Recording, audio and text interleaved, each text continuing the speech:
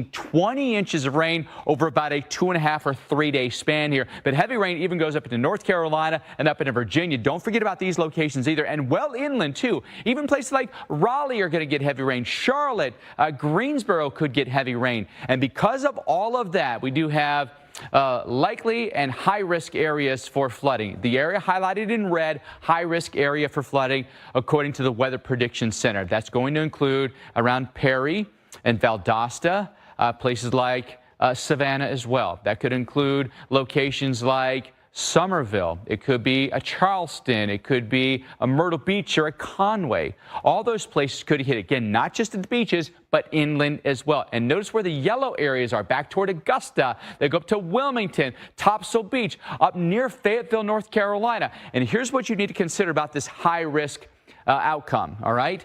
From the Weather Prediction Center, the percentage of yearly flood damages on 83% of the high-risk days is when we have our flood damages in this country, and at least $1 million in damages occurs on 62% of high-risk days. So knowing we have high-risk days ahead of us, it means we're going to have damage. We're going to have flooding in homes and businesses and cleanup, right? We're going to have very costly damages. And moderate risk days, it's only 4%. So you see the huge difference in that, right? So this is a moment to be very, very cautious. If you're sandbagging, that's a great thing to do, but you got to finish that relatively quickly because the system is on its way in. Flood watches here, Florida, Georgia, up into the Midlands and low country of South Carolina. Here's the future radar, and it gives you a general feel, I think, of where this is going to be, okay? Some of the outer bands could begin as soon as tomorrow in South and North Carolina. There's the meat of the storm. And then watch where it goes as beginning, say, Monday evening. So tomorrow night, now right around Brunswick and Savannah, hanging out there. Here we are Tuesday, 11 o'clock, still hanging out there. Let's go to Wednesday, midnight, still hanging out right in the same spot, basically. Maybe just offshore here Wednesday morning. By Wednesday night, potentially coming closer back towards shore here. But ultimately, this is the outcome, and it's not a good one, Alex, with historic potential rain coming our way. Absolutely. And then we've got the storm surge to talk about, that push of water onto normally dry ground. Storm surge warnings in effect for the brighter pink. That includes parts of the southeast coast, Big Bend of Florida, western part of Florida, Tampa and Sarasota included. Storm surge watch farther to the south. The watch would indicate that life-threatening inundation from rising water is possible within 48 hours. It's expected within the storm surge warning. Within 36 hours, some of these areas, it will be sooner than that. Storm surge flooding right now of about 3 feet in Fort Myers. We head farther up to the north. It's around 1 foot in Port Manatee. But moving up towards the Big Bend areas where we will see that strongest onshore push, that's where we could see the worst of the storm surge flooding. So this is the reasonable worst case scenario for inundation from Debbie. 6 to 10 feet. Areas to the north and west of Cedar Key. Apalachicola 4 to 6 feet. Tampa and Sarasota 3 to 5 feet. Now, some of the worst of the surge flooding will be in more rural wildlife areas. However, keep in mind that if you are told to evacuate, if you are in one of those zones that will see the flooding, you need to move. Now, Cedar Key is one of the spots where we do anticipate some of this problematic, life-threatening inundation from storm surge. You can see areas in yellow. That's where we can see up to 6 feet. So parts of Whidden Avenue, Bay Street. But look at all the areas in and around Airport Road, east and west of 2nd Street, up to 9 feet of storm surge flooding possible in these areas. So there will be places like the fire station, like some of these condo complexes, parking lots that will be underwater. So please keep that in mind. We go up to Steinhatchee. You can see a lot of this zone in that orange and red. Red is above 9 feet of storm surge flooding around Steinhatchee proper, up to 9 feet of storm surge flooding. Want to remind you, we are with you throughout the evening and overnight, 24/7 coverage. You can also catch the very latest on your streaming device. Stream TWC.com for more information. You can find live coverage, radar and maps, and your local forecasts. The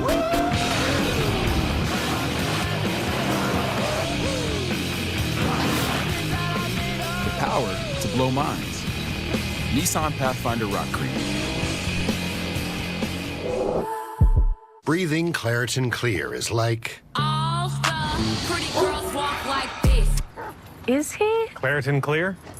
Yeah. Fast relief of allergies with nasal congestion so you can breathe better. Claritin plus decongestant. Live Claritin Clear.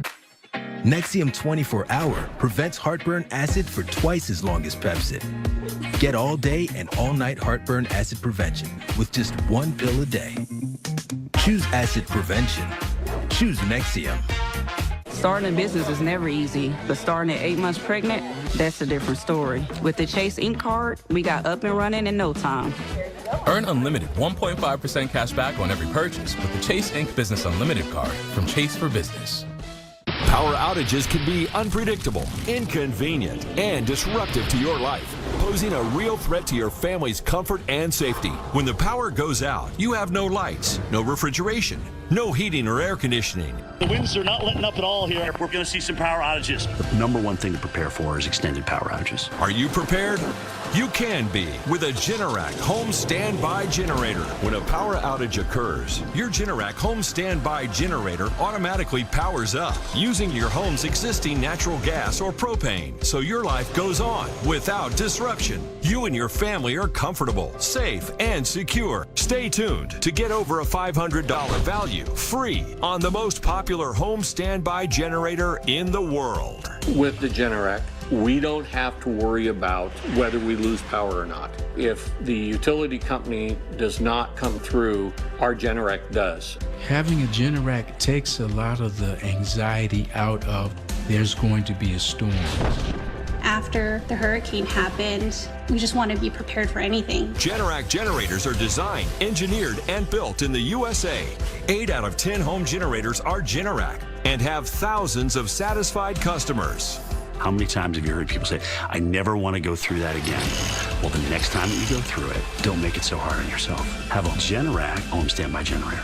Call or go online now to request your free quote with one of Generac's nationwide dealers. Special financing and low monthly payment options are available. And if you call now, you will also receive a free 5-year warranty valued at over $500. The call is free, the quote is free, and there's no obligation to buy. Call or go online now so the next time there's a power outage, your home powers up. Power your life with Generac. Call or go online to request your free quote today.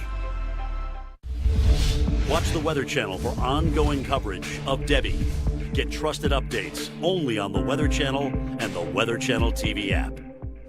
Look, we've all been there. Your AC decides to quit, turning your home into an unbearable sweatbox, and now you have to deal with it. Hi, I'm Joe, and this is why I invented iFlow, the world's first automatic AC drain line cleaning system to keep your AC going and the cool air flowing. Look, that's a drain pan overflow that damages ceilings and walls, and you're left to pay for it all. Here's why. A thick, slimy, sticky bacteria called Zuglia lives inside your drain pan and drain line, clogging it up and causing your AC to shut down. But don't worry.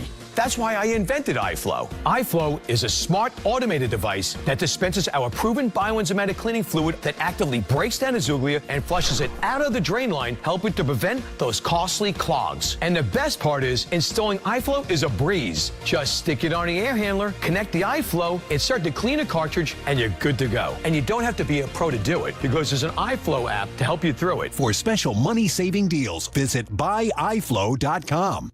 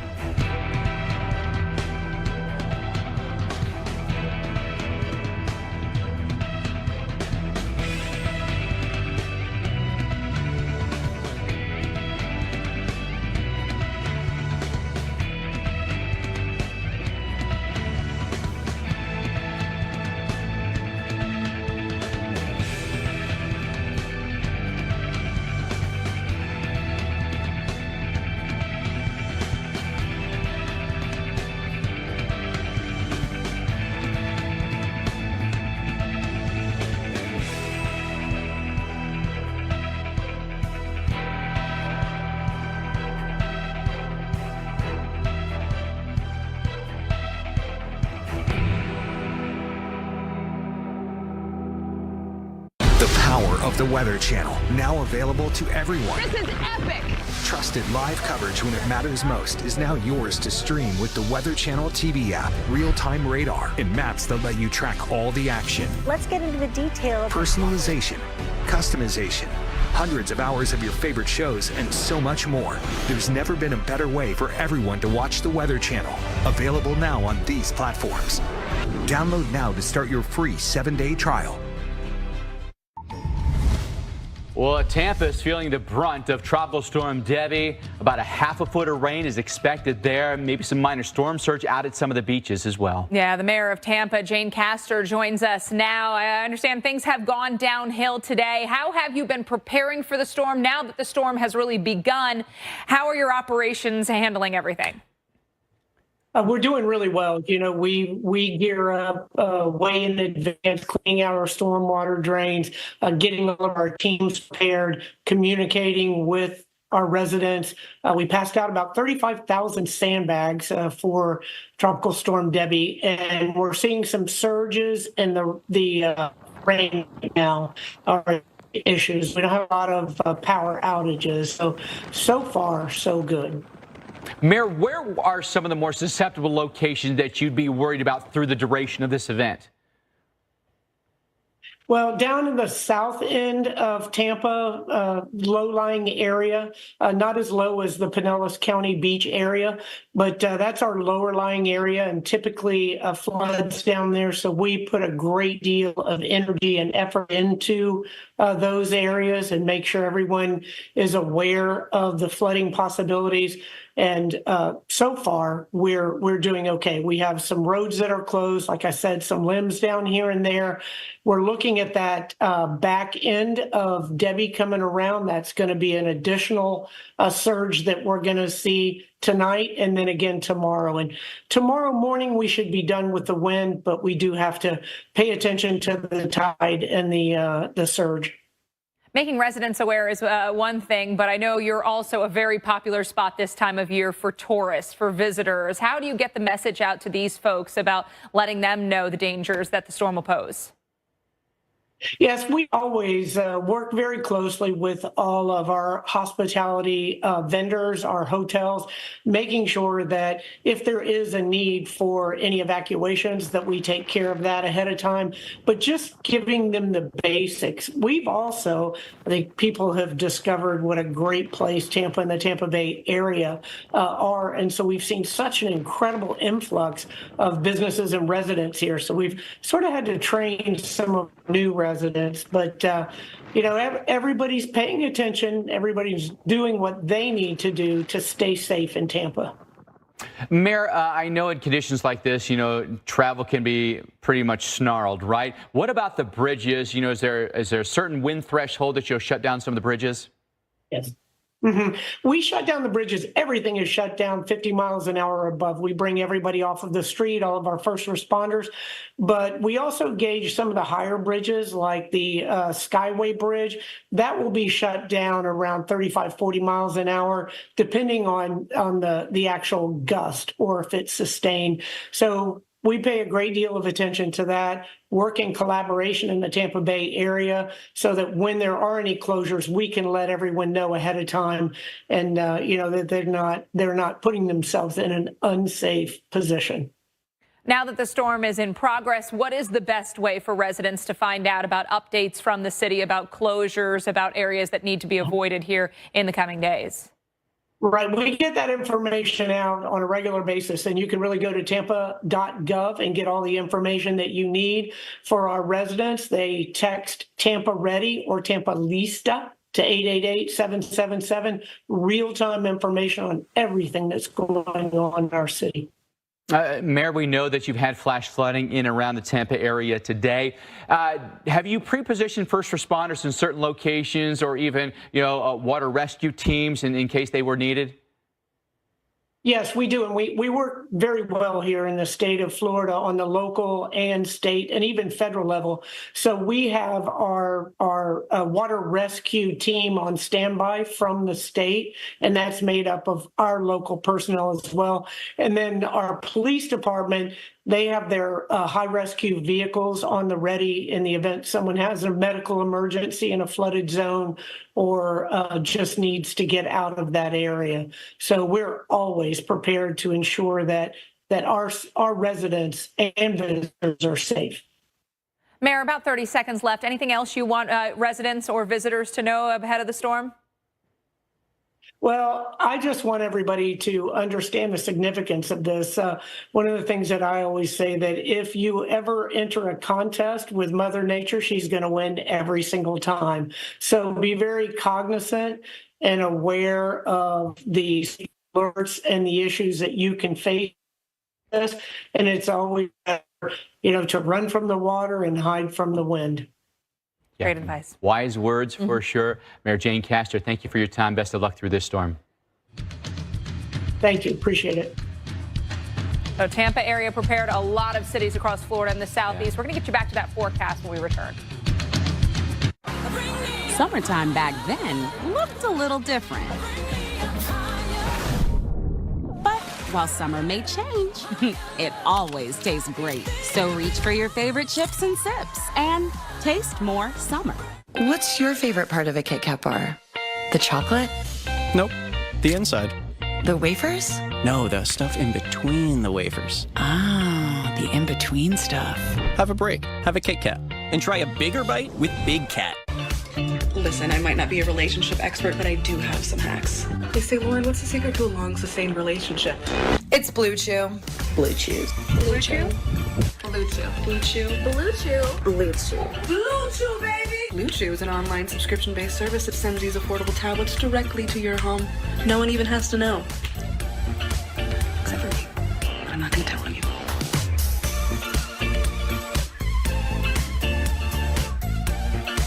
What I look for in a contractor is someone who's reliable and skillful. That's where Angie comes in. With top-rated certified pros in over 500 categories, Angie can connect you with the right pro for any home project. Find top-rated certified pros in your area at Angie.com. You were hired to be a maintenance manager, but everyone knows you as a problem solver, and you know who to call to help keep your operation running. Grainger has over 1 million products, including the one you need now. Call, click Grainger.com, or just stop by. Grainger, for the ones who get it done. Hi, I'm David, and I lost 92 pounds on Golo. I noticed within a week that the Release supplement really knocked out my sugar cravings. I didn't feel the need to go to the store for candy or go through the drive-thru after work. I feel so much better these days, and I have Golo to thank for that. Buy iPhone 12 with super fast 5G and a dual camera system. Then get real unlimited data on the Silver Unlimited plan for just $20 a month for a whole year. That's $300 in savings. Less dollars, more sense. Now with Straight Talk. If you have chronic kidney disease, you can reduce the risk of kidney failure with Farxiga, because there are places you'd like to be.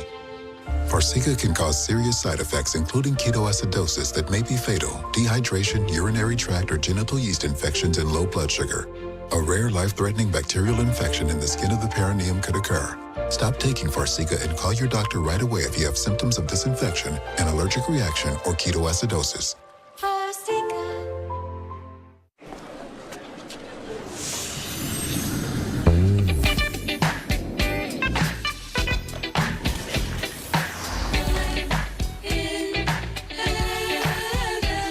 Home Goods. Go finding.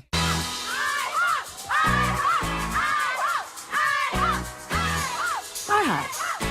$5 all-you-can-eat pancakes are back at IHOP for a limited time. Or free with select combo purchase. Only at IHOP. Entresto is the #1 heart failure brand prescribed by cardiologists. It was proven superior at helping people stay alive and out of the hospital. Don't take Entresto if pregnant. It can cause harm or death to an unborn baby. And don't take Entresto with an ACE inhibitor or aliskiren, or if you've had angioedema with an ACE or ARB. The most serious side effects are angioedema, low blood pressure, kidney problems, or high blood potassium. Ask your doctor about Entresto for heart failure. Novartis may help you save on your prescription. This hurricane season, America's most trusted news network is putting your safety first with minute-by-minute coverage. This is a dangerous hurricane. Receive instant information from our team of meteorologists and landfall cams that bring you every angle on our TV app. This hurricane season, protecting America, only on the Weather Channel.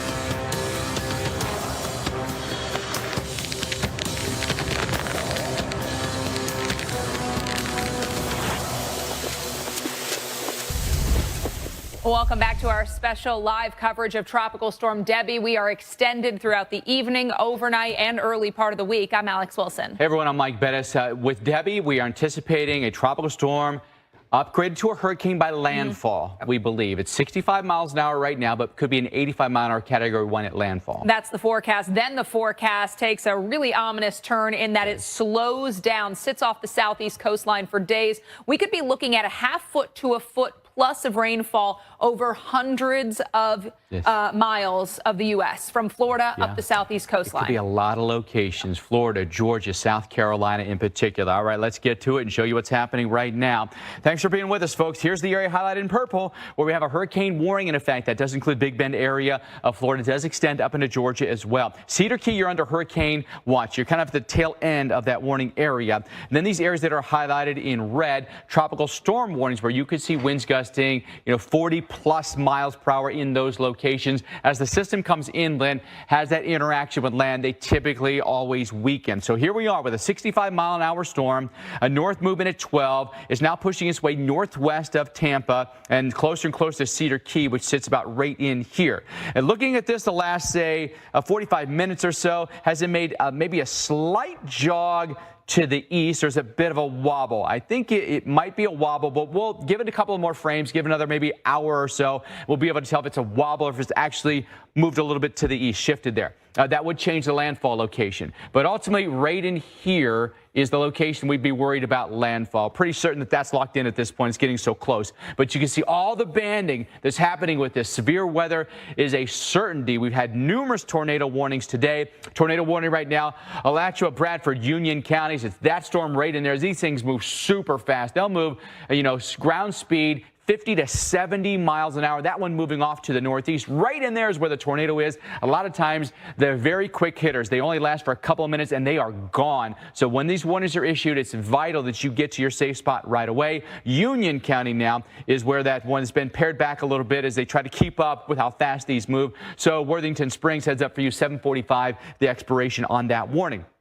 The bigger picture shows you tornado warnings, severe thunderstorm warnings, flash flood warnings. The winds are very gusty right now. Tampa gusting to nearly 40. Sarasota, look at this, gusting to 60 miles an hour. And the buoys offshore, very windy. So from this point going forward, Alex, I think a lot of these onshore locations, the cities, will start to see the winds pick up as well. Yeah, and we want to check in on those current conditions on the west coast of Florida. Live look at Tampa. As Mike mentioned, the winds have been picking up from Tampa to Sarasota. Here, a look from the University of Tampa, obviously a farther out view, but we've got plenty of cloud cover, rain showers, even thunderstorms. Our Felicia Combs has been inside because of the thunderstorms, all the lightning in the area, and we've got multiple alerts in effect for the Tampa area, including storm surge warnings, tropical storm warnings, and the threat of severe weather. Felicia Combs is there. Felicia, the hood, the rain jacket's ready to go. We were talking to Paul about how soaking this tropical rain can be. Feels like it's coming from every direction, so it seems to always find a way.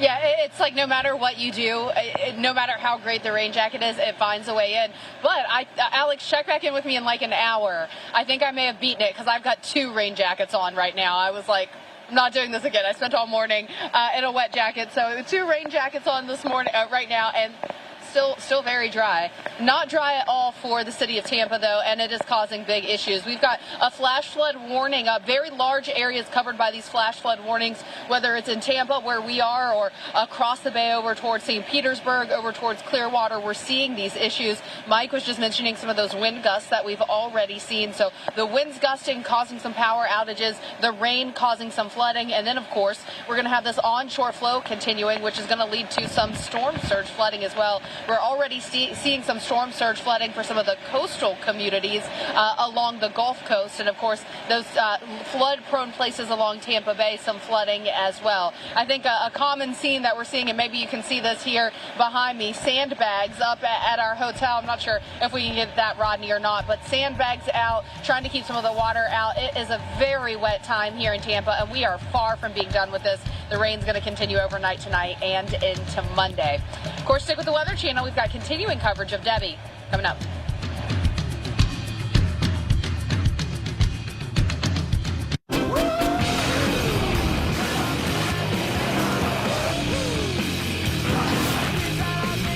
Power to Low miles. Nissan Pathfinder Rock Creek. Feeling Claritin Clear is like...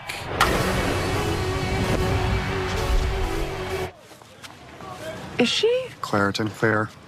Yeah. Powerful allergy relief that won't make you drowsy. Live Claritin Clear. Geico can help cover cars, homes, motorcycles, and even accordions. You sure showed it. You bet you pickled peppers I did. Whatever you need, get more with Geico. Why do couples choose a Sleep Number smart bed? I need help with their snoring. Sleep Number does that. Thank you. Save 40% on the Sleep Number limited edition smart bed, plus free home delivery on select smart beds when you add an adjustable base. Shop now. Can you do this? As early as your 40s, you may lose muscle and strength. Protein supports muscle health. Ensure Max Protein has a 30-gram blend of high-quality protein to feed muscles for up to 7 hours. So take the challenge. Ensure nutrition for strength and energy. Are you crying? No.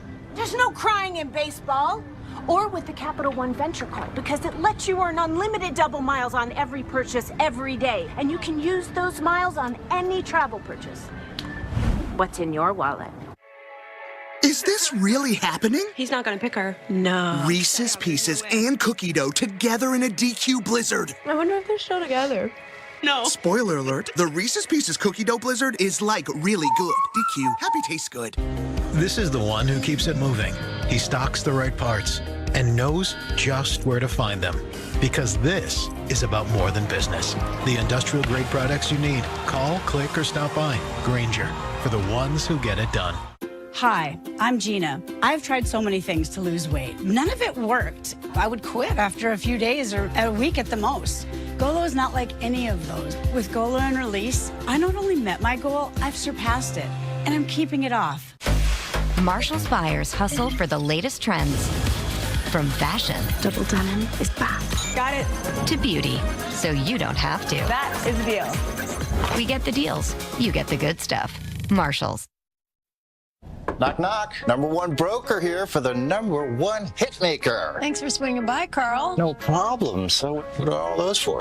This lets me adjust the bass, add more guitar, maybe some drums. Wow, so many choices. Yeah, like Schwab. I can get full-service wealth management, advice, invest on my own, and trade on Thinkorswim. You know Carl is the only front man you need. Oh, I gotta take this, Carl. It's Schwab.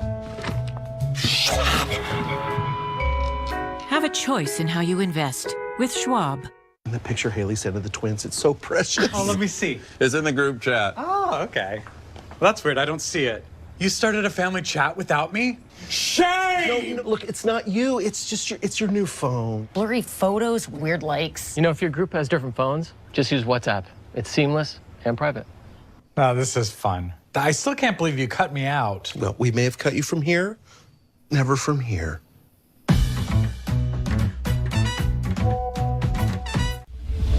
Watch the Weather Channel for ongoing coverage of Debbie. Get trusted updates only on the Weather Channel and the Weather Channel TV app.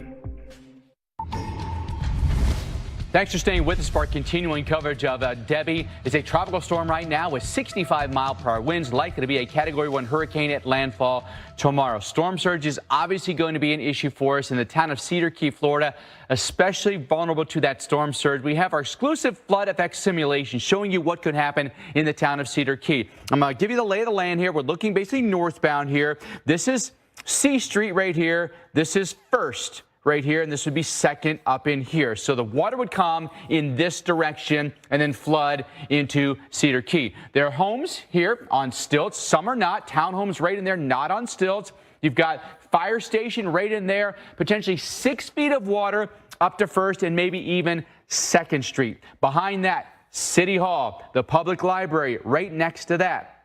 Here we are on Second. If you've got a vehicle on the road, it's going to go underwater. You got to get that vehicle out, or you got to get it to higher ground if you can. You got to get it at least up to 6 feet, if not higher than that. You go to C Street, which is here, D Street, which is going to be over here. So some of your favorite spots, maybe like the pizzeria, or maybe like the Prickly Palm. Those are not going to be open for you. Prickly Palm is going to be closed until at least Wednesday, they say. This is the community bank is right here. It's going underwater. At least the first floor is going to go underwater. A salon next to that will go underwater. All these locations that are not elevated and not up on stilts are going to go underwater. If you're up on stilts and you're elevated, the water will go underneath. And usually that's where we're parking our car and stuff. So park your car somewhere else. Maybe take it inland somewhere. But again, look at these townhomes here on First.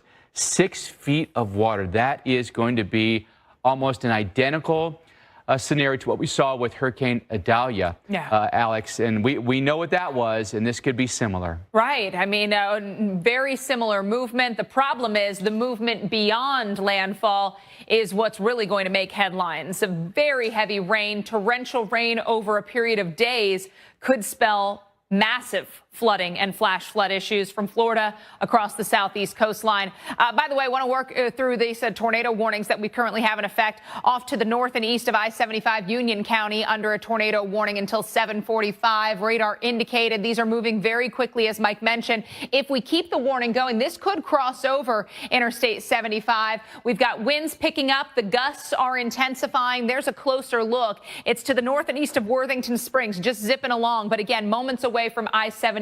So if you know somebody traveling that stretch, honestly, they're having a hard enough go at this point. But there's that area of rotation. I-75 would be off to the north and west if the tornado warning continues. However, I'd let somebody know, pull over, pull off the roads.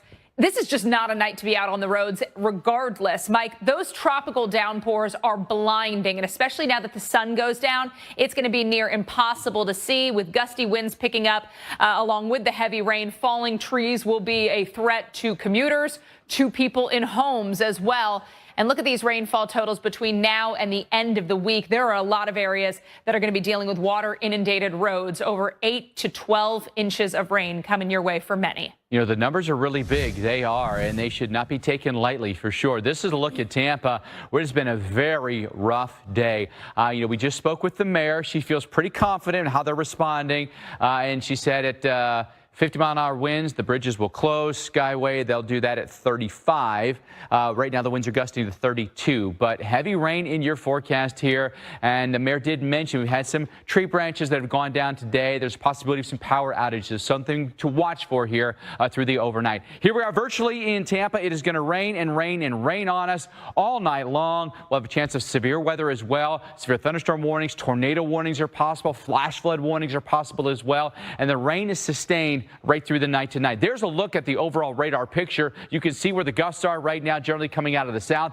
We also have a tornado warning down here around the Sarasota area. That one potentially coming across I-75, Manatee, and Sarasota counties under a tornado warning. So in Bee Ridge, Gulf Gate Estates here in Southgate, these are places you've got to get to a safe spot. That safe spot would be ground level of your building, home, business, wherever you might be, and inside an interior room. So not in an exterior bedroom or someplace that has windows and exterior walls. You want to go someplace interior in your building, like a bathroom, half bathroom, utility closet, laundry room, someplace like that would offer you some safety. Again, quick rotation right in there along I-75, and these tornado warnings are quick hitters. I mean, literally, like as soon as these warnings are issued, the tornado is spotted, and a minute or two later, it could be gone. So it is vital that you get to your safe location as quickly as you can once you get that warning. Heavy rain in the forecast here that could cause additional flash flooding. Generally speaking, 5 to 6 inches of rain on the south side, north side of Tampa. You'll end up getting a little bit more. What's the rainfall forecast hour by hour in Tampa? You can follow along here. Light, moderate, heavy rain. At times you'll have heavy rain through the night tonight, where rainfall rates could be 1 to 2 inches an hour. That could fill up intersections very quickly. They're likely going to see moderate rain through at least tomorrow morning. Winds are up here out of the south and gusty that entire time, generally around 25 miles an hour. Gusts could be higher than that. There's the future radar. You can see band after band after band right through, I'd say, midday tomorrow, becoming more scattered after that. And I think drier days ahead, especially once we get to Tuesday afternoon and Wednesday. We're back after this. The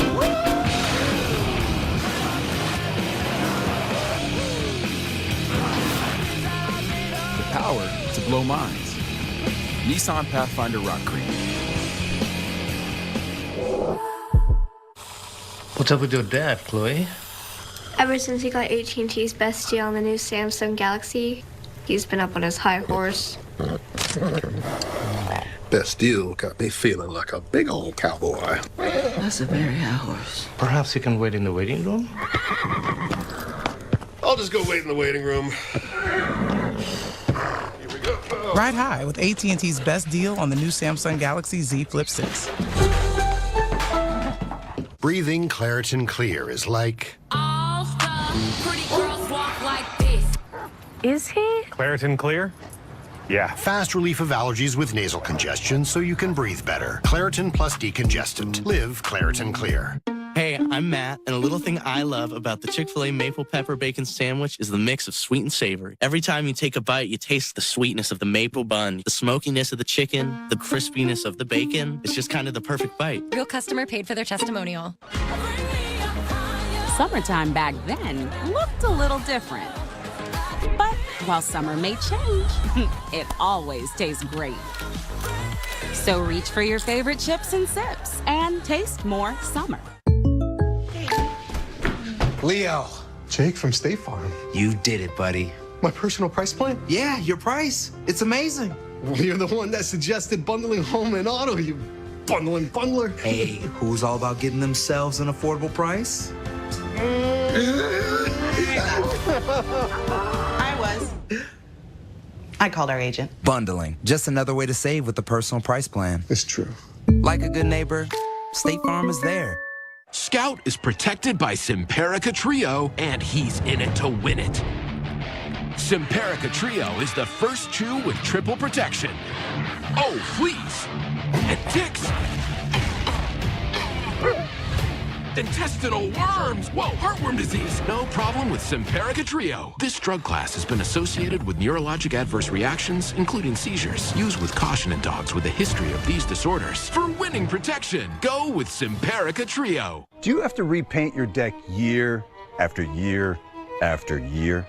Now there's a better way to revitalize your deck with long-lasting results. Introducing Liquid Rubber, an advanced polyurethane deck formula that's 10 times stronger than conventional paint. Liquid Rubber uses the powerful strength of polyurethane to protect your deck 325% longer than paint, so you don't have to worry about cracking, peeling, or flaking.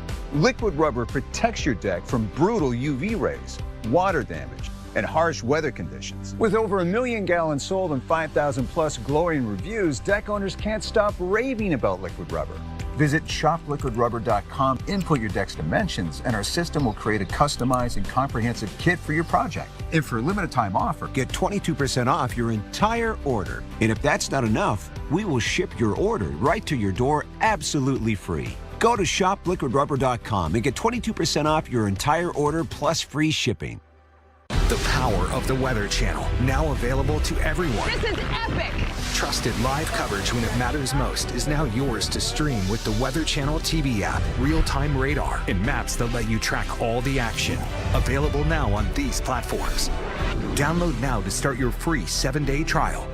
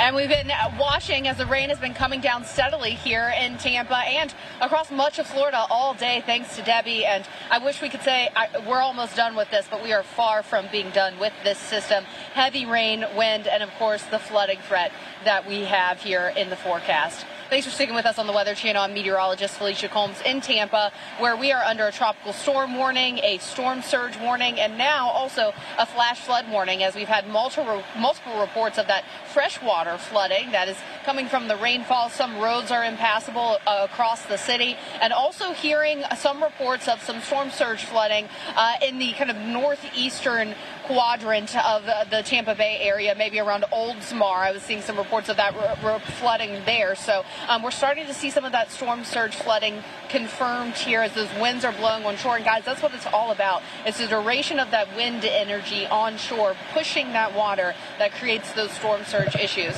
So where I am here, you can see Tampa Bay behind me in the shot, and then off in the distance, that road that you can see, because some of those road signs and things, that is Courtney Campbell Causeway. So, of course, one of the main thoroughfares that takes people across Tampa Bay. If you were flying into TPA, into Tampa International, you would most likely come from Courtney Campbell Causeway to get into the city, or to cross Tampa Bay. So main thoroughfare there, not seeing nearly as many cars out as we were seeing earlier. So I like that, especially considering we've gotten so many reports of flooding. The heavy rain still coming down. And Alex, the thing about this is that risk for storm surge flooding here is lasting into early Tuesday because of that onshore push of wind. That's how long we're going to be stuck in it. All right, Felicia, thank you so much for that report. We'll let Felicia step inside, get dry for a moment, get you caught up on what we know right now. President Joe Biden has approved an emergency declaration for Florida ahead of Debbie's landfall. The National Hurricane Center is warning that southeast Georgia and South Carolina could see potentially historic rainfall. In Georgia, the Savannah-Chatham County Public School District, they're going to early release tomorrow, and they have canceled classes for Tuesday and Wednesdays. Other schools, universities are doing the same. We know we don't want people out on the roads. We've got a high risk of flash flooding tomorrow through Tuesday morning. Those high-risk days account for most of our fatalities and most of our financial losses. Yeah, it really does. It causes a huge amount of problems for us. And consider how rainy it is. Consider how windy it is. Consider the severe weather threat, because a lot of Florida's under a tornado watch as well. There's a lot of danger out there. Right. So if you are able to stay put, stay in a safe spot, do that. Work from home. Now, very viable, I think, for most people. If you've got the option, just plan to do that tomorrow, because you don't want to be out on the roads. As you pointed out, I think even as minutes and hours wear on, roads that are accessible are going to be very quickly turning inaccessible. Things can change very quickly in such circumstances like this. All right, let's get to it. I'm going to show you the radar. You get a very clear idea of where Debbie is. Sitting off the west coast of Florida, right in here, getting closer and closer, edging closer to, say, like Cedar Key. All right? Now, what I'd be worried about are all these bands in here. Even if you're a good distance away from the tropical storm, you could be looking at these outer rain bands creating severe weather, including numerous tornado warnings. We got a handful of tornado warnings out there, flash flood warnings as well. Down here around Sarasota, it's Sarasota and Manatee counties with a tornado warning until 8:15. Bee Ridge, Lake Sarasota, the Meadows. These are all spots you've got to get to your safe spot, ground level, interior room of your building. Storms right in there. And a lot of times these are quick moving, 50, 60, 70 mile an hour ground speed, and then the rotation within that. So the tornado's sitting right down in there, and there could be also some spin up in here as well. But these usually are fast moving and short lived. They last just a few minutes, and then they're gone. Let's take you up toward Columbia and Union County. We're under a tornado warning. This may come across I-75. Tornado sitting in here and moving in this direction. It's going to move in the same direction as the storm band is, so rotation right in there, maybe brief rotation right in there as well. That warning until the top of the hour. Again, radar indicated, but again, this is why you wouldn't want to travel. You're never going to see this. It's going to be rain wrapped. Everything's going to look gray. You're traveling, maybe northbound toward Lake City. You're never going to see this, and you put yourself in a very vulnerable spot where you could be hit by a tornado while you're driving. Over to the East Coast now, you're like, wait, hold on a second. The storm's in the Gulf. How are we getting severe weather on the East Coast? Again, it's these outer rain bands that are really, really prone to producing tornadoes. Brevard County with a tornado warning. So that's Cape Canaveral and Merritt Island. That's the storm right in there. 8 o'clock, the expiration on that one as well. All right, we're going to keep you up to date on the radar. The latest forecast with Debbie still to come. Let's take a look at the conditions in Siesta Key here on the Gulf Coast of Florida around Sarasota. It's cloudy, it's windy, it's rainy. Storm surge could be an issue at the beach here, maybe some beach erosion. We'll take a look at Cedar Key, Florida, where storm surge could be as high as 6 feet. More live coverage at the top of the hour with our crews in the field right after this short break.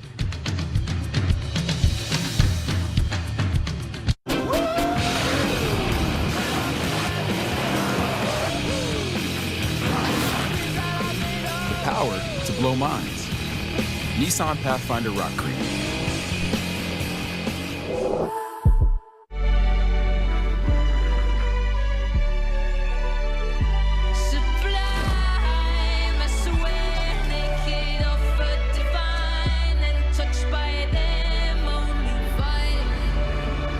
Feeling Claritin Clear is like...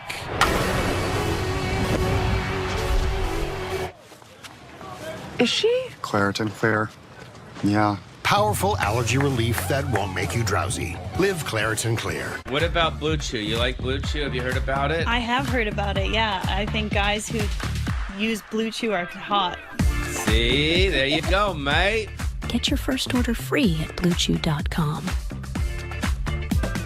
Geico can help when you're locked out with their easy app and 24/7 help. Dad, you don't have to make this so tough on yourself. Geico is sending someone to unlock our car right now. Yeah, but where's the fun of that? Whatever you need, get more with Geico. Here are your keys. Harlem has everything, but I couldn't find Pilates anywhere. So I started my own studio. And with the right help, I can make this place I love even better. Earn up to 5% cash back on business essentials with the Chase Inc. Business Cash Card from Chase for Business.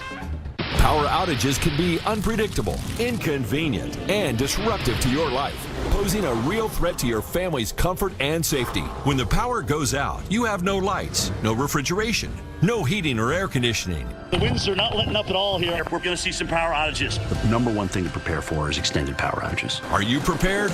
You can be with a Generac home standby generator. When a power outage occurs, your Generac home standby generator automatically powers up using your home's existing natural gas or propane, so your life goes on without disruption. You and your family are comfortable, safe, and secure. Stay tuned to get over a $500 value free on the most popular home standby generator in the world. With the Generac, we don't have to worry about whether we lose power or not. If the utility company does not come through, our Generac does. Having a Generac takes a lot of the anxiety out of there's going to be a storm. After the hurricane happened, we just want to be prepared for anything. Generac generators are designed, engineered, and built in the USA. 8 out of 10 home generators are Generac and have thousands of satisfied customers. How many times have you heard people say, I never want to go through that again? Well, the next time that you go through it, don't make it so hard on yourself. Have a Generac home standby generator. Call or go online now to request your free quote with one of Generac's nationwide dealers. Special financing and low monthly payment options are available. And if you call now, you will also receive a free 5-year warranty valued at over $500. The call is free, the quote is free, and there's no obligation to buy. Call or go online now so the next time there's a power outage, your home powers up. Power your life with Generac. Call or go online to request your free quote today. All right, we've got the latest advisory in from the National Hurricane Center. We have some changes with Tropical Storm Debbie. It is intensifying. Wind speeds have increased just a notch now. We're just under hurricane strength. We're at 70 miles per hour. Once we get to 74, you can officially have a hurricane. So one more notch up and we'll have a hurricane. We are anticipating a hurricane at landfall tomorrow. North movement at 12. Pressure's not changed. Movement's not changed. It's 100 miles west of Tampa, maybe just slightly north of there. There has been a bit of an eastward jog with this in the last couple of hours. Now, will it come back to the north a little bit? Will it come back in this direction at all? I would say this. it's going to have limited time to do that. So the areas where we're anticipating landfall may actually be more toward the eastern side of that. So we're thinking anywhere in this purple area is where the landfall could be. With that little bit of an eastern jog that we're seeing, it may actually be more like here. All right, we may take a place like Apalachicola out of the mix, but we'll see what happens. The landfall may not be for another 12-ish plus hours or so. But Cedar Key, we're under a watch. Areas highlighted in red here, tropical storm warnings. That includes Sarasota and Tampa, all the way north to like a Savannah. Now, Valdosta is under a warning. Tallahassee, we're under a tropical storm warning. So Valdosta is under the hurricane warning, by the way. But the areas that are highlighted in the red, it goes all the way up to Vidalia here, and then almost up to I-16, Savannah and Brunswick, you're included in the tropical storm warning. So a lot of action going to happen for us here. And basically that's dependent on what wind speeds you're anticipated to see. And again, closer to the coastline, you'll see higher winds. Then the interaction with land as Debbie comes inland tends to reduce the wind speed. Now, this is a really squirrely cone. I get it. Pretty good confidence here all the way through Tuesday morning of where Debbie is headed. Again, you can see by Tuesday down to 50 miles per hour. After that, though, the steering currents absolutely collapse. So then it becomes a little bit more difficult to forecast exactly where Debbie goes. If you follow that yellow line, that's the most likely scenario for us here, but it's very slow and it's very meandering. Could come off the coastline, off the East Coast, and then reemerge and strengthen and come back into South Carolina. That's the best forecast we can give you right now, but it could be a lot of areas within that kind of bubble at the end of that forecast cone. You can see the blow-up of convection here. That's now off of Cedar Key, the center of circulation sitting right about there on the radar. Look at the banding that we've got going on. Almost all these bands have been producing severe storms and tornadoes today. Really heavy rain around Tampa and St. Pete and Clearwater. Winds in Tampa are offshore right now, but the gusts are 43. Sarasota, last hour we were gusting to 60. Now we're gusting to 44. And the buoys offshore seeing the winds pick up as well. And I think the winds through landfall will begin to intensify for many locations on land. Let's talk about the tornado warnings, including down here around Sarasota, Manatee, and Sarasota counties. Tornado warning till 8:15 does include Bee Ridge, Lake Sarasota, and the Meadows. Storm coming across I-75, so do not travel tonight. I know even if you're far away from where that center is, if you're on the East Coast, we've had tornado warnings today. You can see how squally the weather has been here. Key West, I think you're going to start to see improving weather down here through the Keys overnight tonight. This band in here has been producing severe weather, including some severe thunderstorm warnings and tornado warnings. And this area now across central and north Florida, South Georgia, under a tornado watch now that's been extended until 6 o'clock in the morning. All right, so that's 10 hours. We're going to be under this tornado watch for 10 hours. That shows you the nature of these tropical systems when they make landfall. So let's walk you through this. Potentially historic rainfall could be coming with this system as a very slow mover. And slow movers mean rain, rain, and more rain.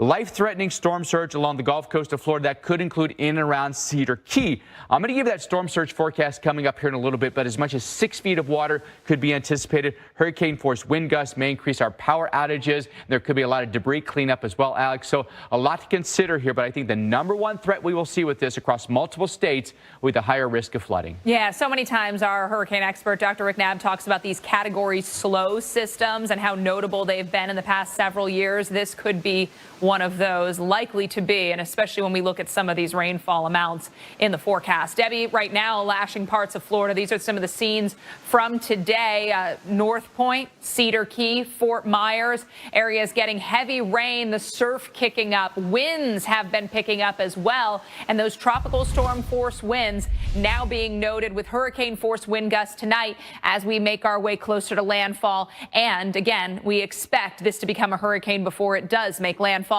8 to 12-inch totals from areas south of Spring Hill up towards the north of Cedar Key. You also see those amounts as we work north of I-10 into South Georgia, into eastern Georgia. So the parts of the southeast are going to see some huge rainfall totals. We'll talk more about that in a moment, but look at all the 5 to 8 inch amounts. So from areas south of Sarasota to Jacksonville to Tallahassee, a foot or a half foot possible at the very least. I think a lot of areas will exceed that. So flash flooding, almost a slam dunk. Likely flash flooding here from the Big Bend down to areas south of Tampa with those heavier tropical downpours, reducing visibility as well. You don't want to be out on the roads anymore tonight. Once the sun goes down, it's going to be even harder harder to see. And in these tropical downpours, even in the middle of the day, visibilities are reduced to near nothing. Through tonight, severe weather possible. As Mike just showed us, that tornado watch has been extended through the 6 o'clock in the morning hour on Monday. We'll see more of those issued as this storm moves off to the north and east. So we're not done with the severe threat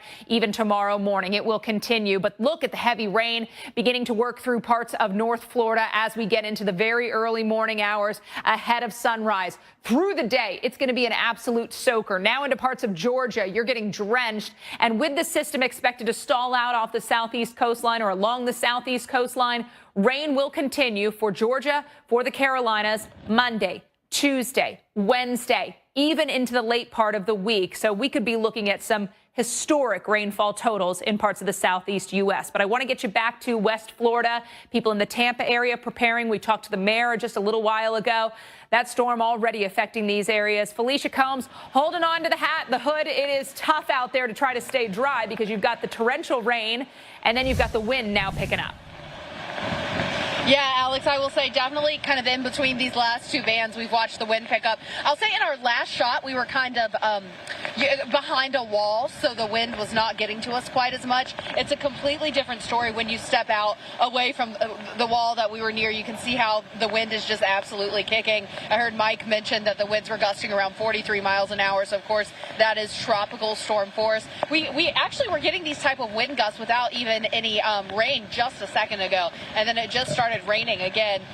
Just to put you into perspective or give you some perspective as to where we are. So just behind me, this road that you see behind me, or may not see it, but it's there, is Courtney Campbell Causeway. That's one of the main kind of thoroughfares, the causeway across Tampa Bay. And then beyond that is Tampa Bay. Tampa Bay with a storm surge warning for 3 to 5 feet of storm surge possible. The timing concern on that is through Tuesday morning because we're going to continue with this onshore flow of these winds. As you can see, the winds also an issue. They're gusting and they're going to stay like that as well. I think as we continue to see some of these stronger bands move through, we could even see some higher wind gusts, which could result in some possibly some more power outages. So hopefully everyone's prepared for that as we head into the nighttime hours. And then the other component of this, of course, is that rainfall flooding that's causing issues. We've got a flash flood warning up for this region.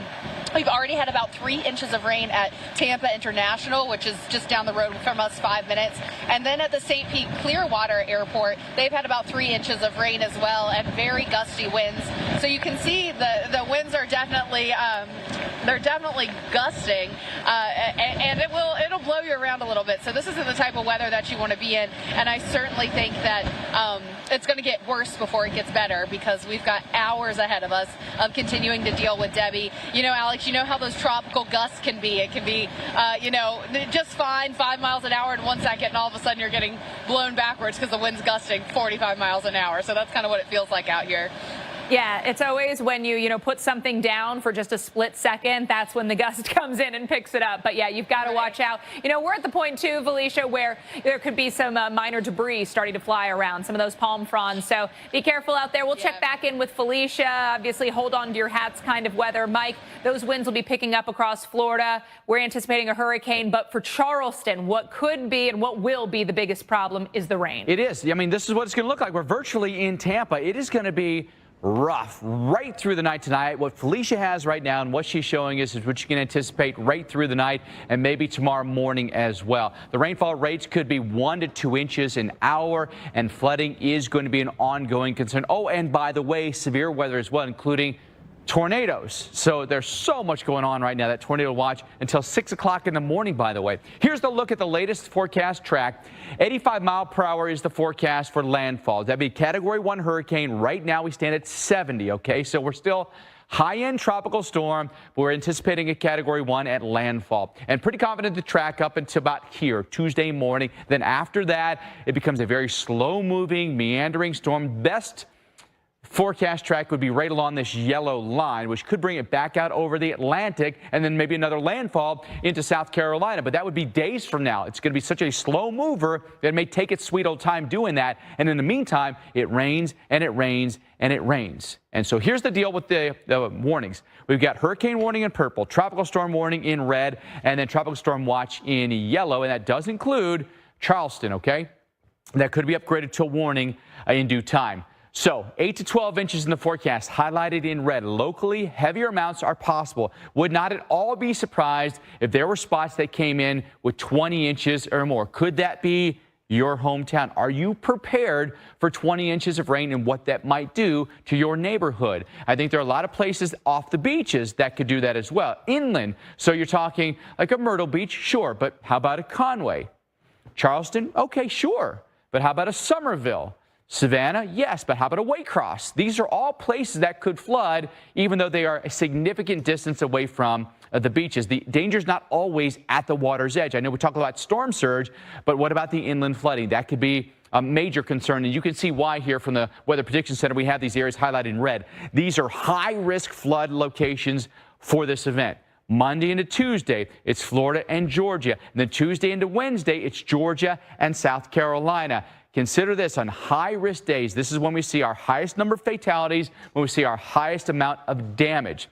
High-risk days, and 83% of the damage that we see happens on high-risk days, and $1 million in damages happens on 63% of high-risk days. So high-risk days are relatively rare, and they are very, very impactful, all right? Here's a look at the flood watch. This is in effect now. It does include Cedar Key and Jacksonville, Tallahassee, Lake City, Valdosta, Savannah, Brunswick, and Charleston, Hilton Head. You're included in that as well. Here's a look at the future radar. I think it just gives you a good overall feel of what we're thinking with this and where it could be going. You can see the bands are already there into the Carolinas tomorrow, but there's where the center is, and this is now midnight tomorrow night, okay? So now we're talking 28 hours from now. It hasn't really moved all that much, honestly. Again, it's sitting off of Cedar Key now. Here's where it sits 28 hours from now. Heavy rain for you in Savannah and in Charleston. We're going to get onshore flow if it plays out in this scenario. And look how it just spins and spins and spins. Then you go 12 hours later. It's barely moved. Again, it was right about there.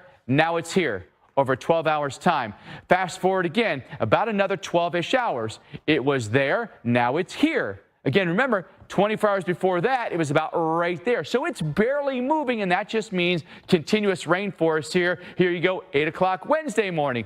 It's hardly moved. So very slow movement here increases your rainfall forecast, and this is why we have at least 8 to 12 inches in the forecast here, Alex. But again, this is key in all of that. Locally, higher amounts are possible for us here. Creeks, streams, rivers are all going to come out of their banks here, and a lot of localized flash flooding as well. Yeah, in places like Charleston, we have the added issue of the surge, the onshore push of water, which means those rivers and creeks and streams that take in the flooding water from rainfall won't be able to drain that water anyway because they'll already be backed up. Storm surge warnings in effect for areas in the bright pink. That's southeast coastline. That's the Big Bend of Florida down towards areas like Tampa and Sarasota. Storm surge watch farther to the south. So there are concerns through a lot of real estate along the coast. The watch, possible inundation, life-threatening inundation from rising water within 48 hours. Life-threatening inundation expected in the storm surge warning within 36 hours. Obviously, for some of these areas along the Florida coastline,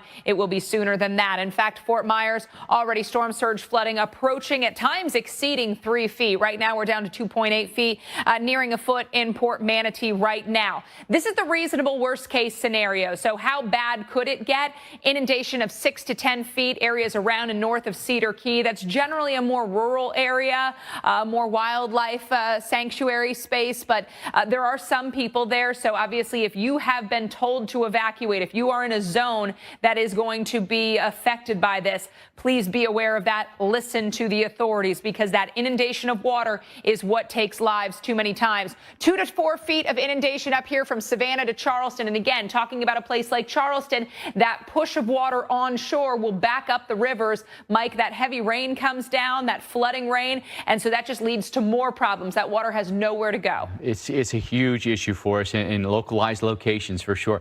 Alex, thanks for that. All right, let's get back to some of the tornadoes that we'll be watching. Numerous tornado warnings associated with Tropical Storm Debbie here and here. So it's west coast of Florida and then North Florida. Hillsborough and Manatee County, the newest counties issued with the tornado warnings. So heads up for you. This is going to be until 8:30. The tornado's sitting about, well, I think about right in there, but there could be rotation actually down in here as well. Storm moving north, and the ground speed of these tornadoes is going to be somewhere between probably 50 and 70 miles an hour. So they're moving really really fast, and you have to take immediate action. Tornado warning force in Columbia County until 8:15. Storm that's crossed I-75. Again, this can be south of Lake City. Take shelter in the lowest level of your building, away from windows and exterior walls. If you have heart failure, entrust your heart to Entresto. Entresto helps improve your heart's ability to pump blood to the body.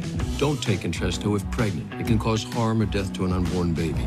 And don't take Entresto with an ACE inhibitor or aliskiren, or if you've had angioedema with an ACE or ARB. The most serious side effects are angioedema, low blood pressure, kidney problems, or high blood potassium. Ask your doctor about Entresto for heart failure.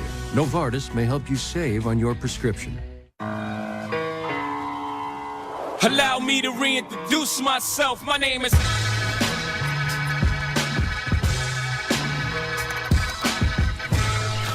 Wow. Wow. Okay.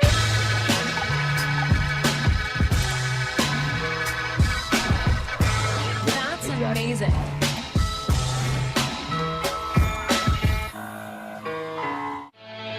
Let's go. With Chevy Equinox EV, you can wake up every day with a full charge. Your crew can have a roomy, no-compromise interior. And starting around $34,995, you and your money can go further in America's most affordable EV with over 315 miles of range. Equinox EV, a vehicle you know, value you'd expect, and a dealer right down the street. Go EV without changing a thing. Chevrolet, together let's drive. Okay, everyone, our mission is to provide complete balanced nutrition for strength and energy. Ensure with 27 vitamins and minerals, nutrients for immune health, and Ensure Complete with 30 grams of protein. Hey, what is that?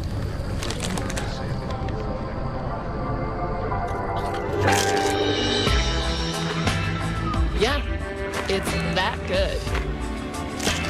Want it, need it, cheese it. They say, Lauren, what's the secret to a long, sustained relationship? It's Blue Chew. Blue Chew. Blue Chew? Blue Chew. Blue Chew? Blue Chew. Blue Chew is an online subscription-based service that sends these affordable tablets directly to your home. No one even has to know. What I gotta fix? Oh, come on. Trade in any phone in any condition guaranteed at Verizon and get the new Galaxy S24 on us. Only on Verizon. There's an electrified vehicle for everyone to fall in love with. Get offers on select models at the Lexus Golden Opportunity sales event. A promise is a trust not to be broken, whether spoken with an oath or sealed with a pinky. And after 100 years, we're still taking care of the military community and their families. That's our mission, always. Watch the Weather Channel for ongoing coverage of Debbie. Get trusted updates only on the Weather Channel and the Weather Channel TV app. Guys, got hair loss? I know what you're thinking. Should I shave my head? Comb it over? Wear a hat? Just stop. This isn't 1970. Keep your hair and your confidence because Bosley, America's #1 hair restoration experts, can give you your real hair back permanently. Check them out because they're giving away an absolutely free information kit and a free gift card to everyone who scans this QR code. Dude, you don't have to look like your dad because this isn't your dad's hair loss treatment.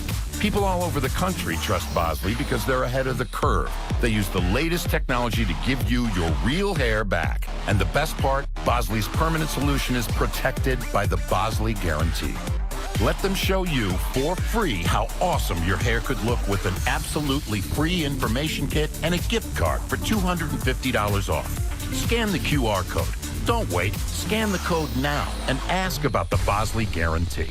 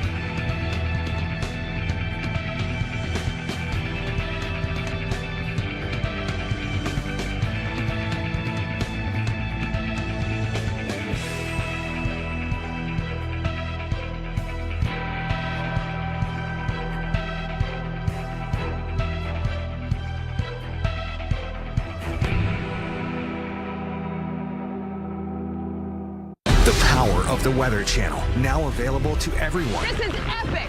Trusted live coverage when it matters most is now yours to stream with the Weather Channel TV app, real-time radar, and maps that let you track all the action. Let's get into the detail of Personalization, customization, hundreds of hours of your favorite shows, and so much more. There's never been a better way for everyone to watch the Weather Channel. Available now on these platforms. Download now to start your free 7-day trial.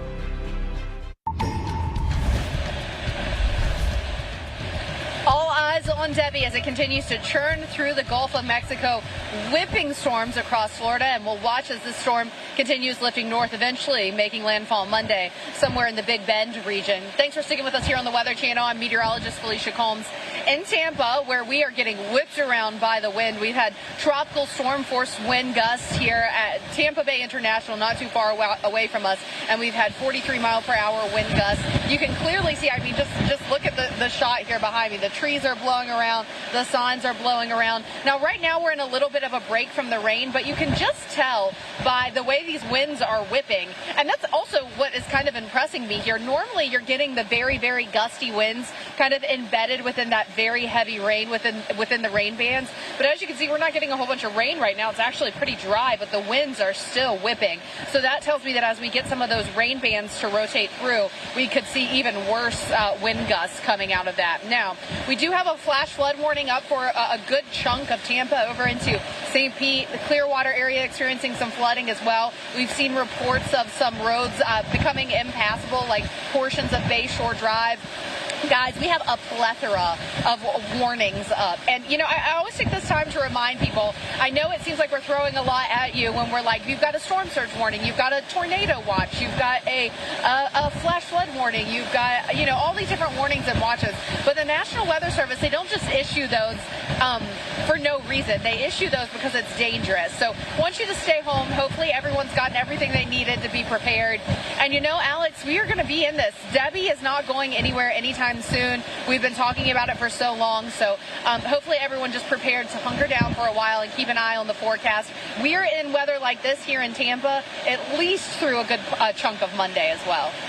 Yeah, and for the Tampa area, Felicia, this is going to be a very survivable storm. It's just about making good decisions, staying off the roads, as you mentioned, trying to stay away from harm because falling trees could be an issue, especially as we get up into North Florida, and flooding rain from areas around Tampa all the way through the southeast. Now, Florida's Governor Ron DeSantis is helping to mobilize resources ahead of the storm's arrival, and he spoke to us earlier about the flooding potential that Debbie could bring to his state.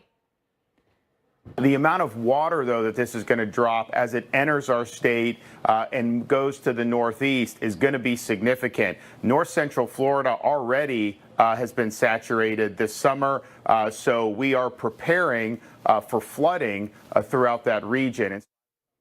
And many Florida cities are bracing for dangerous flooding, for high winds, also for storm surge issues. Don't want to discount that threat. On top of all that, we are unfortunately also dealing with a risk of severe weather. Not uncommon for tropical systems, but Mike, I think a lot of people looking at their forecast information, seeing a few warnings in effect. And this is something that we're going to be dealing with through the week. What we've got in Florida is bad, but the southeast could be seeing horrible flooding issues. Absolutely. Heavy rainfall in our forecast with a system anticipated to slow down in the days ahead. Right now, it's moving about 12 miles per hour forward speed. That could slow to a crawl once we get to about Tuesday or so. And here's a look at the forecast. I think this helps explain what I was saying there. So here we are with an 85-mile-an-hour hurricane potentially making landfall roughly noon tomorrow in the Big Bend of Florida, give or take a couple of hours there, okay? By Tuesday morning, sitting about right here in South Georgia as a mid-grade tropical storm. We're pretty confident in that. After that, though, this is when things get tricky because then the storm slows down and there's nothing to move it along. No large-scale weather pattern to push it. So it just sits there and it spins and it meanders and it rains and it rains and it rains. The best track scenario would be along that yellow line. We think that's where it would be most likely to go. That could change, but that'd be the most likely spot at this point. And it could emerge off the southeast coast, may it even re-intensify if it does that, and then be forced back inland. That could be a second landfall there in South Carolina. So these are all things to watch here in the coming days. Ultimately, slow is bad, all right? You look at the winds that we've got right now. The winds that are in here are mostly west or out of the northeast, or excuse me, east or out of the northeast here. Gainesville, 13, gusting to 26. In Perry, 8, gusting to 23. In Crystal River, 16, gusting to 30. And these winds will pick up through the night as the system gets closer and closer. Generally speaking, 8 to 10 inches of rain highlighted here in the orange and red locations. More than enough rain to cause some flooding. Oh, and by the way, don't forget, we're going to get storm surge flooding on that right front quadrant side. Locally, higher amounts than 10 inches are also possible. This is the high-resolution future radar. Look at all this heavy rain, and this could go on for hours in the pre-dawn hours. Here we are, 5 o'clock in the morning. Huge rain is coming in. Center of circulation sits right about in here. Anticipate a landfall probably around lunchtime tomorrow. Here we are at noon, and the system is onshore at this point. I think because of the jog we've seen slightly east in the last couple of hours, we're more likely to see a landfall on the east side of that hurricane warning than on the west side of it. So that would be, just offshore there, say, of Perry, with Cedar Key getting strong storm surge. Same for you in Crystal River. And look at all that heavy rain through the day tomorrow. All right, we want you to stay with us. We want you to stay safe. And we've got our teams out there giving you the latest information. And we're back after this short break.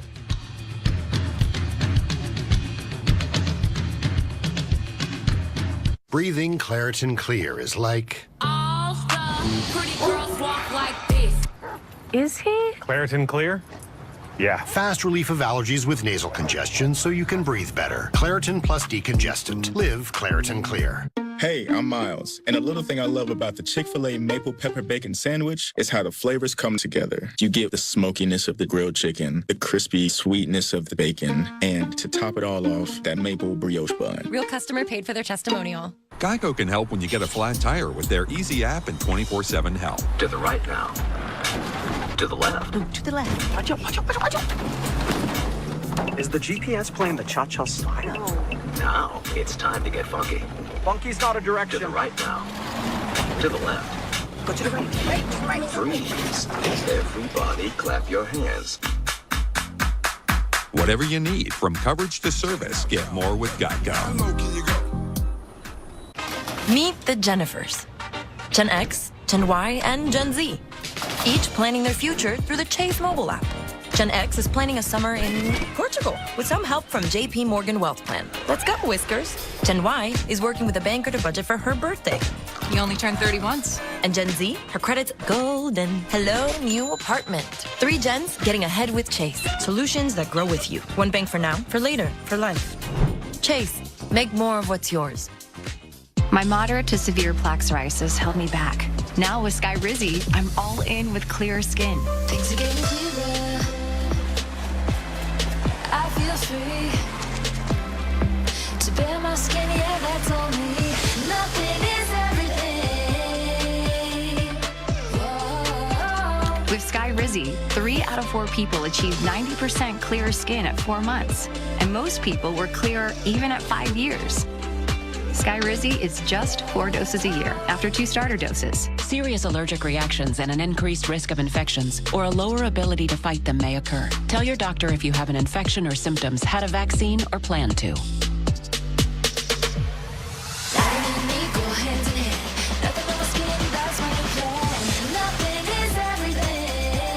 Now's the time. Ask your doctor about Skyrizi, the #1 dermatologist prescribed biologic in psoriasis. Learn how AbbVie could help you save. And deep breath in. Did you know that people everywhere are recommending GoodRx? My doctor told me about GoodRx to help us save money on our meds. And my daughter told me about it. I take a lot of prescriptions. GoodRx helps me keep up. My neighbor showed me the app. To help me save on my kids' allergy pills. Americans everywhere are sharing the savings. Dropping off a prescription? Great. Another good reason to check GoodRx. I am, I cried. Should I? And I am lost and I can't Punch Buggy Red. even say why. I am myself.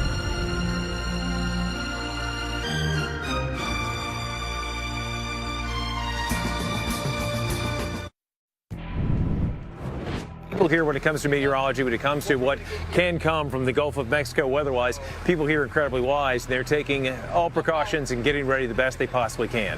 Tropical Storm Debbie says hello. We've had quite a bit of lightning. We've had some thunder and a lot of rain, as you can see right now. And I think we're going to see and hear a lot more of everything as we go forward. We may have to seek shelter in a bit. This road was blocked off on the other side. You can see one of the reasons why in the foreground, why we have had this bit of a watery obstruction. It's all coming from the bay, going right over this cement berm, and boom, right here into the street itself.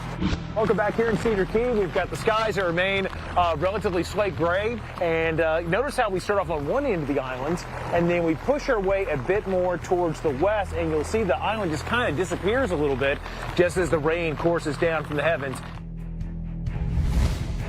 All right, Reynolds Wolf, a man good with words, but today getting a little soaked at times. Yeah. You're like, well, there's only so much you can say about the rain. Sometimes the weather can leave you speechless, that's for sure, right? All right, so we've got extended coverage here of Tropical Storm Debbie, likely to be a hurricane before landfall tomorrow around noontime or so. The winds are 70 miles an hour. We're not far from a hurricane. Remember, 74 miles per hour would be a hurricane, so one more notch up and we'll be there. North movement at 12, although it's been slightly east of north in the last couple of hours here, so we may edge this maybe a little bit more toward the east of the eventual forecast location. So there's a look at the hurricane warning in effect there in purple. Tropical storm warnings highlighted in red. Cedar Key, you're in a hurricane watch. That could potentially become a warning. It'd be a short fuse event for us here. Look at all the storms that have lightning embedded within them. The big blow up of convection around the center has become a little bit more organized here, and this is why we think we'll eventually have a hurricane come ashore here. You can see where the center of circulation is right in there, and I think on its current trajectory, and it did one of these. It came up like this, and it kind of did a little bit of a jog like that, so it may end up staying on the eastern side of where that hurricane warning is,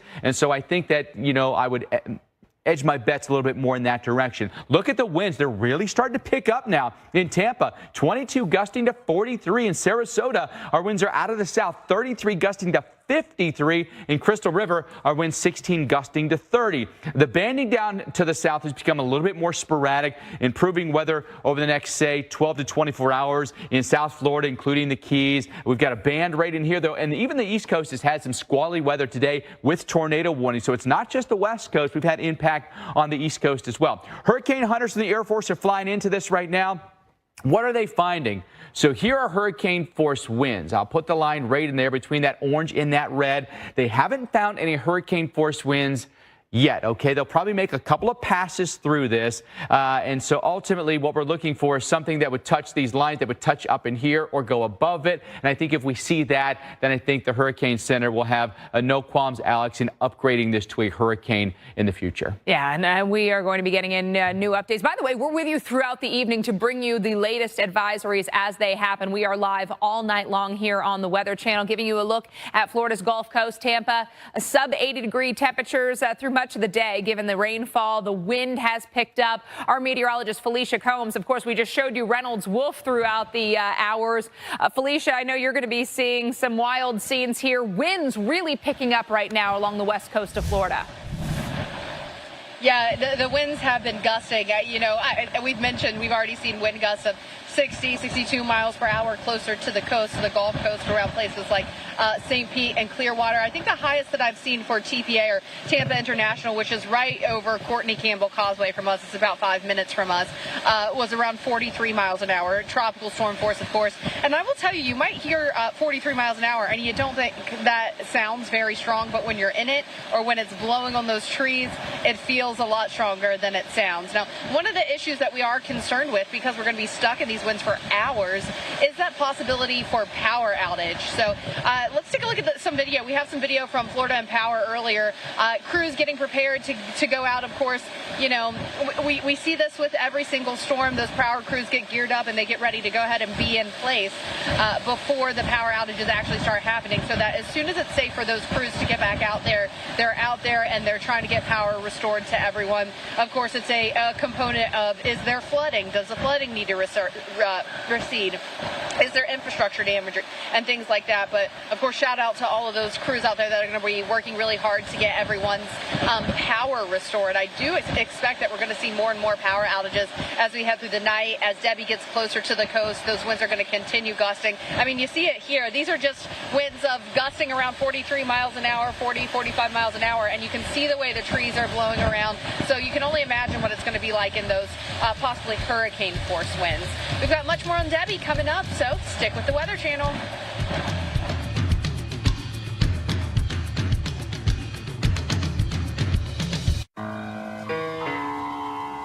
Allow me to reintroduce myself. My name is...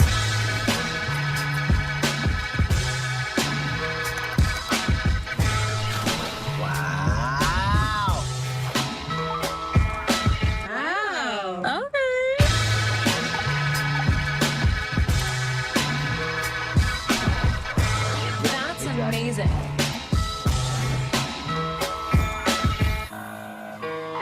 You know what Blue Chew is? You could boost your numbers if you took it. Never heard of Blue Chew. Blue Chew? Yeah, you know Blue Chew? Yeah, so it's like chewable tablet things like... Oh, girl, how do you know Blue Chew? Her man. Come on. And it made you like him more, right? Absolutely. Are you kidding? Where do I get Blue Chew? Oh, you want to know where you can get it now? Well, you can go online and get your first month free, actually, so... Okay, I mean, can't say no to free month. Would you date him if he took a Blue Chew? I would have to go with a yes. Look, you're in it, my boy. Like a date, man. My boy. Thank you, Blue Chew. So, I hear some of you are concerned about the fact that I'm taking over the company. Well, rest assured, company's in great hands. Marcy, hit the vid. Homes.com, we've done your homework. Now that is worth celebrating.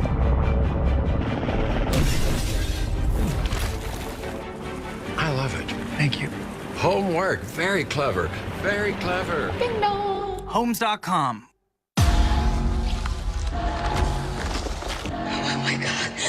Annie, open the door. Annie, open the door. What are you doing? Can you open the door? Look at me. It's all right. I'm going to get you out. Don't look over there. I need you to open that door right now. Come on, open the door. Why would you open it? What are you doing? You have to run right now. Alien Romulus. Rated R. Experience it in IMAX. Get tickets now. Wanna ride, pulling in. I got you. Guess you up for the win. I got you. We a 10 out of 10. I got you. Best friend to the end. I got you. All the gear to go back in style. Welcome to your Walmart. The ones who keep facilities up and running know that even the smallest part can make the biggest impact. That keeping the day on track means paying attention to every detail. And that the right partner can turn every challenge into mission accomplished. Industrial-grade products backed by professional-grade expertise. Call, click Grainger.com, or just stop by. Grainger, for the ones who get it done. Celebrate over a century of Omaha Steaks with 50% off site-wide, plus our 100% guarantee that you'll love every bite. And right now, you'll save an extra $30 when you use promo code CELEBRATE at checkout. Visit omahasteaks.com/TV today.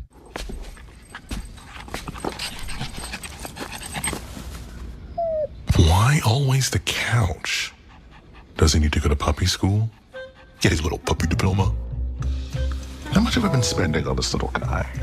When your questions about life turn into questions about money, there's Erica, the virtual financial assistant to help you spend, save, and plan smarter.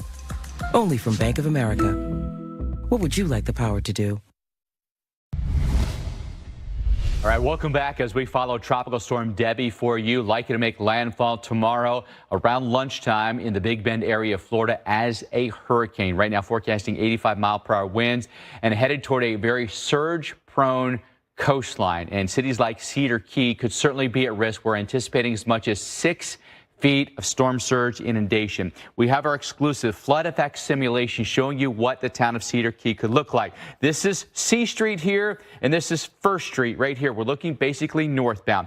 Fire station right in here, so you've got the truck bays underneath, the offices up above, so first floor would be designed for water to go through. City Hall behind that, public library there. You've got mostly townhome rentals in here, but notice the difference between these.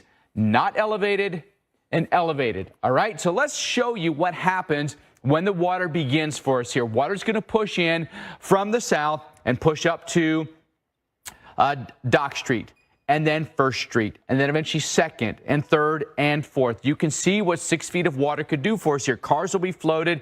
The cars have to be out of harm's way here. Look at how many buildings will be underwater. That could include D Street to C Street and beyond, then up to 2nd to 3rd to 4th. So this is 2nd Street right here, underwater with about 6 feet of standing water here. Then there'll be wave action on top of that because of the winds that are associated with it, okay?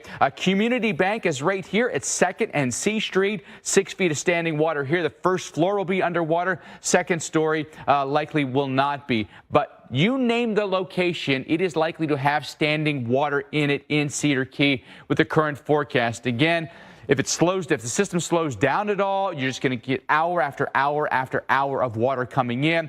You know, up here where you've got the walkway up above, that might be okay, but there's going to be a lot of water in below. Again, this is First Street right in here, fire station over in here. A lot of locations will be underwater. I think about the restaurants, the businesses, and how much they just recovered from Idalia, Alex. Now they have to recover from Debbie.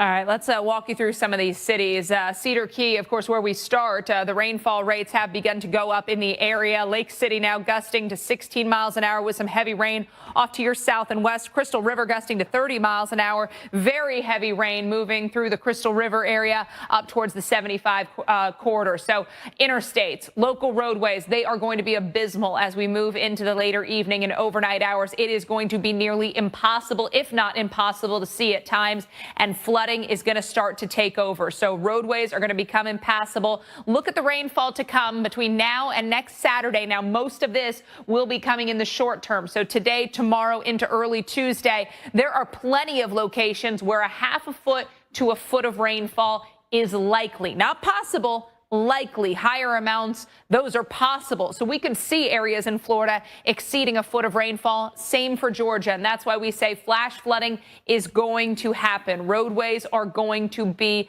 impassable. We look at the future radar. Lake City to Jacksonville, expect that heavy rain to work through tomorrow during the middle part of the day. It is going to be tough to travel on I-10. Stay put if you can. Winds will also be picking up, Mike. So wind and rain, we know what that's going to do to tree coverage across this part of the country. Yeah, especially when we have all these beautiful live oaks there in the Panhandle. It's truly gorgeous. And the wildlife refuge area, lots of trees there as well. That's Tampa, the largest metropolitan area that'll be affected by Debbie. And you can see it has been pouring down on us. Winds have been very gusty, out of the south, gusting to 32 miles per hour. Skyway Bridge could close at 35 miles per hour. Some of the other bridges would close at 50 miles per hour. But here we are virtually in Tampa. It's been pretty much nonstop rain for us all afternoon and evening. That will continue right through the night tonight. And of course, we're going to be worried about flooding. We talked with the mayor. She says they're well prepared. She says a lot of areas on the south side that could flood, and they pre-positioned crews there from the county and from the state. But look at all this heavy banding that we've seen today. We're actually getting just a bit of a break right now, but it'll fill right back in, and more heavy rainfall rates could come down for you. 1 to 2 inches per hour, I think, will be pretty common for us here. But having said all that, we've had so much rain today, and we're getting a touch of a break now, but it'll fill right back in. Hillsborough, Pasco, and Pinellas County right now under a flash flood warning. That's until 9:15. I think there'll be a lot of locations that see another half a foot of rain or more around Tampa. That's going to be south and north side, especially once you go north of Tampa and up through North Florida around the Big Bend there. Alex, double-digit rainfall is very possible. And double-digit rainfall, it's a slam dunk for the Charleston area. In fact, forecast highlighting the risk of 15, 20 plus inches of rain. So would not be out of the question to see areas closing in on or exceeding 2 feet of rainfall. This is the rain between now and Saturday. This system is going to cross over Florida, move along the southeast coastline, and then stay there for several days. So that's why the rainfall totals are double digits across the board. We're talking coastal Georgia, coastal parts of the Carolinas, but getting back into the Midlands as well. Orangeburg closing in on Columbia. We could see some of those 8 to 12 inch totals. And the other big problem is going to be the onshore push in the Charleston metro area. So onshore winds are going to help to push ocean water, salt water, into the Charleston harbor towards those rivers. That's where the rivers, the Ashley, the Wando, the Cooper, that's where those drain out into the Charleston harbor. But if we've got the onshore winds, that water's going to back up in those rivers.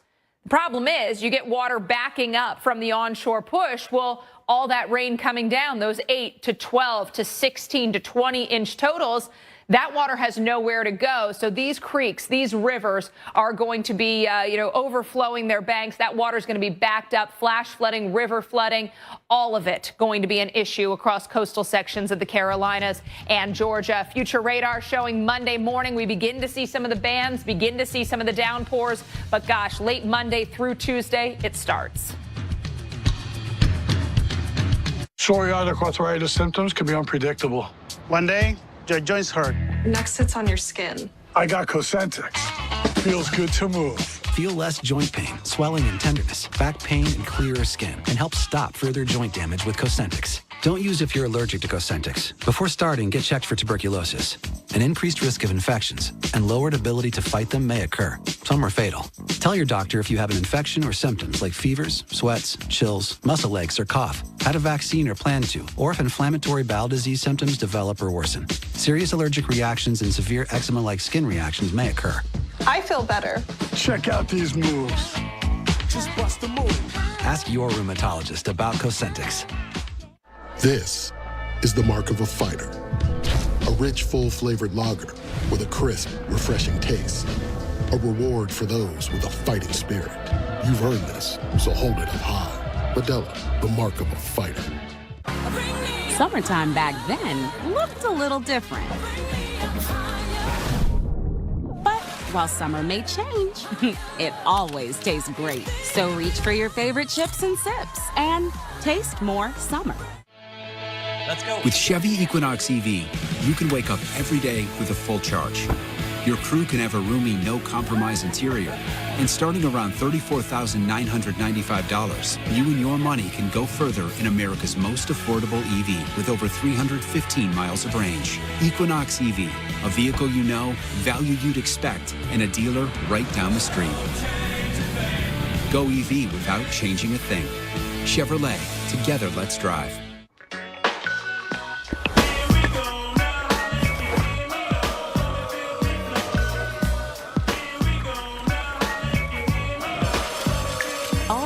To go back in style.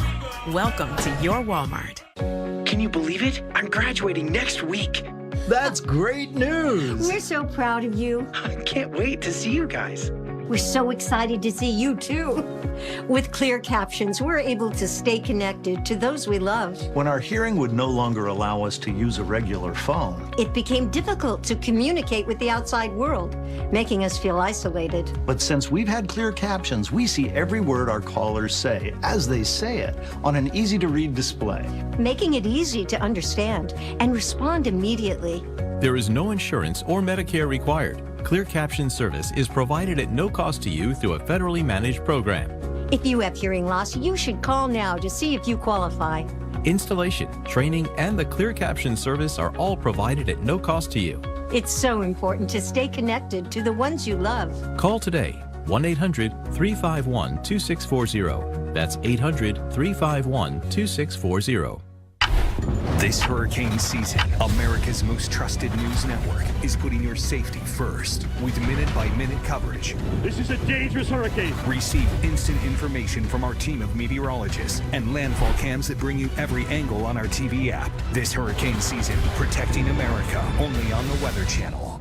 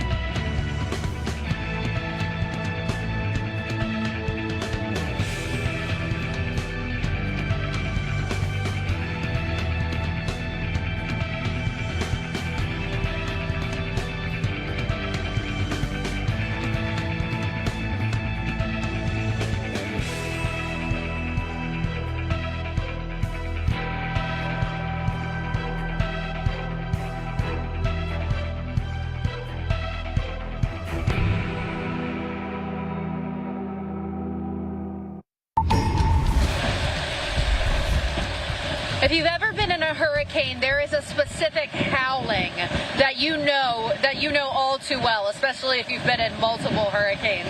It's that type of howling that comes through the windows. It keeps you up. It just doesn't go away. And let me tell you, there are going to be millions of people experiencing that howling over the next couple days because these winds are cranking. Thanks for sticking with us here on the Weather Channel as we're covering Debbie. I'm meteorologist Felicia Combs in Tampa, where you can see it here. I mean, the depiction of the wind blowing is in the vegetation whipping around, the signs behind me blowing around. The wind sometimes hits just right, and it sends the signs kind of, shaking a lot. And this is what we've been stuck in for hours. Tropical storm force gusts, sustained winds up over 20 miles an hour, up over 30 miles an hour at times. Closer to the coast or places like St. Pete, Clearwater, we've seen wind gusts up over 60 miles per hour. So what that tells me is that we're going to start to see those power outages probably going up a little bit more. We already have around 20,000 outages, or over 20,000 outages for customers around the Tampa, the region here. So, of course, that's going to be more people. Obviously not safe for those crews to be out there fixing the power just yet. But we've got multiple other things we're worried about as well. We've got a flash flood warning until at least 9 o'clock tonight, but we're expecting more heavy rain. And then, of course, a storm surge warning as well. Storm surge possible 3 to 5 feet for Tampa Bay. And I will tell you, for the northeastern shore of Tampa Bay, where you've had that onshore flow pretty much all day, and that's going to continue into the night and into Monday as well, we're already starting to see some storm surge flooding for certain portions of neighborhoods and communities around Tampa Bay, Alex. So, 24 more hours of this onshore push is not good news when you're talking about storm surge flooding possibilities. No. And Felicia, give some perspective of what those winds have been like. You pointed out they're pretty persistent and consistent, but then the gusts really come at you, and that's what's really going to catch you off your feet. You're probably at the point where it's tough to stand up at times. Yeah, I would say generally it's kind of like, I'm leaning against the wind just a little bit. It's not blowing me around like crazy. I squat for this, Alex. This is what I go to the gym for. But no, I will say there is occasionally when the wind stops for a second and I'm leaning, I have to catch myself, and then it'll pick back up. So, it's not going to blow me over. I'm going to say that now and keep my fingers crossed that doesn't happen. But you don't want to be out in this. Debris, palm fronds, signs. I go back to my safe place as soon as my hit is over. So. I ask you, I see quite a few cars behind you there. Is there a lot of activity in and around where you've been? Have you noticed that maybe there aren't as many people on the road? We were talking to the mayor, and she said you really shouldn't be driving. Plus, they may be closing down some of the bridges if the winds get any higher. Yeah, guys. So Courtney Campbell Causeway is one of the major thoroughfares here, and that's right behind me. The cars are kind of coming along this.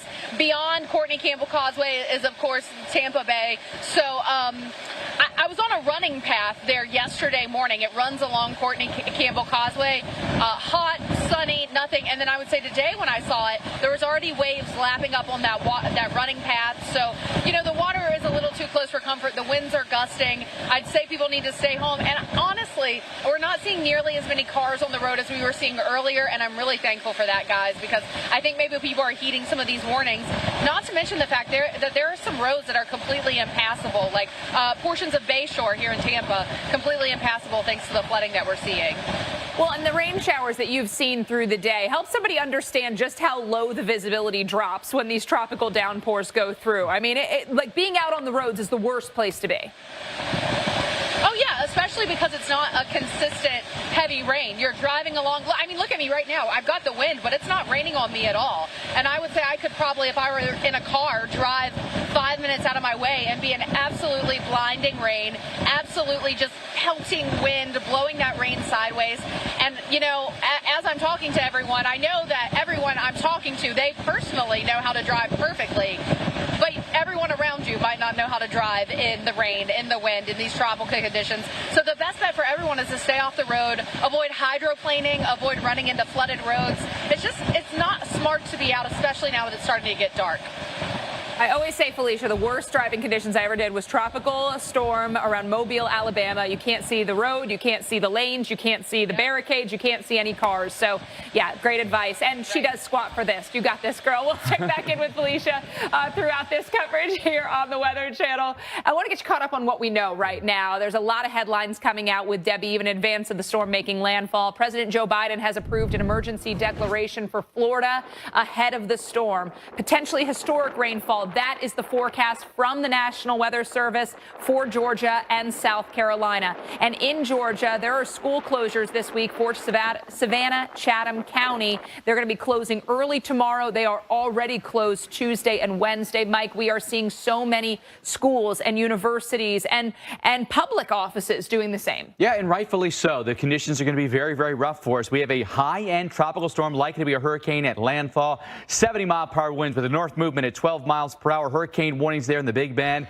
and then tropical storm warnings in the red areas that you see here. There's the blow-up of convection around the center. It is getting stronger. Those bands of heavy rain are lashing us right now. Anticipated landfall is a Category 1 tomorrow around lunchtime. We'll have continuing coverage for you beginning again at the top of the hour. Hope you have a safe night tonight.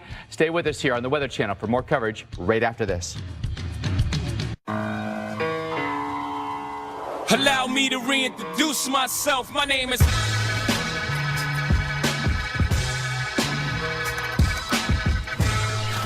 Wow.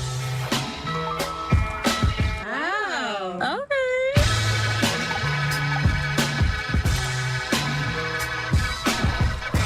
That's amazing.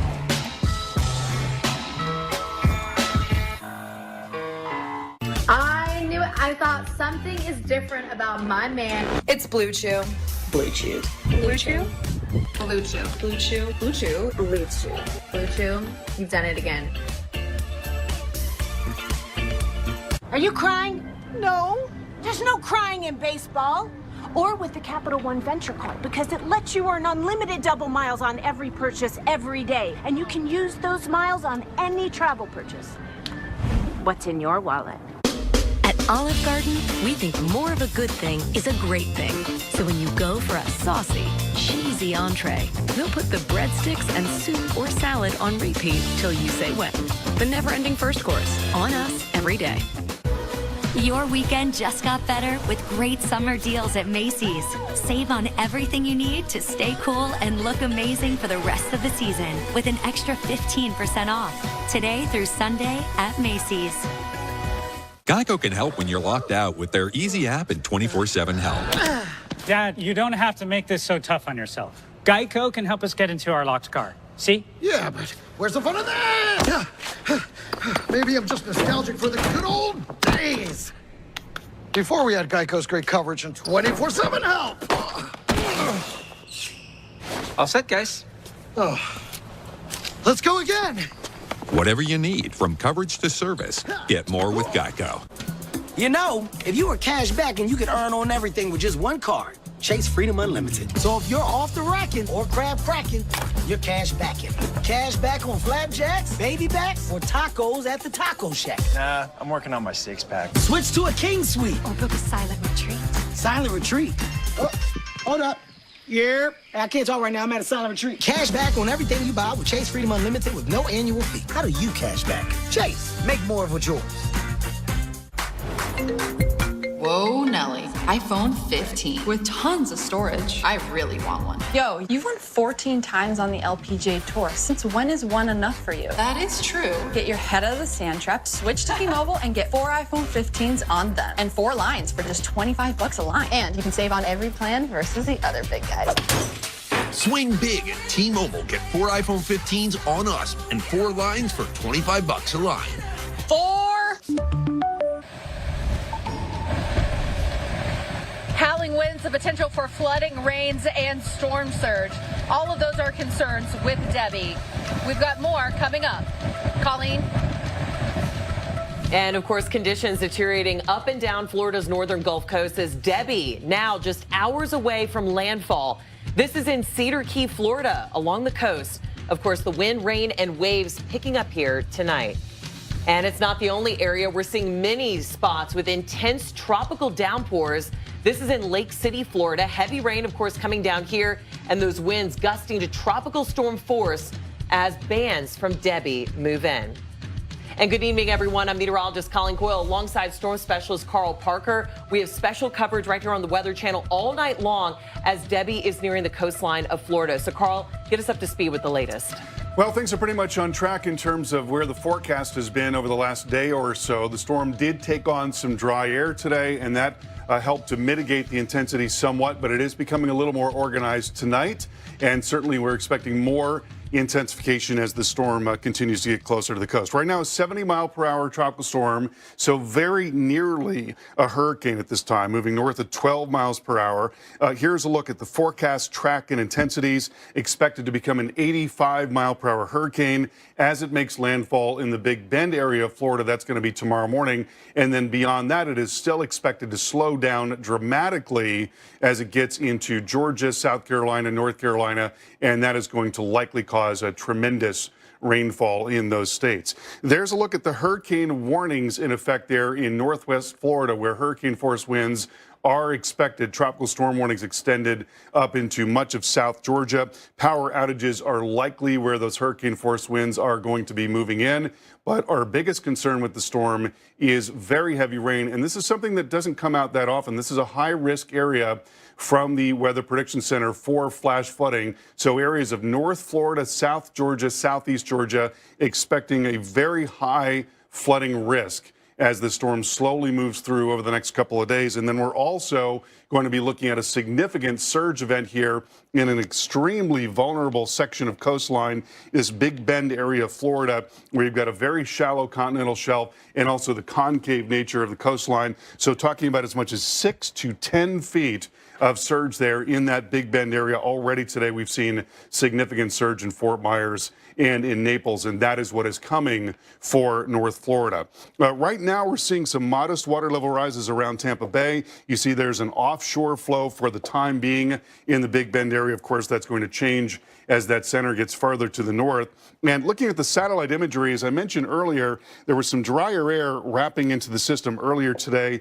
Now it appears to be fending that off a little bit. We're seeing some really big bursting of thunderstorms near the center of circulation as it's coming up and towards the Big Bend area. So it does appear to be on track for intensification over the next several hours and likely will make landfall tomorrow morning.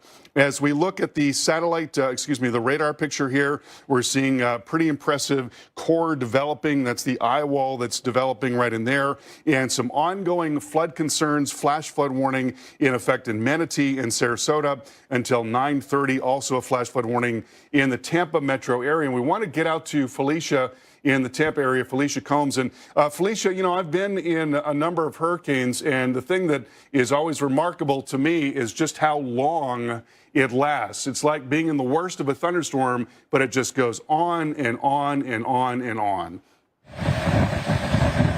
Yeah, that's certainly what it's felt like here in Tampa. It has just been these kind of winds for hours and hours. And the crazy part is we are so far from done. We've got many more hours ahead of us here.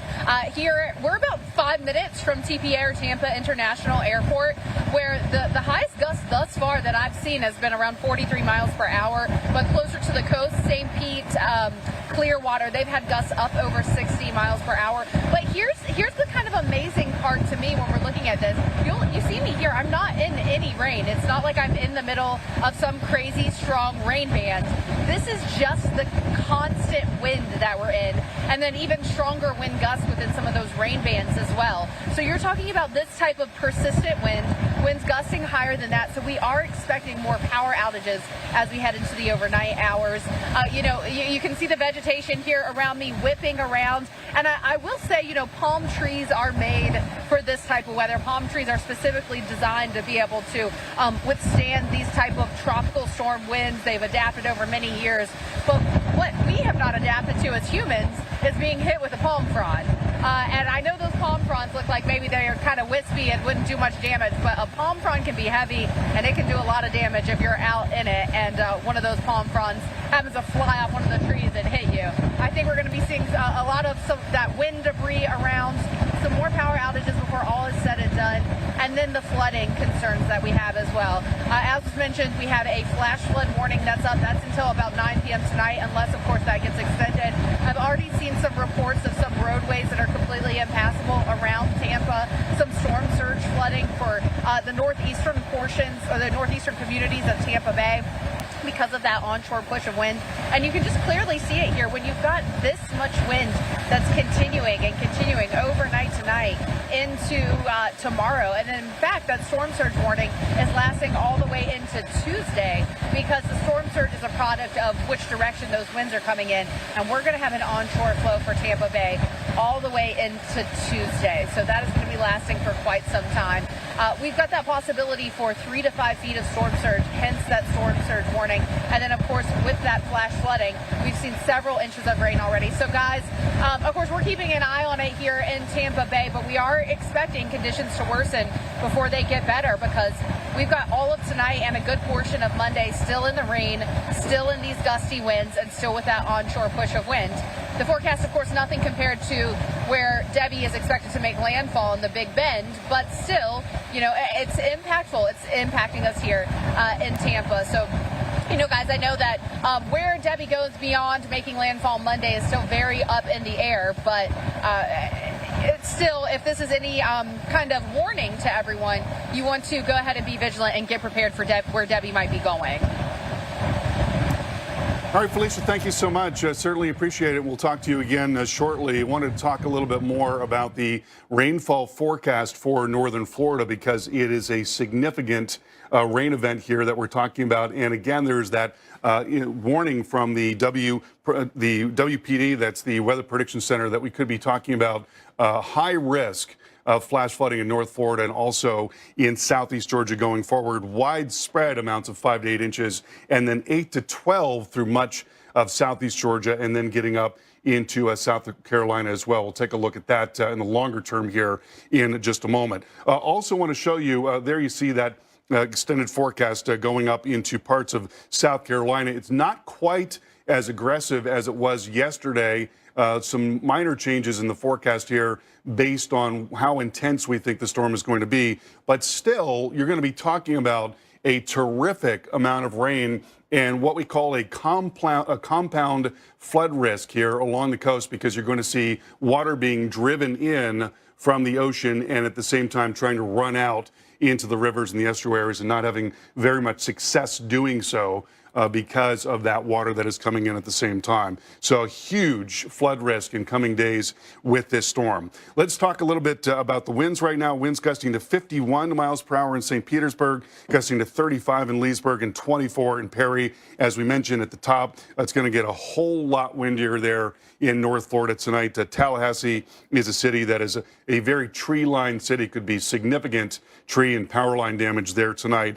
Here's a look at the forecast going into the overnight. So winds increasing, probably gusting over 75 miles per hour in Cedar Key. Significant surge is going to be possible there on Cedar Key. Please listen to local officials if they are telling you to get out because we're going to be looking at a surge event that is going to be certainly along the lines of what we saw with the Dahlia. And then here we go into 5 o'clock in the morning, still extremely gusty there at Cedar Key. Winds picking up all across North Florida.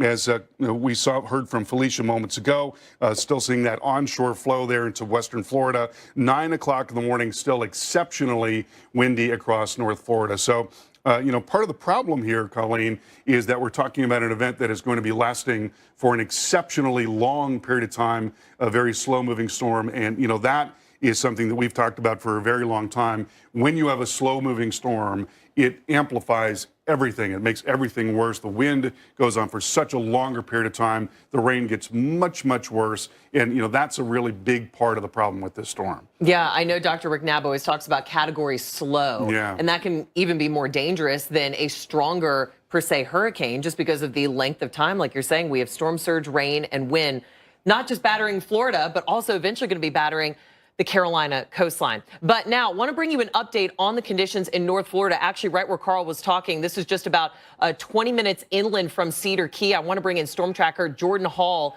joining us on the phone, and he is in Otter Creek in Levy County. Jordan, give us kind of an overview of what conditions have been like tonight. Yes, absolutely. I've been in Cedar Key for the majority of the day, and with these outer bands that come through, you definitely see an increase with those wind gusts, and then the water itself starts acting like a bathtub, and we were seeing that quite a bit earlier with the splashing over the seawall. And as it gets closer to land, we're starting to see a little more gusts, but the more inland you go, you are sheltered by a lot of these 40-foot pine trees. So on my live stream now, it doesn't seem too windy, but I do know down in places like Cedar Key, Horseshoe Beach, it is a lot windier there along the coast. Jordan, give us a little bit of an overview of the topography is so different in this part of Florida, more nature than people in a lot of these spots. So give us kind of an overview of that and how you think that may affect what happens as Debbie comes onto shore. Yeah, for sure. So unlike other parts of Florida, this area is very full of tree cover. It's almost like you're in northern Michigan at some times, and then before you know it, you're right there on the coastline in the Gulf of Mexico. And then if you were wanting to go to another coastal community, for example, Cedar Key to Horseshoe Beach, which would be about, a 10-minute drive as the crow flies, instead you have to go about 20 miles back inland, go about 30 miles north, and then cut back in. So it is very ragged, very rigid out here with the topography. It's hard to get in and out of places, not a whole lot of road options. So when those do become flooded with the surge or this amount of rainfall, you can get yourself stranded. Well, thanks so much, Jordan Hall, joining us, giving us some perspective there from the Big Bend area of Florida. We are going to be checking back in with him as he is continuing to watch conditions in North Florida. Now, speaking of Florida, as Debbie approaches, that's what we're talking about tonight. Rain from the storm is already causing some major flooding. But I want to go farther south. These are actually pictures from Charlotte County, just north of Fort Myers. And look at the surge of water. We're going to be talking about inland flooding as well as the saltwater flooding that's going to be combining in many areas and unfortunately causing more scenes like this. So let's break down Florida for you tonight as we head up the western coastline of Florida, because with the water coming in as well as the impacts of the wind, we're going to be watching for this, a lot of power outages. I know we've been through it in Texas from Beryl just a little while ago, and now we're going to be doing it with Florida with widespread power outages, especially right there where we're speaking to our storm tracker, Jordan Hall, just around Cedar Key, as well as up into potentially South Georgia around Valdosta. So a big area that, as he was mentioning too, you expect Florida, you kind of think of the beaches, but this is a very tree-covered spot across Florida. And so unfortunately, that means more power outages with tropical storm force winds are going to be coming through. Now for Tampa, as we go a little farther south, the Tampa Bay area, we've been getting reports from Felicia Combs there as we've seen the winds really start to pick up tonight. They're going to be looking at that through Monday morning, especially picking up tonight, not just with the winds, but with the rain, several inches of rain there for Tampa Bay. So all around the area, 4 to 6 inches of rain, of course, some higher amounts likely, especially along the coastline. And as I mentioned, overnight tonight, after about midnight, that's where we could see some of the strongest wind gusts as well as the heaviest of the rain before things start to taper off throughout the rest of Monday. Right now, look at those gusts gusting up around 40 miles per hour in Tampa, farther south, upwards of 50 miles an hour. And that's going to be pretty sustained all the way through tonight into tomorrow. So just as Carl was mentioning, this is going to be a long duration of the impacts that we're talking about. And speaking of long duration, Carl, we got to talk about the Southeast because it's not just the Sunshine State, but all the way up across the Carolinas. We're going to be watching this all week long. Yeah, really troubling forecast because the storm is just not going to be moving very quickly at all, most likely over the next several days here. Let's take a look.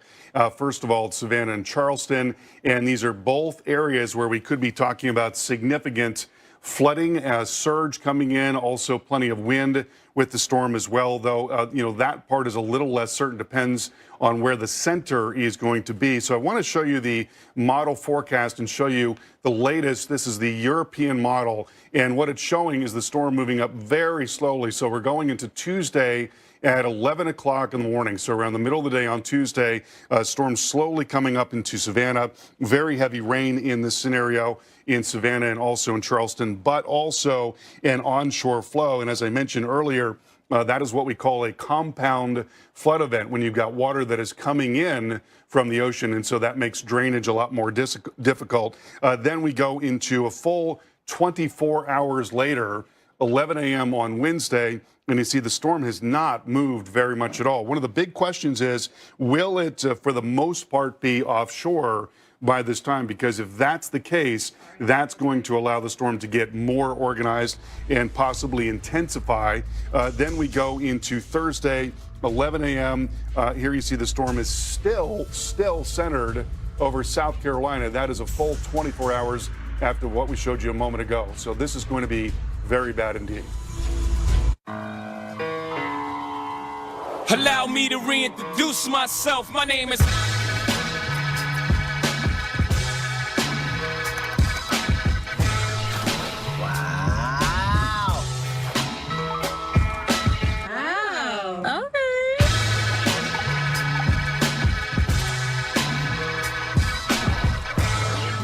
Amazing.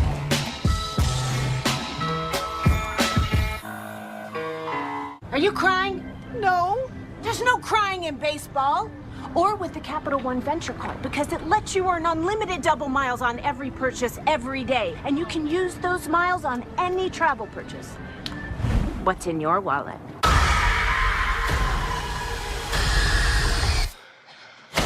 Stay quiet.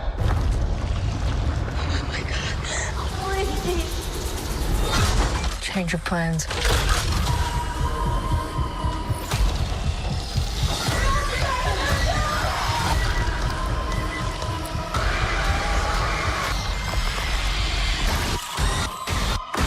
Alien Romulus. Rated R. Experience it in IMAX. Get tickets now. Rumor has it that our new New York-style pizza is Domino's best pizza yet. Made with our fresh, never-frozen dough that's stretched thin and cut into 6 foldable slices. Rumor also has it that you might have to fight over the last slice. Order Domino's New York-style tonight and see for yourself. Entresto is the #1 heart failure brand prescribed by cardiologists. It was proven superior at helping people stay alive and out of the hospital. Don't take Entresto if pregnant. It can cause harm or death to an unborn baby.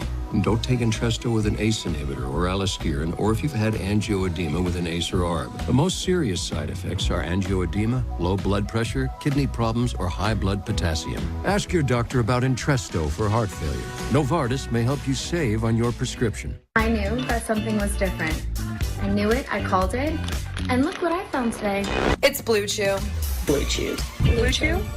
Blue Chew. Blue Chew. Blue Chew. Blue Chew. The Holy Grail. This is the secret. If you don't know, now you know. You can get it on a subscription model, so men can get delivered every month.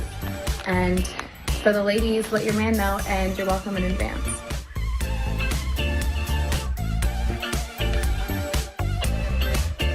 This is the one.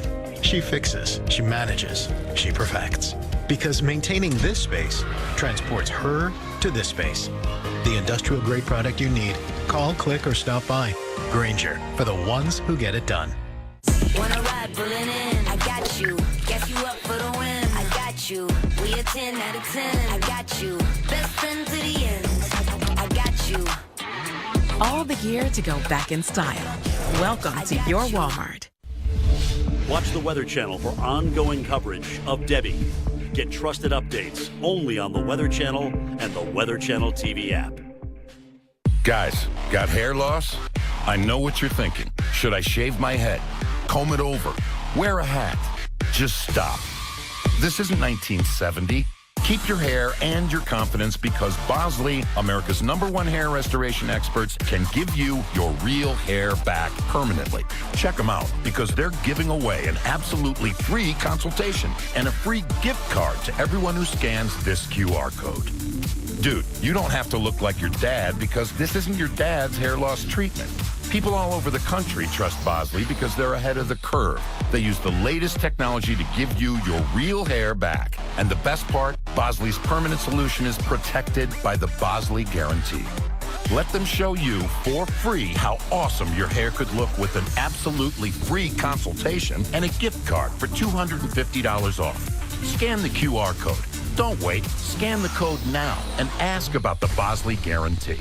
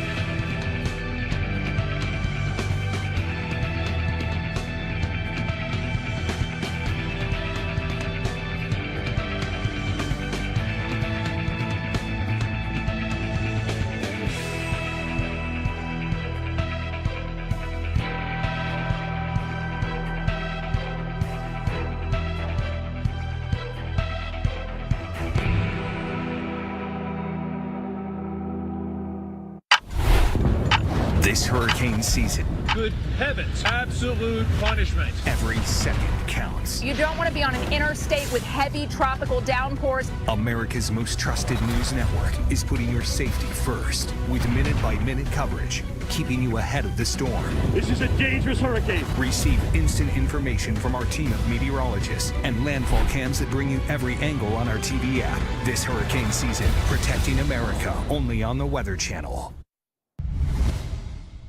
And welcome back to our special coverage of Tropical Storm Debbie. Want to bring you a live look from the Tampa Bay area. This is on 275 on the Howard Franklin Bridge looking toward Tampa, so closer to the St. Pete side, looking toward the Tampa Bay area. And man, the rain is coming down. You can see some of the waves just crashing across parts of the bridge. Now, the bridge is still open. I know earlier we were speaking to the mayor, and at a certain point, especially with sustained wind gusts, they will start to shut down some of the bridges in the Tampa Bay area. So again, stay kind of alert and off the roadways if you can, because a very dangerous situation is starting to unfold. And we're going to be getting a live update here in just a moment from our very own Felicia Combs, who is actually in Tampa.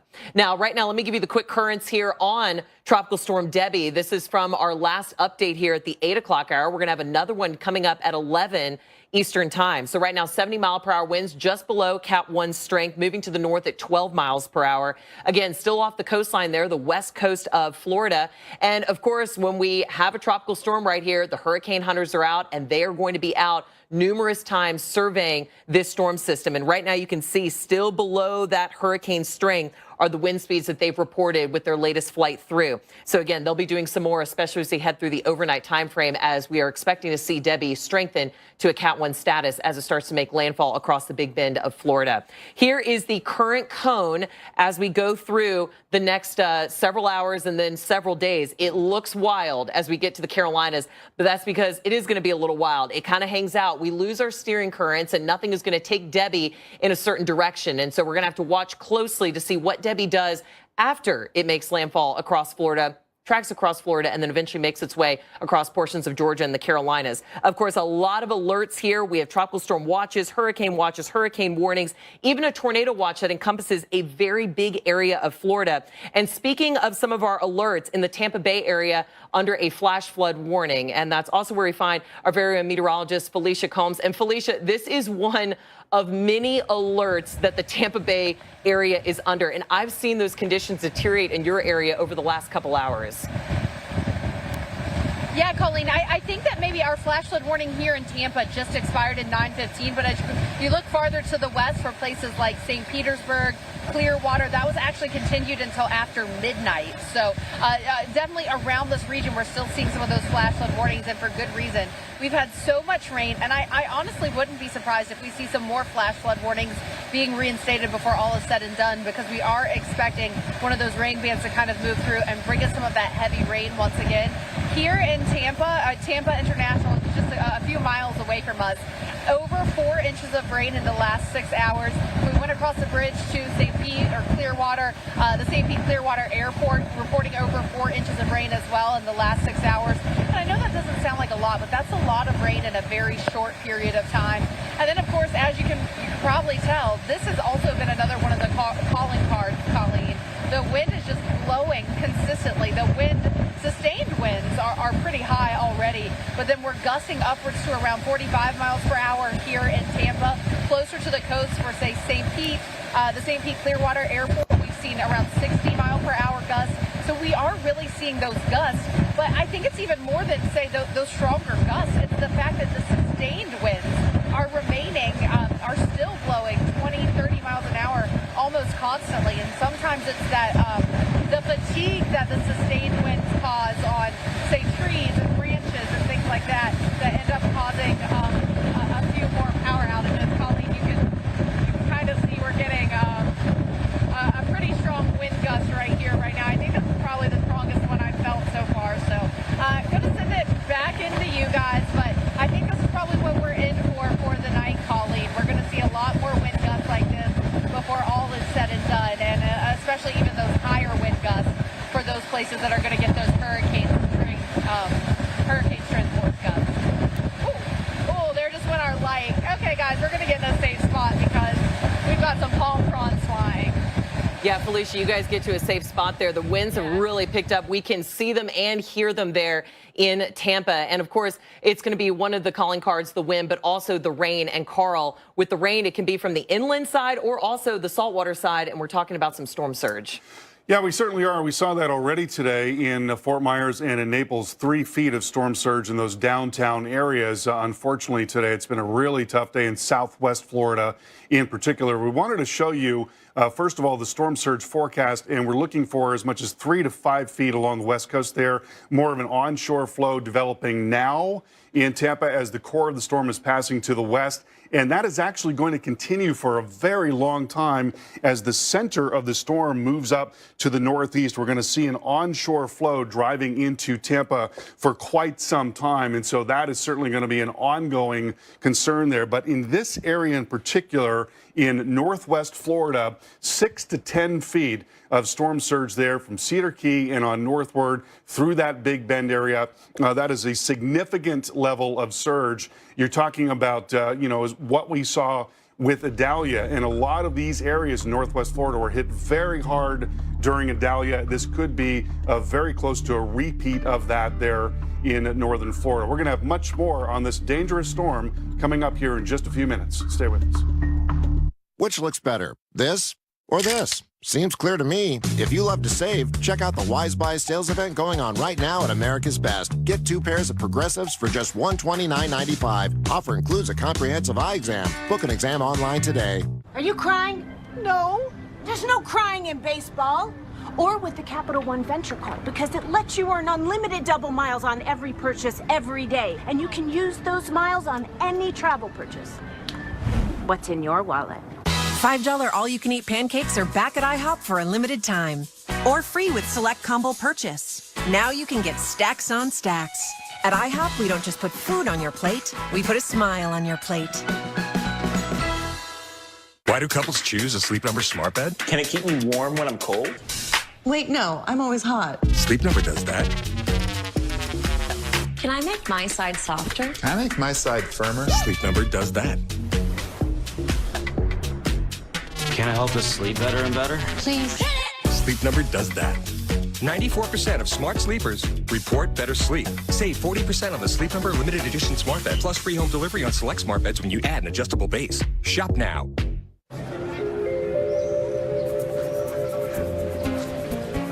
To truly embrace the fine life, you must learn to let go.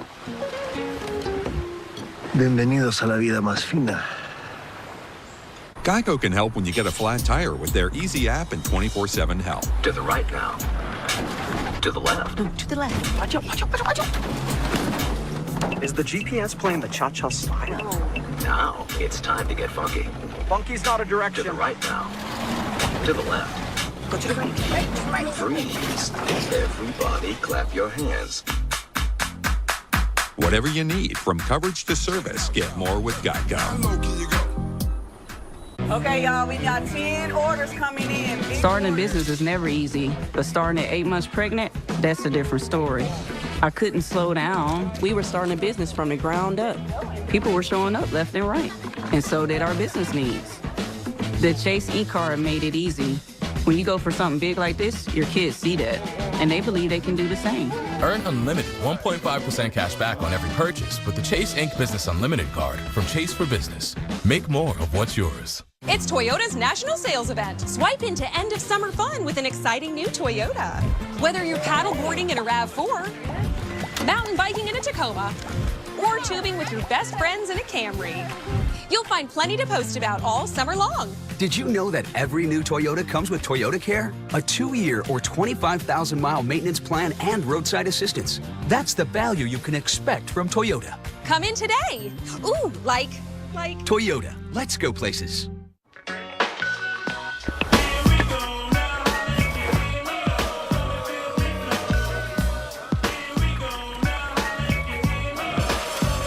All the gear to go back in style. Welcome to your Walmart. Why does Special K have 10 grams of protein?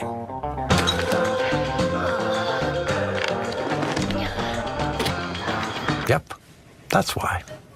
Special K. Special for a reason. And welcome back as we continue to track Debbie here on the Weather Channel, live for you with overnight coverage. Right now, we're taking a live look on I-275. This is in Tampa. This is the Howard Franklin Bridge looking toward the Tampa area. So again, this is one of the most highly trafficked areas, or bridges, I should say, in the Tampa Bay area. Winds picking up, the rain is coming down. Of course, the bridge is still open right now, but you can see some of that water making its way over the sides. And of course, there are some limits where they are going to start shutting down these bridges. So again, please abstain from travel if you can tonight, especially at night. It makes it just that much more dangerous. Now I want to head up farther to the north to Cedar Key in Florida. This is along the coast where the wind, rain, and the waves are also picking up here tonight. And Cedar Key, you are just kind of the bullseye right now that we are watching as Debbie makes its way up across the Big Bend of Florida. So we could see the potential of a landfall just in this area. But right now, still over the very warm waters of the Gulf of Mexico. I want to bring in Carl Parker tonight to get the latest on Debbie as it continues to track toward the Florida coastline. Well, the storm is getting ever closer to becoming a hurricane. It is forecast to become a solid Category 1 storm as it makes landfall, and that's going to be tomorrow morning. An 85-mile-per-hour storm is what is currently being forecast by the National Hurricane Center. 70 miles per hour right now, moving to the north at 12 miles per hour. And there you see the forecast track and intensities again coming in, we think, tomorrow morning to that Big Bend area of Florida. So life-threatening flash flooding will be possible in North Florida and also in Southeast Georgia, and then into the Carolinas eventually as well. And then also life-threatening storm surge, especially there in that Big Bend area of Florida. Now, looking at the satellite picture, we're seeing a big burst of convection near the center. Some drier air still wrapping around the underside of the system, but it is trying to get more organized. I'm going to quickly deviate here, and we'll take a look at this new tornado warning that has just come out. Manatee and Sarasota counties under warning right now. And let's take a look at the velocity data. And so we're looking at see that little pinpoint right in there. And I'm guessing that's moving very quickly off to the north. Let's get the motion. 45 miles per hour is the motion to the north. And so tracking that forward, that's going to be coming towards Gulf Gate Estates here, also Southgate and the Meadows as well. Possible tornado coming your way.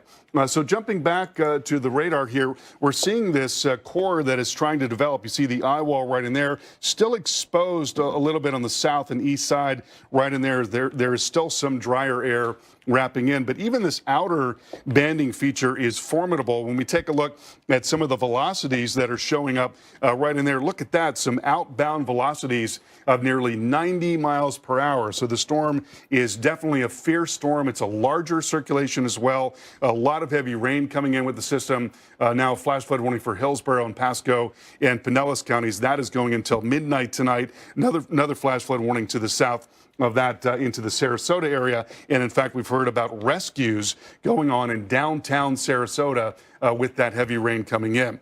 Plenty of rain here across the northern part of the state as well. And as I mentioned early on, we're talking about a high risk of flash flooding in North Florida and Southeast Georgia as we go through the rest of the night tonight.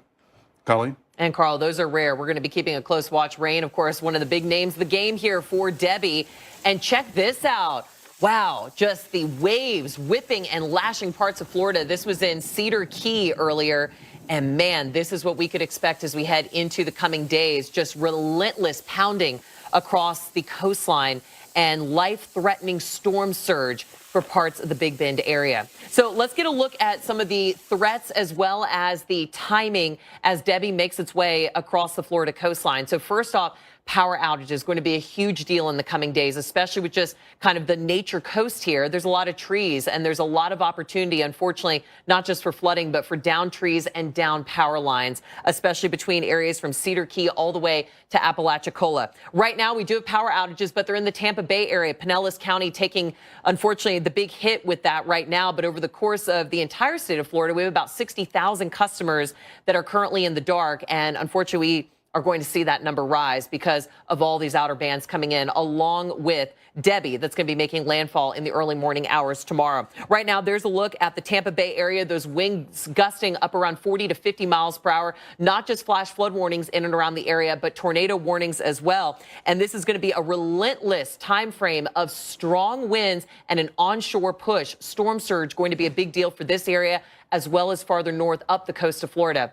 Of course, we got you covered here on the Weather Channel. We have crews stationed everywhere to bring you the latest as Debbie not only makes its way across areas of Florida, but then meanders across the southeast coast and bringing life-threatening flooding to areas of the Carolinas.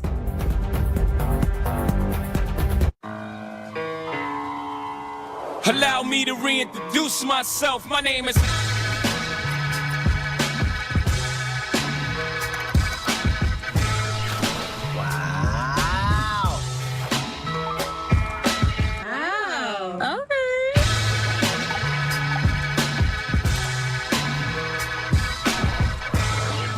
Amazing.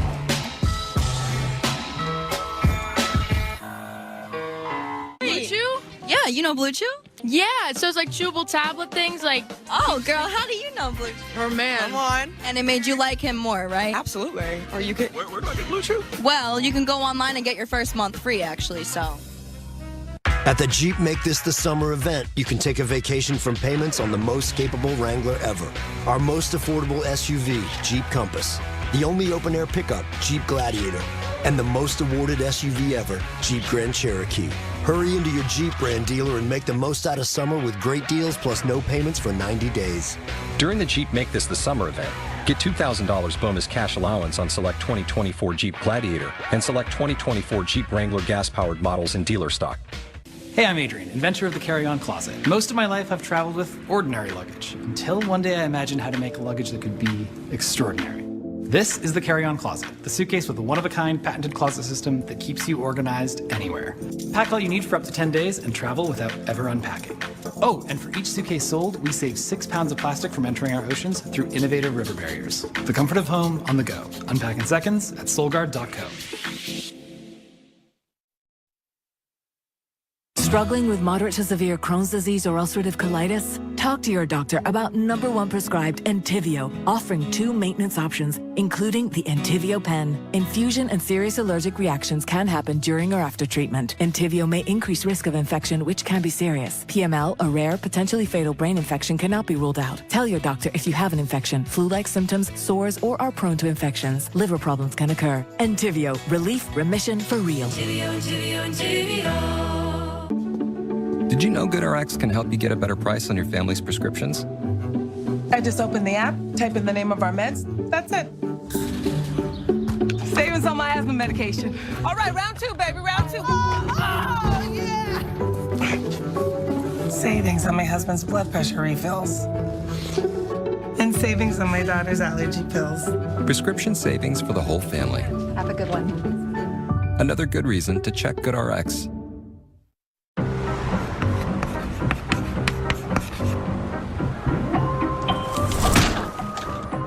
When you're a small business owner, your to-do list can be a lot.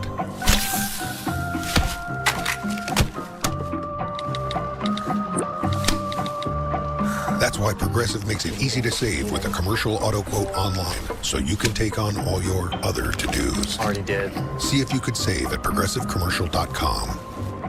Dad, I got a huge barbecue wing stain. This bottle says I need a pre-treat. That stuff has way more water. A little bit of Tide goes a long way. So you can save your shirt and maybe even a little money. More money for nights at the library. Right. For a better clean with less, it's got to be Tide.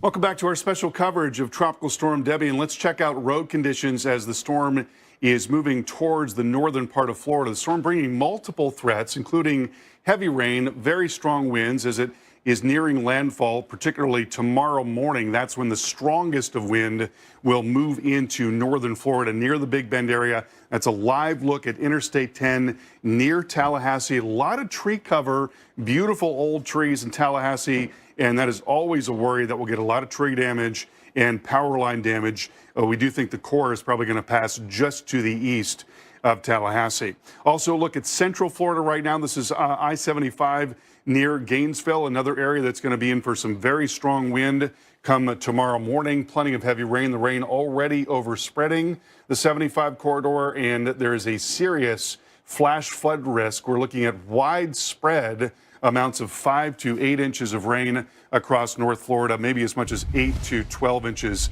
of rain as well. So we're talking about a really serious storm, and one that's going to go on for a long period of time across a large area of the southeast. Right now it is a 70-mile-per-hour tropical storm, so on the cusp of becoming a hurricane, and it is moving to the north at 12 miles per hour. We expect that it is going to make landfall most likely tomorrow morning, and currently forecast to be an 85-mile-per-hour Category 1 hurricane as it comes on shore. Hurricane warnings in effect in North Florida from just north of Cedar Key up to Perry, across that I-10 corridor into Valdosta as well. That's where hurricane force winds can be expected, and widespread power outages can also be expected. Winds now gusting to 51 miles per hour in St. Pete in Florida, 30 miles per hour in Crystal River. It is an offshore flow right now in the Big Bend area of Florida. Of course, that's going to change dramatically as that core comes in. But the water is really what has us worried with this system. Again, widespread amounts of 5 to 8 inches of rain there across North Florida, and storm surge values as high as 6 to 10 feet in the Big Bend area of Florida. Now, as we look at the current radar picture, we're seeing the center becoming a little more organized, still some drier air wrapping in on the underside of the circulation. Always a worry about tornadoes. There is a tornado warning now for Manatee and Sarasota counties going until 10 p.m. And so the circulation now showing up just to the west of 75, not quite as tight as it was just a couple of scans ago. That lifting to the north, so that's coming up towards Southgate, DeSoto Lakes, Lorraine, and Rye and Parrish as well. Possible tornado moving your way there.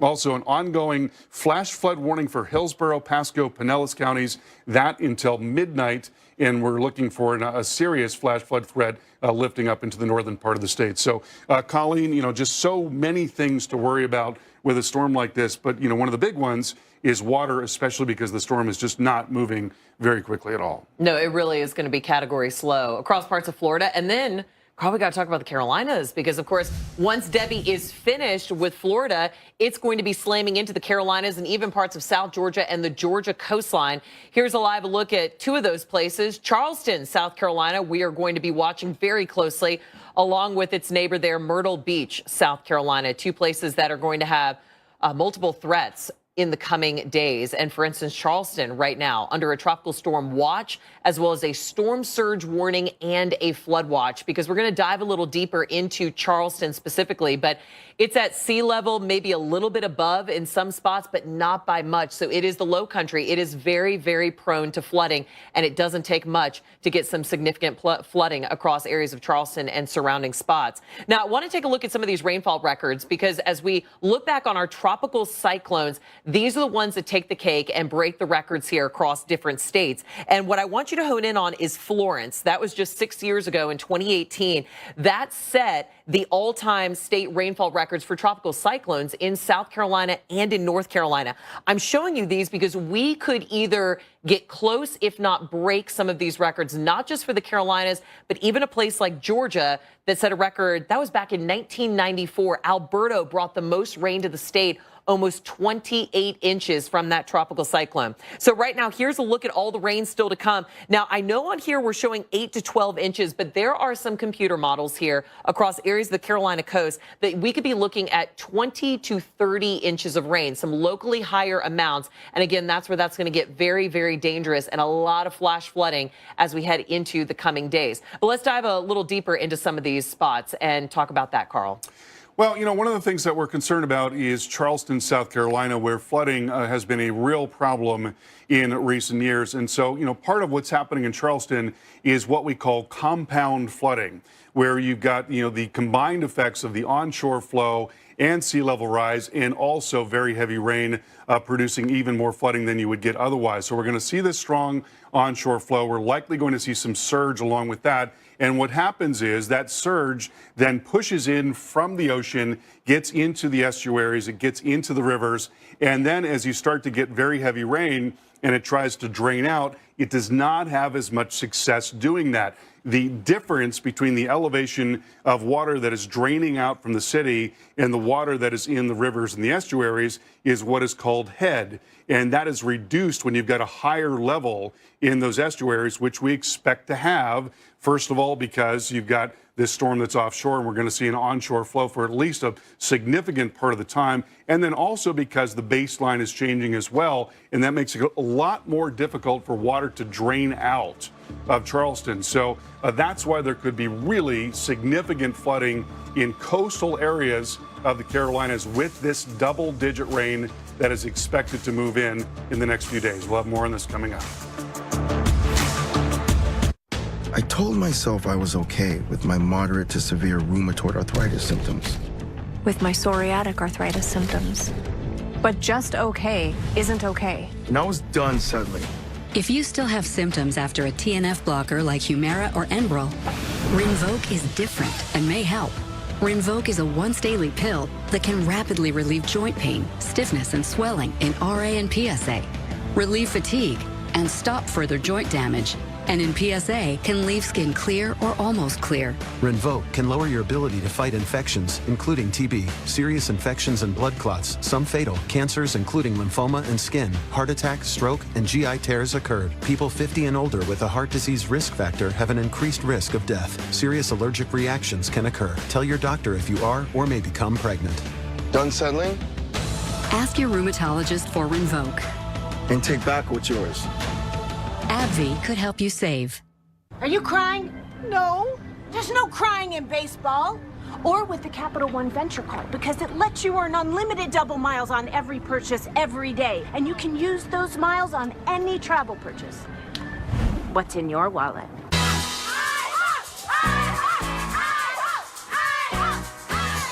IHOP. $5 all-you-can-eat pancakes are back at IHOP for a limited time. Or free with select combo purchase. Only at IHOP. If you have heart failure, entrust your heart to Entresto. Entresto helps improve your heart's ability to pump blood to the body. Don't take Entresto if pregnant. It can cause harm or death to an unborn baby. And don't take Entresto with an ACE inhibitor or aliskiren, or if you've had angioedema with an ACE or ARB. The most serious side effects are angioedema, low blood pressure, kidney problems, or high blood potassium. Ask your doctor about Entresto for heart failure.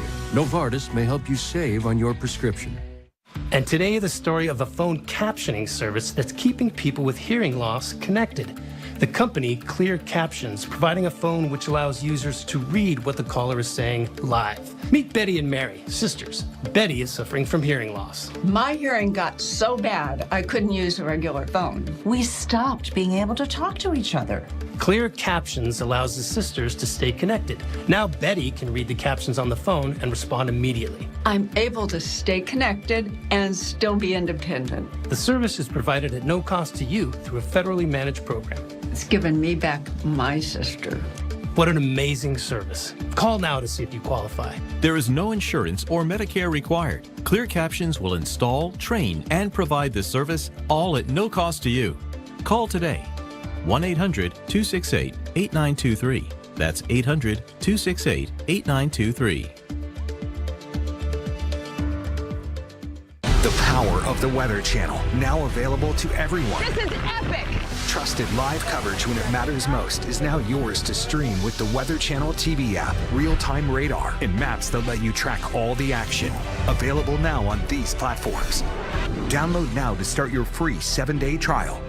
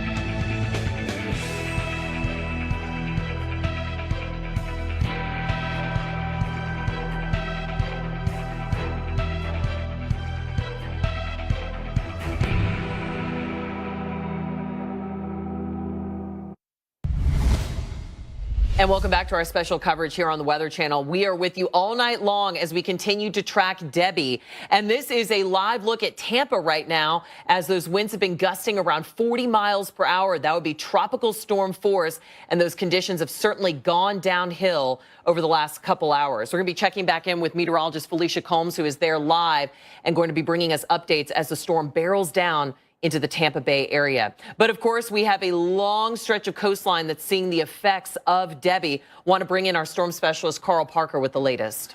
So right now we're looking at a 70-mile-per-hour tropical storm, but it is on its way to becoming a hurricane. Most likely, it does appear to be getting more organized at this time, moving north at 12 miles per hour, and likely will make landfall tomorrow morning in that Big Bend area of Florida, east of Apalachicola, towards Tallahassee, maybe a little to the east of Tallahassee as well. Forecast to be an 85-mile-per-hour storm as it comes in. So we will see widespread wind damage, very serious surge, and also a terrific amount of rain because it's just not moving very quickly. And then you see this large circle at the end here, and that's indicative of, a whole series of forecast points that are just one on top of the other. The storm is just not going to be moving very much at all. Tuesday, Wednesday, Thursday in Georgia and South Carolina, into parts of North Carolina as well. And that's going to mean a prolonged period of wind and very heavy rain and a serious flash flood threat farther north as well. So this is one of the biggest worries that we have in the storm. That's a high risk area that does not come out very often. That means that flash flooding is likely. And in fact, we're looking at a very serious risk of flash flooding across parts of North Florida and Southeast Georgia. Also, power outages are likely going from the Big Bend area up into Valdosta, and that's really going to kick off in earnest overnight tonight and into tomorrow morning. Right now, winds gusting to 51 miles per hour in St. Petersburg, gusting to 35 in Leesburg. Winds are going to be stepping up dramatically going through the overnight hours. There you see 75 to 90 mile per hour wind gusts there at Cedar Key. Serious surge coming in there as well. Then we go into 5 o'clock in the morning, still exceptionally windy at Cedar Key in the Big Bend area, coming into Perry and on its way towards Valdosta. Also Lake City, those areas getting hit really hard by wind into tomorrow morning. And notice the onshore flow there in the western coast of Florida into the Tampa area. That's going to keep that surge threat elevated for quite some time. And then the center of the storm moves up into southeast Georgia beyond that. And then you see the very strong wind into Jacksonville. That'll continue for quite some time. So again, Colleen, really slow moving storm here. And so, these wind impacts going on for a long, long time. It's going to be all day tomorrow there across North Florida.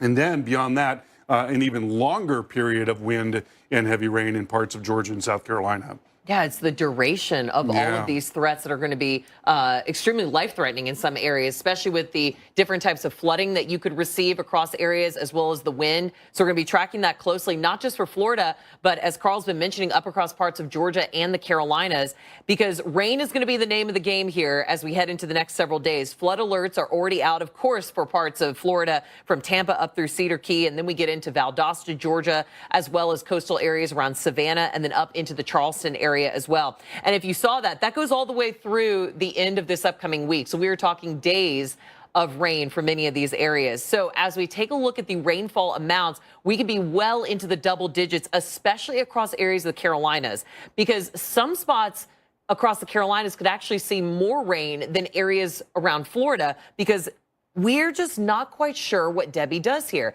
Does she hang out for a while? Can she get picked up and kind of get knocked out? So right now, there's not a lot of steering flow to move Debbie. And unfortunately, that means we could be looking at some very high rainfall totals. So that's why you do have those high risk days out for areas across coastal Georgia and the Carolinas as we head into the coming days. And high risk days, man, they have the most of our flood damages, as well as they are the most costly, even though they don't make up the most of our days that when we issue these types of alerts. So again, keeping a very close watch on that. And then Carl, of course, keeping watch on other areas of the tropics. Yeah, believe it or not, we've actually got another feature that we need to keep our eyes on, and that is now sitting just east of the Lesser Antilles. There's not very much to it right now. It's being given a 30% chance of developing over the next 7 days, and that development area is through the Caribbean. There you see a pretty sizable area of coverage there in terms of where it may get going. But I will tell you that there are some model forecasts that have shown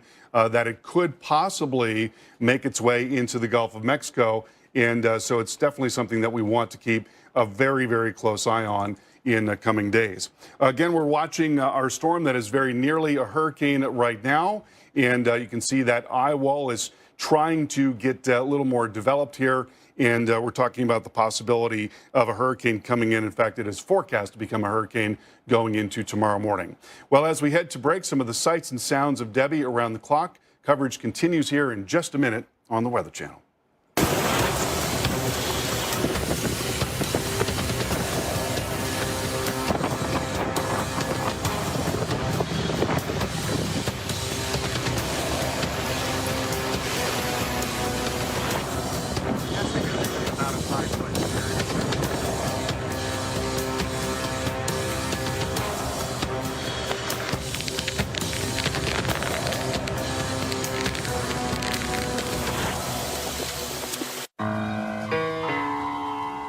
Allow me to reintroduce myself. My name is...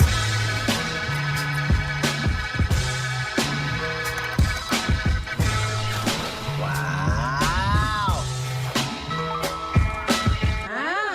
Okay.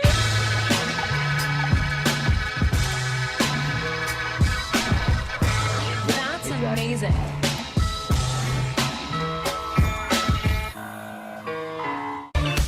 Listen, I might not be a relationship expert, but I do have some hacks. They say, Lauren, what's the secret to a long, sustained relationship? It's Blue Chew. Blue Chew. Blue Chew. Blue Chew. Blue Chew. Blue Chew. Blue Chew. Blue Chew, baby! Blue Chew is an online subscription-based service that sends these affordable tablets directly to your home. No one even has to know. Except for me. But I'm not gonna tell you.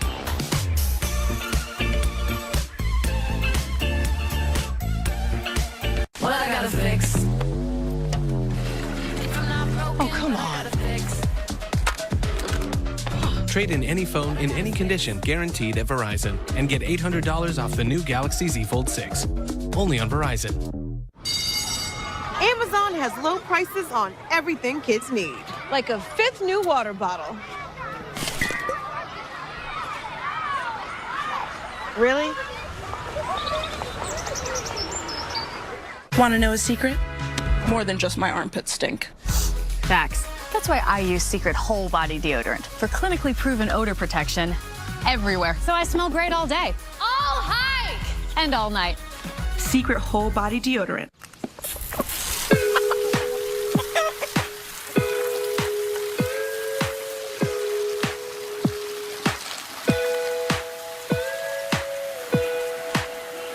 Gonna do the two-step, then cowboy boogie. Grab a sweetheart and spin out with him. Do the hold down and get into it. You could start a farm in your apartment, or you could get fresh groceries delivered. We have to move. This is the one who helps everyone stay safe. An unsung hero in a building full of everyday heroes is just how he likes it. The industrial grade products you need. Call, click, or stop by. Grainger, for the ones who get it done. Geico can help cover cars, homes, motorcycles, and even accordions. Pretty liberating knowing Geico can help insure our car. And with our home insurance, your accordion, too. We're not the only ones out here taking advantage of Geico. Smoke him, Edna.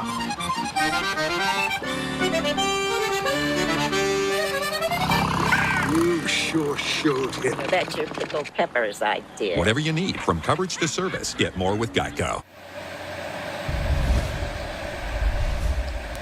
And we are watching the wind, the flooding, the storm surge possibilities, all the different hazards that come along with a tropical system. That is what Debbie is bringing us. How to get my helmet on. We've already lost some equipment to some flying palm fronds thanks to these winds. We've got much more on what is happening around the Tampa area coming up. So stick with us. Colleen.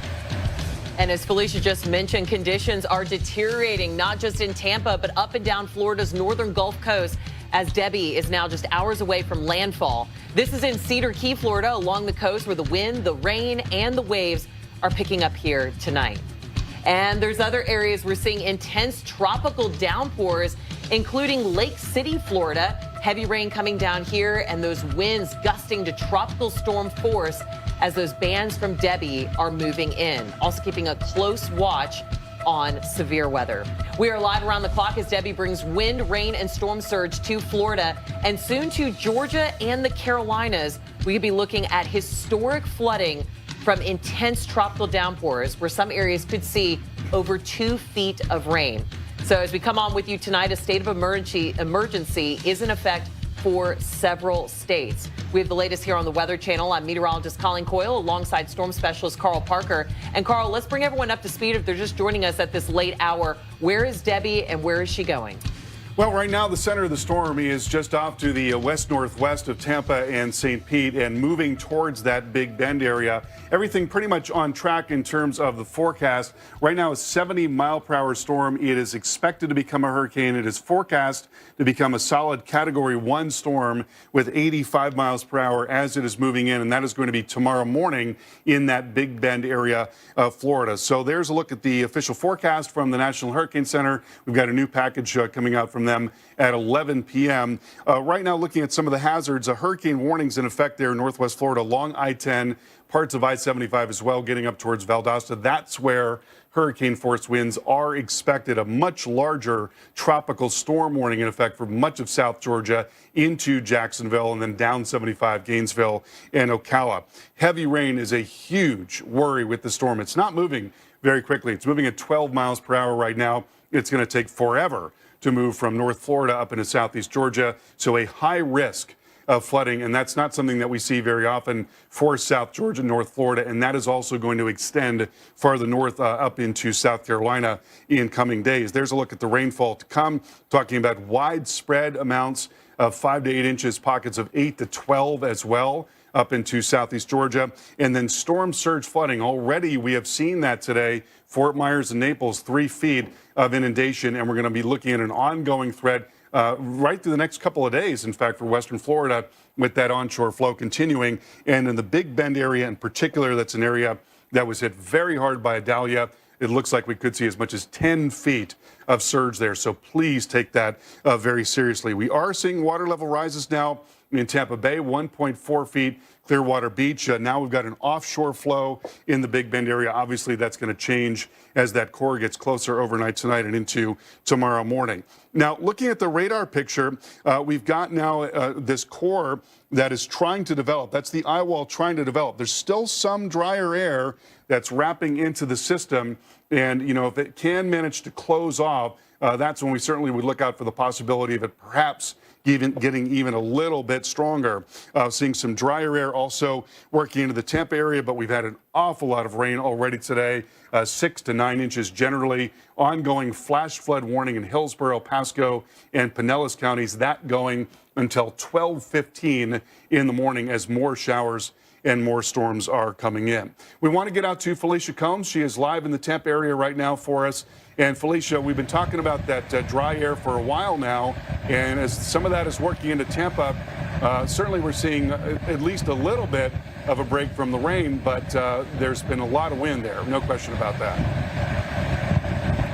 Yeah, Carl, you know, typically when you're talking about the gusty winds like this, they're quite often, if you're this far away from the center and you've got, you know, a high-end tropical storm or a Cat 1, you're not dealing with this type of persistent wind like we're seeing. It has been this windy, at least gusting around this windy this whole time. You'll notice I put my helmet on. It's definitely not, you know, just keeping an eye on some of these palm fronds. I put my helmet on because in our last hit, one of the palm fronds flew off the tree and took out one of our spotlights there. And these palm fronds can weigh a lot. They can really be whipped around by that wind. So some of the wind gusts that we've seen reported at TPA, Tampa International, that's about 5 minutes from us over the Courtney Campbell Causeway, 45 mile per hour gusts there. You can see the images here. The signs are fluttering around. The trees are flowing, but there's no rain. Now, I will say I don't want to minimize the effects of water because we've gotten so many different reports of of flooding around the Tampa Bay area already. We've had reports of water rescues not that far from us, so it's not that flooded where we are, but especially getting closer to the coast, you are having much more flooding issues. And I think that's going to continue to be an issue as we're going to have that possibility for storm surge and more rain coming eventually. So guys, we are going to get in a safe spot out from some of this wind right now, but of course we'll be keeping an eye on it. So Carl, back to you. All right, Felicia, thanks so much. And let's take a look at a few more spots on the radar very quickly for you right now. Manatee, Sarasota County under warning, considerable threat tag for flash flooding there. And in fact, water rescues being reported there in downtown Sarasota because of the heavy rain that has come through that area. Also, the rain beginning to spread up and across the 75 corridor into Gainesville and Ocala. It's going to be getting a lot heavier in short order. We're still now gusting to 52 miles per hour in St. Petersburg and 28 in Crystal River. Obviously, the wind's going to get much, much stronger in these areas as we get deeper into the overnight hours. Here's the model forecast showing you the storm moving in again into tomorrow morning, but you notice how slowly it moves. I mean, it takes all day to move from northern Florida into southeast Georgia. That's why we're going to see so much rain. And in the wake of the storm, we still have that onshore flow coming in Tampa. So it's going to be a prolonged period of concern for a storm surge along the west coast of Florida. And then the storm after that takes its sweet time getting up into parts of the Carolinas and into southeast Georgia. So serious flash flood threat. Also want to show you low level wind shear tomorrow afternoon. I mean, this is really something when you look at the change in direction, winds coming out of the east there at the surface, at the same time winds coming out of the south and very quickly at 5,000 feet. That is a recipe for tornadoes. That certainly is going to be a worry, and that is the threat for severe weather across North Florida and also into southeast Georgia as well. So multiple hazards through tonight and into tomorrow, and this is going to go on for many days beyond that. Colleen, we've talked for a couple of days now about the fact that this storm is just going to be moving so slowly as it comes up into the southeast. This is something, by the way, that we've seen more of in recent years that might be related to a lessening of the steering flow. And there's just no steering flow at all for this thing for the next several days. So it's going to camp out essentially across the southeast. That's why we're talking about perhaps double-digit rainfall in a large area of Georgia and the Carolinas. And that's also why the cone looks a little more wonky than I feel like a lot of folks are used to seeing. They're going, what's this broad bubble over the Carolinas? But to that point, there's no steering current. So there's a lot of question of where this is going to go and if it's even going to go anywhere. It may just hang out. So first we want to talk about Florida. Then we're going to be moving on to the Carolinas because that's going to be a big place that we're going to be watching in the coming days. But first, I want to bring you another update from North Florida. We're going to check back in with our storm tracker, Jordan Hall. He's joining us on the phone. Jordan, first off, give us kind of where you're at and kind of your location right now. Yeah, so I'm in Fanning Springs, north of Cedar Key now, making my way up towards Steinhatchee and Horseshoe Beach. And so, Jordan, just over the last several hours since you've been in this area, what have conditions been like? Have you seen things really going downhill yet? Not necessarily inland, but when you do get on shore, earlier in Cedar Key, as I had said, it's kind of like a wash tub there with the water, but just north up in Horseshoe, you actually had a lot of the water receding out of the bay. So you can definitely see the impacts just up coast versus down coast on how Debbie is pulling and pushing some of that water in the Gulf. Yeah, we have some of those offshore winds in some of those locations by you right now. Quick question, have you been able to talk to anyone in the area? I'm just wondering, you know, it's coming less than a year since Idalia kind of hit this same area of Florida. And I was curious if anybody is more concerned because this is just kind of in the recent past, they've seen big impacts from the tropical systems. Yeah, absolutely. I had spoke with a couple of residents in Cedar Key earlier, and they were getting sandbags. They had said last year Idalia came in and it actually flooded the first floor of their home, and they've spent all year renovating that, and now they're in the path again, and they just got all new furniture, all new electronics, and they're really trying to bulk up on the sandbags and just really aren't looking forward to it. Gosh, man, it's hard to be in the same situation here again with storm surge and wind and rain. If folks are just joining us right now here on the Weather Channel, Jordan, explain to them again just kind of the difference of this area of Florida opposed to other spots, because, of course, you hear Florida and people think of just big open beaches. Yeah, absolutely. Up here in the Bend, it's a lot like what you'd think of northern Michigan. Very thick pine trees, but it's also like a bayou. So the water comes up very quick. It floods very easy out here, and you don't have a whole lot of roads. So the few roads that you do have tend to flood easily, and if you get yourself in a bad situation, there's only one road in, one road out, and you could find yourself stranded. And what are you most concerned about in the next 24 hours? I would definitely say a lot of these areas that have gotten surged out a year ago are definitely in the path again, and that storm surge is no joke, as we have seen here in the past. Yeah, what are you expecting here when you're talking about the bayous and some of the spots here with storm surge? So with it being kind of bayou, you'll notice it'll push in and kind of flood more inland before it does closer to the coastal communities. So just because it's not flooding where you're at on the coast doesn't mean it isn't flooding 3 miles up the road on your escape route. So just when it starts to flood along the coast there, you could be turning around trying to get out of there and then be completely stranded when you get a couple miles down the road and see it flooded in behind you. So with the way it is out here, it can kind of get behind you and catch you off guard if you're not paying much attention, especially with a lot of the rivers that flow through here. They can get back channeled in with the surge coming in out of the Gulf. Gosh, and Jordan, then you add the nighttime that's fallen upon us now, and things are starting to go downhill in many of these areas. A very dangerous situation. Thank you so much, Jordan Hall, coming to us live there from Fanning Springs, Florida, keeping a watch there in the Big Bend area as Debbie approaches Florida. Now, of course, the rain from the storm is already causing some major flooding in areas. I want to go a little farther south from the Big Bend and show you these pictures from Charlotte County. This is just north of Fort Myers. And wow, look at the water levels already submerging cars, coming up across the kind of the lower ends of some of the homes, and again, flooding the roadways in the area. So a lot of rain in a very short amount of time is causing pictures like this. And unfortunately, I'm very concerned that we're going to see more pictures like this, not just from Florida, but especially across the Carolinas, that could be looking at historic flooding and catastrophic rain total numbers. It's a potential, and that's what's scary, is it is in the realm of possibilities. So I want to give you kind of a broad picture here of some of the impacts in response to power outages. We are looking at widespread power outages likely here across areas around Cedar Key toward Apalachicola and then moving farther inland around, say, Valdosta, Georgia. Right now, we already have some power outages in Florida, mainly just around the Tampa Bay area. We have in total about 60,000 customers in the state of Florida already in the dark, and unfortunately that number is going to continue to rise. A place like Tampa, we already have power outages there in Pinellas County. We expect more. Right now, rain to come several inches, especially overnight tonight. We're going to be watching the rain picking up and the wind. We have heard it as we've been checking in with Felicia, not just seeing the wind, but hearing the wind. It is at that tropical storm force and will be very persistent as we head into the overnight hours, and that's that onshore flow. So storm surge certainly going to be another contender here as we have both flooding happening from the rain as well as from the salt water. Right now, again, really things are going to be picking up overnight and then start to clear out by tomorrow morning.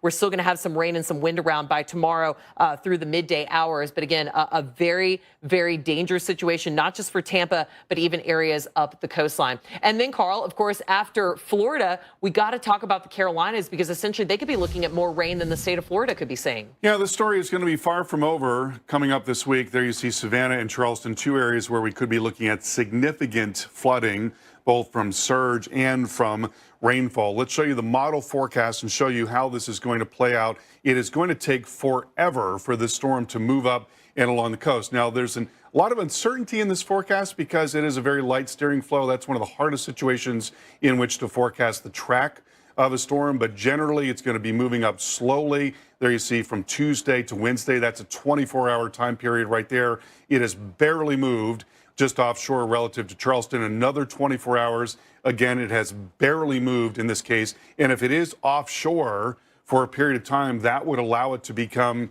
more intense once again, which would raise the stakes. It would increase the onshore flow, the wind, the storm surge, the heavy rain. And then you see the heavy rain dropping into South Carolina right through the next couple of days, maybe finally beginning to move out on Friday. So because of that very slow forward speed, there is a high risk for flash flooding across southeast Georgia in southeast parts of South Carolina. This could be along the lines of some of the storms that we have seen in the not too distant past, including perhaps Florence, Matthew. Those are a couple of storms that come to mind, talking about high water in many areas, well inland, and then certainly along the coast as well, as water is being piled up from those winds offshore. We're going to have much more on this dangerous storm coming up here in just a few minutes. Stay with us. To me, Harlem is home. But home is also your body. Last one, everyone. I asked myself, why doesn't Pilates exist in Harlem? So I started my own studio. Getting a brick and mortar in New York is not easy. Chase Inc. has supported us from Studio 1 to Studio 3. When you start small, you need some big help, and Chase Inc. was that for me. Earn up to 5% cash back on business essentials with the Chase Inc. Business Cash Card from Chase for Business. Make more of what's yours. 4 delicious pieces of chocolate, 3 crisp wafers, 2 layers of sweet Kit Kat filling, 1 incredible break. Have a break. Have a Kit Kat. Now served up in birthday cake. The ones who keep facilities up and running know that the right partner can turn every challenge into mission accomplished. Industrial-grade products backed by professional-grade expertise. Call, click Grainger.com, or just stop by. Grainger, for the ones who get it done. At the Jeep Make This the Summer event, you can take a vacation from payments on the most capable Wrangler ever. Our most affordable SUV, Jeep Compass. The only open-air pickup, Jeep Gladiator. And the most awarded SUV ever, Jeep Grand Cherokee. Hurry into your Jeep brand dealer and make the most out of summer with great deals plus no payments for 90 days. During the Jeep Make This the Summer event, get $2,500 total cash allowance on select 2024 Jeep Compass models in dealer stock. See your local Jeep dealer today.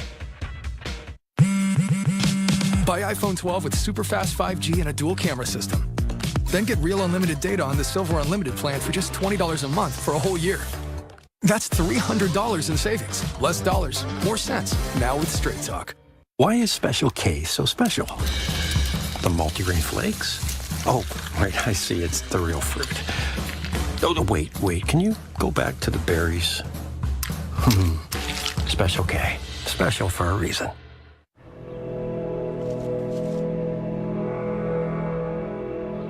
Design a training program so that I can run a marathon. Summarize this. What's a recipe using what I have in my fridge? It starts with an empty prompt. Bring this to the chopping board. And the most advanced AI at your fingertips. At Olive Garden, we think more of a good thing is a great thing. It's why our soup or salad and breadsticks are always never-ending and always on us, no matter which entree you choose. So go for a saucy, cheesy classic with a twist, and we'll put our never-ending first course on repeat till you say when. Because giving you more of a good thing is our thing. And that goes for lunch too, with 10 entrees under $12. Watch the Weather Channel for ongoing coverage of Debbie. Get trusted updates only on the Weather Channel and the Weather Channel TV app. HomeAglow just cleaned my entire house for $19. No, seriously, $19. They showed up right on time and did my dishes, my laundry, they even cleaned my windows. You just pick a date, pick a cleaner, and enjoy a spotless house for $19. I love using HomeAglow, and I think you will too. I can feel the winds of change. We at Visiting Angels want to thank you for welcoming us into your home, no matter where that home may be. The challenge of aging doesn't go away. And for over 25 years, it's been our pleasure providing caregivers that we would have caring for our own mothers and fathers. Visiting Angels, where compassion meets commitment and love is our service. Visiting Angels, America's choice in home care.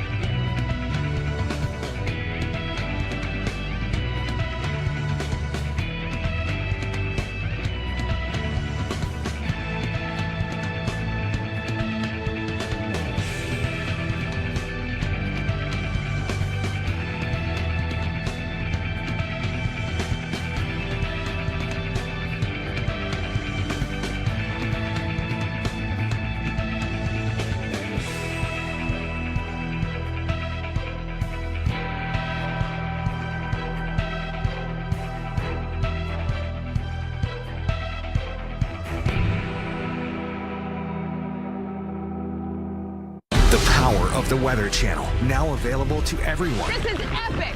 Trusted live coverage when it matters most is now yours to stream with the Weather Channel TV app, real-time radar, and maps that let you track all the action. Let's get into the detail. Personalization, customization, hundreds of hours of your favorite shows, and so much more. There's never been a better way for everyone to watch the Weather Channel. Available now on these platforms. Download now to start your free 7-day trial.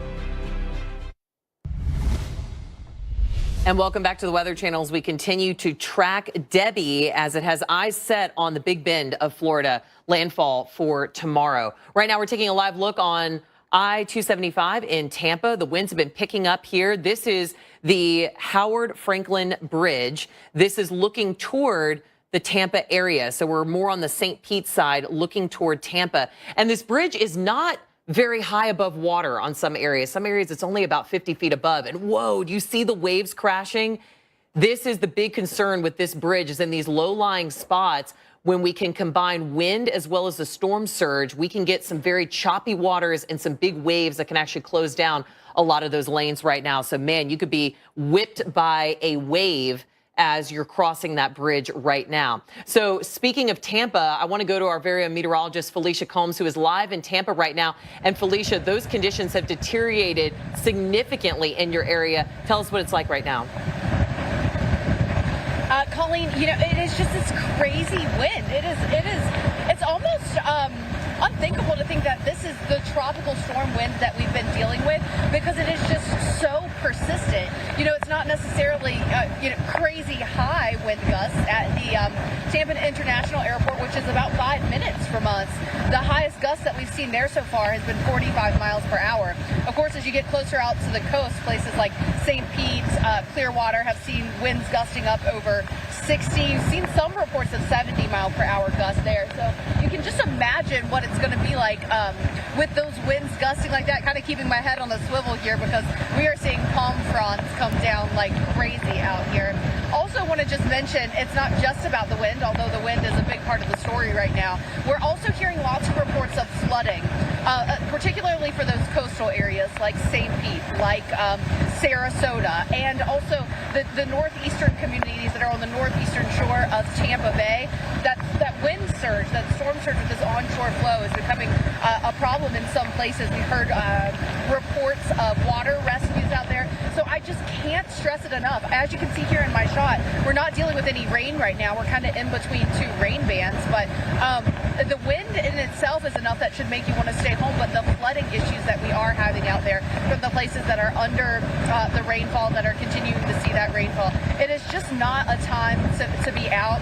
We actually ran into some other people who are staying at our hotel, Colleen, and they were asking me, they were like, oh, we came here for a show, but they canceled our show today. Do you think it's safe to like kind of go out and find dinner somewhere? Is this the peak of it? And I had to tell them that this was not the peak, that it's probably not going to get like a whole lot better as we head through the overnight hours or even into early tomorrow before Debbie finally makes landfall. Colleen? Yeah, gosh, Felicia, I mean, Tampa Bay is such a big tourist spot too, so I'm sure there's so many people there that don't actually live there on a regular basis. But one thing I got to ask you right now, I see your feet are firmly planted on the ground. I mean, are you feeling like this wind right now, you may have to kind of squat a little bit or take a knee? I'm definitely bracing myself. I wouldn't say that I feel like I need to take a knee at all, but I'm certainly bracing myself. I would say this isn't the strongest gusts that I've felt.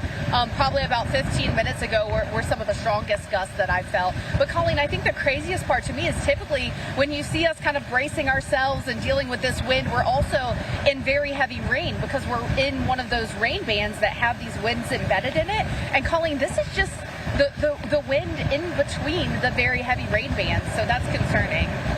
Yeah, Felicia, I gotta say, it's very unusual that we see you guys out there with all the wind but no rain.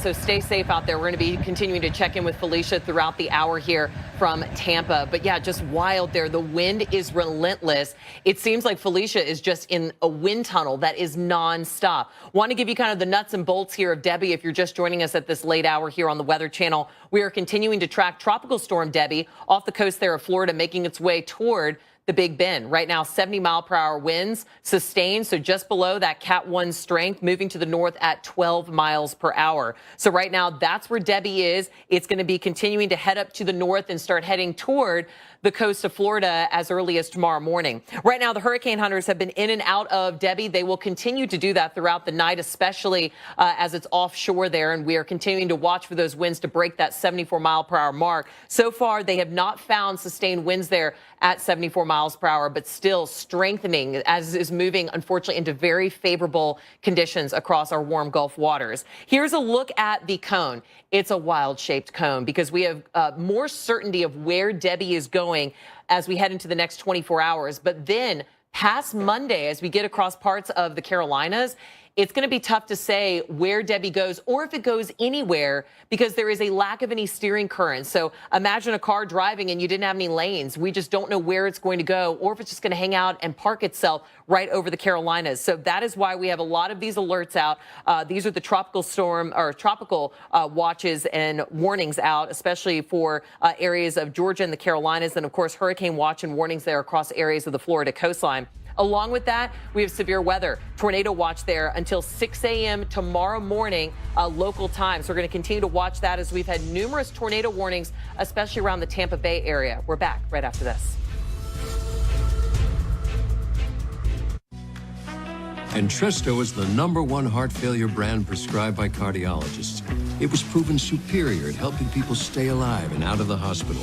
Don't take Entresto if pregnant. It can cause harm or death to an unborn baby. And don't take Entresto with an ACE inhibitor or aliskiren, or if you've had angioedema with an ACE or ARB. The most serious side effects are angioedema, low blood pressure, kidney problems, or high blood potassium. Ask your doctor about Entresto for heart failure. Novartis may help you save on your prescription. Allow me to reintroduce myself. My name is...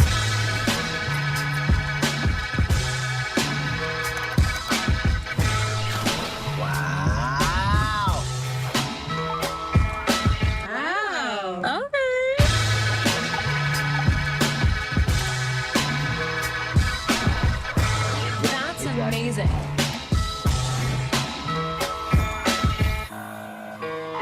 Do you think a man has ever used Blue Chew with you? Yeah, my boyfriend uses it all the time. Proudly. Oh my god, so he's like subscribed to that? Yeah. Really? And you like it? Oh, it's on my card. Babe, really? Girl, I have needs. What do you mean, really? So you pay for his Blue Chew? It's like an investment in myself. See, so you're just supporting him? Of course. And in turn, he's supporting you. He's taking care of me, if you know what I mean. Oh, I like that. Okay. This is the carry-on closet, the suitcase with a one-of-a-kind patented closet system that keeps you organized anywhere. Pack all you need for up to 10 days and travel without ever unpacking. The comfort of home on the go. Unpack in seconds at soulguard.co.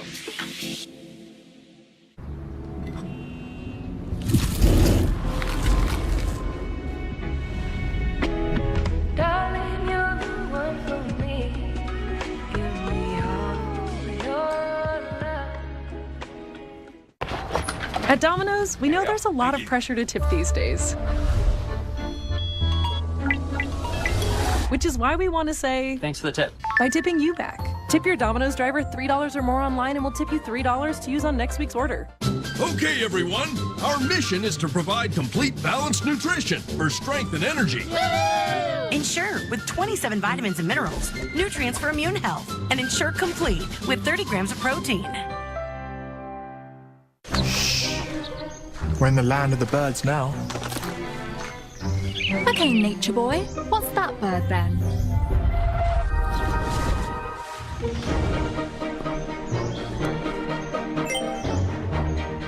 It's a male finch. They give seeds to females in a bonding ritual.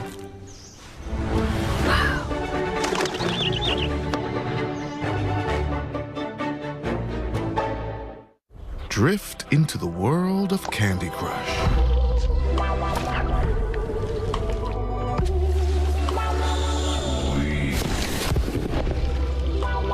Candy Crush. Play now. Mom, I can't find Mr. Quaggo. Mom's in York mode right now. She's enjoying yummy dark chocolate and refreshing peppermint. Mama's back. For a thin layer of mint covered in dark chocolate, try York Thins. Debbie has been the topic of conversation for days now and will continue to be the topic of conversation, at least for active weather, for days and then probably for much longer in terms of the legacy that this storm is going to leave behind. Thanks for sticking with us here on the Weather Channel. I'm meteorologist Felicia Combs in Tampa, where we're under a tropical storm warning, a storm surge warning. We've had multiple reports of flooding, rescues, people stuck in flooding, water into homes, especially along the coast in places like Sarasota. And now this just within the last 5 minutes, the Skyway Bridge is closed. FHP is saying the Skyway Bridge is closed due to the high winds that we're seeing. So that bridge is closed. You're going to have to seek an alternate route there. And then also the Howard Franklin Bridge, which goes across Tampa Bay from Tampa to St. Petersburg. Also water on some of those lanes as well. So not a good idea to be out there tonight. And here's the thing about this, guys. Our winds are sustained around 25, 30 miles an hour, but they're gusting at about 45 miles per hour. That is what I'm standing in right now. That's what's making this look like this. Wind gusts of 45 miles per hour. So those reports of, say, 60 miles per hour, those wind gusts gusting that high, or 70 miles per hour and closer to the coast, that is not something that you want to be out in. I'm bracing myself. I have my helmet on, actually, if you're just joining us, because we've seen so many palm fronds come down, and we're just trying to be safe out here. Palm fronds might look like they're not dangerous, but they are very heavy and they can take you out. So just to recap, you don't want to be out and about tonight in the Tampa area, and we are far from done here. We've got a flash flood warning for some of the coastal communities. That's lasting until after midnight. Tornado watch. We've had multiple tornado warnings across this region. We've got a flood watch that's lasting into tomorrow as well. And then, of course, our storm surge warning. We have that possibility of dealing with storm surge conditions up until we get into about, say, early Tuesday, because that onshore flow is just going to continue.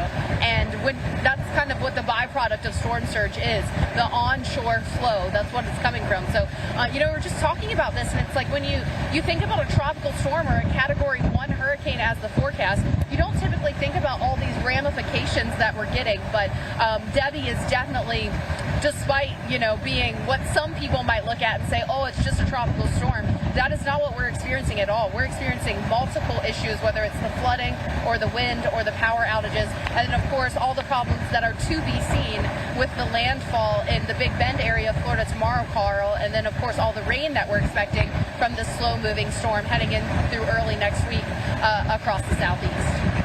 Yeah, just amazing to think that this thing wasn't much of anything in the Caribbean not very long ago. Felicia, thank you so much.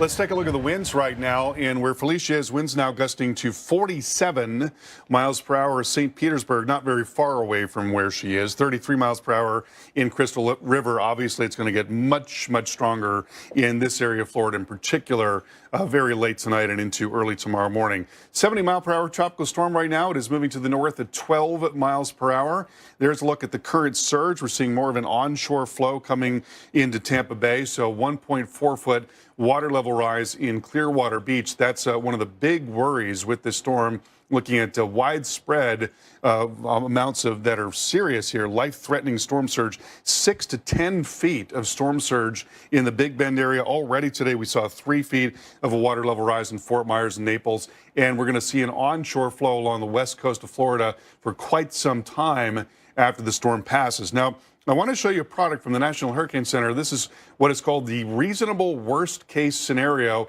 So this is how bad it could possibly get. And you may recall that Cedar Key was hit very hard by Hurricane Idalia last year. We could be looking at water level rises that rival that, looking at potentially up to 9 feet of storm surge there near Cedar Key. You do not want to be anywhere near the coast with that level of storm surge. And so please listen to your local officials if they are asking you to evacuate. There's the current radar picture, and we're looking at flash flood warnings here in some areas. Flash flood warning for Manatee and Sarasota, considerable threat tag along with that. And then another one to the north up into the Tampa Metro. That's for Hillsborough and Pasco and Pinellas counties. That going until 12:15 in the morning. Also want to show you there's a lot of heavy rain moving up the 75 corridor right now, and that beginning to get heavier towards Cedar Key as well. Now, looking at the core of the storm, it's been interesting to watch. There's the eye wall that is trying to develop right in there. It's still open on the northeast side, but it's trying to close off. And as that closes off, and it may do that, that's certainly going to lead to a potential period of intensification overnight tonight and into tomorrow morning. But there is still some drier air wrapping into the system, and that's precisely why Felicia's been getting a dry, very windy situation there in Tampa, even as we've got heavier bands just off to the west. We'll have much more on this very dangerous storm coming up here in a moment. To the right now. Is the GPS playing the cha-cha slide? Geico can help when you get a flat tire with their easy app and 24/7 help.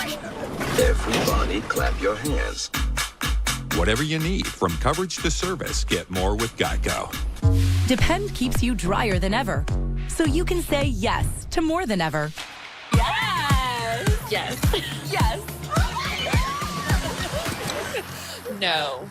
Depend. The only thing stronger than us is you. Sometimes a good workout comes in the form of 5th grade fractions. Get up to 25% off activewear during the really big active sale. And earn Kohl's Cash. Kohl's. Driving the Nissan Rogue with Google built in is like... Hey Google, turn on Rocky's food. It's like the ultimate connection. See why it's been awarded a Consumer Guide Best Buy and recommended by Consumer Reports. Drive the Nissan Rogue today. Get the 2024 Nissan Rogue with best-in-class fuel economy. One of 6 Nissan vehicles starting under $30,000. They say, Lauren, what's the secret to a long, sustained relationship? It's Blue Chew. Blue Chews. Blue Chew? Blue Chew. Blue Chew. Blue Chew. Blue Chew is an online subscription-based service that sends these affordable tablets directly to your home. No one even has to know. Summertime back then looked a little different. But while summer may change, it always tastes great. So reach for your favorite chips and sips and taste more summer. Let's go. With Chevy Equinox EV, you can wake up every day with a full charge. Your crew can have a roomy, no-compromise interior. And starting around $34,995, you and your money can go further in America's most affordable EV with over 315 miles of range. Equinox EV, a vehicle you know, value you'd expect, and a dealer right down the street. Go EV without changing a thing. Chevrolet, together let's drive. This is Poof, the fastest growing pet odor eliminator in the world. Oh! It's safe for people, pets, and the planet. Powerful enough to eliminate the stink from any organic odor. Yet it's safe enough to use on pet toys, their beds, even on them. So why waste money on any product that doesn't totally eliminate the stink? There's only one Poof. Available online and at these stores. If it's not Poof, it stinks. For nourished, lightweight hair, the right ingredients make all the difference. Herbal Essences Sulfate-Free is now packed with plant-based ingredients your hair will love, like pure aloe and camellia flower oil. And none of the things it won't. Hair feels deeply nourished, soft, and lightweight. Plant power you can feel. Herbal Essences Sulfate-Free. In our family, there was a passion for glassmaking that's passed down through the generations. On Ancestry, I was able to actually put together our family tree. Each person is a glass worker. We stood on some pretty broad shoulders to get to where we're at today. Welcome back to our ongoing coverage, and you're looking at a live shot of the Sunshine Skyway Bridge. This is connecting the Tampa area across Tampa Bay there to points farther south, and we are still seeing some traffic on the bridge. We got a report that the bridge may be closed. You can see clearly, at least in one direction, there's not much traffic, but there you see in another direction there is in fact some traffic. So certainly it's been a very gusty period across all of the Tampa metro area, winds gusting as high as 50, 60 miles per hour. So, you know, even if it were to be open, I'm not sure that you would want to attempt that. It would probably be a harrowing drive across that bridge. And also want to show you a live shot of Cedar Key in Florida. You may remember, certainly the people that are from this area do, that Hurricane Idalia hit Cedar Key very hard with storm surge and strong wind. And this is a worry again with this storm into the overnight and early tomorrow morning. Potentially the reasonable worst case scenario indicating as much as 9 feet of storm surge there near Cedar Key, generally looking at the possibility of 6 to 10 from Cedar Key and on northward through the Big Bend region of Florida. This is one of the most surge vulnerable sections of coastline in the entire country. And if local officials are asking you to leave, please do heed those warnings. Right now, we're expecting to see really strong winds developing through the night tonight, talking about winds getting up to 60 to 75 miles per hour overnight tonight there in Cedar Key into tomorrow morning. The storm is not going to move very quickly at all, so it's going to be a prolonged period of onshore flow there in the Big Bend area, and very strong wind coming up through North Florida near that intersection of I-75 and I-10, and then into South Georgia as well. I mean, we're going into late tomorrow. I mean, this is basically 24 hours later, and you've still got gusty wind there in North Florida and also in South Georgia. Looking at the radar picture right now, we're seeing very heavy rain coming in bands into the western part of Florida. Looking at the current status of the storm from a radar perspective, there you see the eye wall trying to close off. There's still some drier air that is wrapping into the storm, so you see it's still a little exposed on the northeast side. If storms can manage to wrap completely around that eye there and form a complete eye wall, well, that certainly would indicate that we could be talking about a much stronger storm developing. And it is, in fact, forecast to become a solid Category 1 storm, an 85-mile-per-hour storm before it moves in early tomorrow morning. Even though we are getting some drier air coming in on the south side of the storm and wrapping into the west coast of Florida, we still have these bands that have been exceptionally persistent. Manatee, Sarasota counties under flash flood warning until 12:30 in the morning. Another flash flood warning further to the north here, Hillsborough, Pasco, and Pinellas counties until 12:15.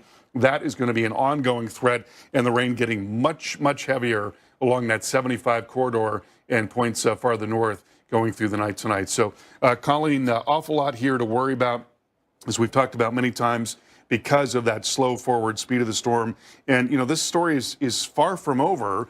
We don't know exactly how the storm is going to evolve over the Carolinas and South Georgia, but we just know it's going to be around for several days, you know, probably Tuesday, Wednesday, Thursday, maybe even Friday. That's bad news. That means, you know, potentially double-digit rainfall, maybe more, especially in those coastal areas. Yeah, I mean, this could be rivaling some of the record rainfall from tropical cyclones in many of these areas. Yeah. And kind of want to show you that for South Carolina, North Carolina.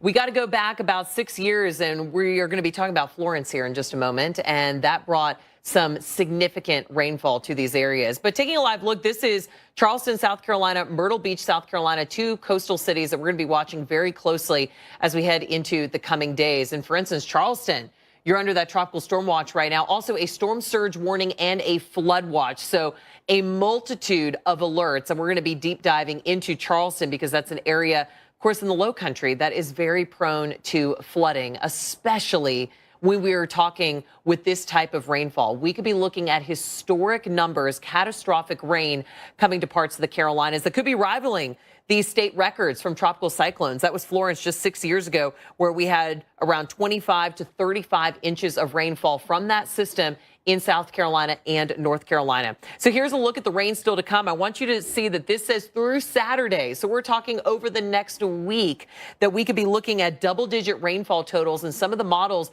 bringing around 20 to possibly 30 inches of rain to areas across coastal Georgia and coastal Carolina. So again, that is in the realm of possibilities. We could have some changes in exactly where that is, but right now we are watching areas around Savannah up to Charleston very, very closely to see what happens with Debbie in the coming days. So of course, as we head into tomorrow as well as Tuesday, we do have a high risk for flooding in these areas from Valdosta up through Savannah. Similar areas around the Georgia coastline go up into the Charleston area Tuesday into Wednesday with that high risk for flooding. And speaking of Charleston, Carl, I know you kind of have a deep dive into that city because it's a spot that unfortunately could really see some big flooding issues. Yeah, always is a lot of worry in Charleston, and that is because in this case we're going to be talking about what is called compound flooding, where you've got flow coming in off the ocean, and so that flow is driving water into the coast, but not just at the coast. It's also getting into the estuaries, it's getting into the rivers,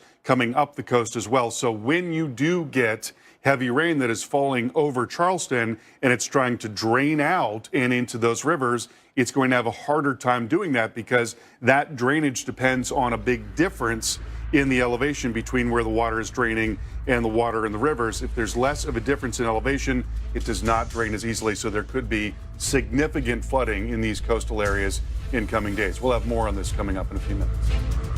Okay, y'all, we got 10 orders coming in. Starting a business is never easy, but starting at 8 months pregnant, that's a different story. I couldn't slow down. We were starting a business from the ground up. People were showing up left and right, and so did our business needs. The Chase e-card made it easy. When you go for something big like this, your kids see that, and they believe they can do the same. Earn unlimited 1.5% cash back on every purchase with the Chase Inc. Business Unlimited card from Chase for Business. Make more of what's yours. This summer is the perfect time to get away with a great deal on your favorite Hyundai models. All backed by America's best warranty, plus 3 years or 36,000 miles of complimentary maintenance. Add more joy to your journey. Hurry into the Hyundai Getaway sales event.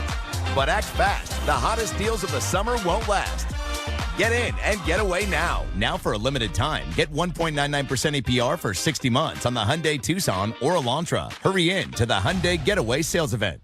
Wanna ride, pulling in. I got you. Guess you up for the win. I got you. We a 10 out of 10. I got you. Best friend to the end. I got you. All the gear to go back in style. Welcome to your Walmart. I knew it. I thought something is different about my man. It's Blue Chew. Blue Chew. Blue Chew? Blue Chew. Blue Chew. Blue Chew. Blue Chew. Blue Chew. You've done it again. This is a story about the one who keeps it all moving. He is measured, precise. He thinks ahead, stocks the right parts, and knows just where to find them. Because for the one, this facility is about more than business. The industrial grade products you need delivered fast. Call, click Grainger.com or stop by. Grainger, for the ones who get it done.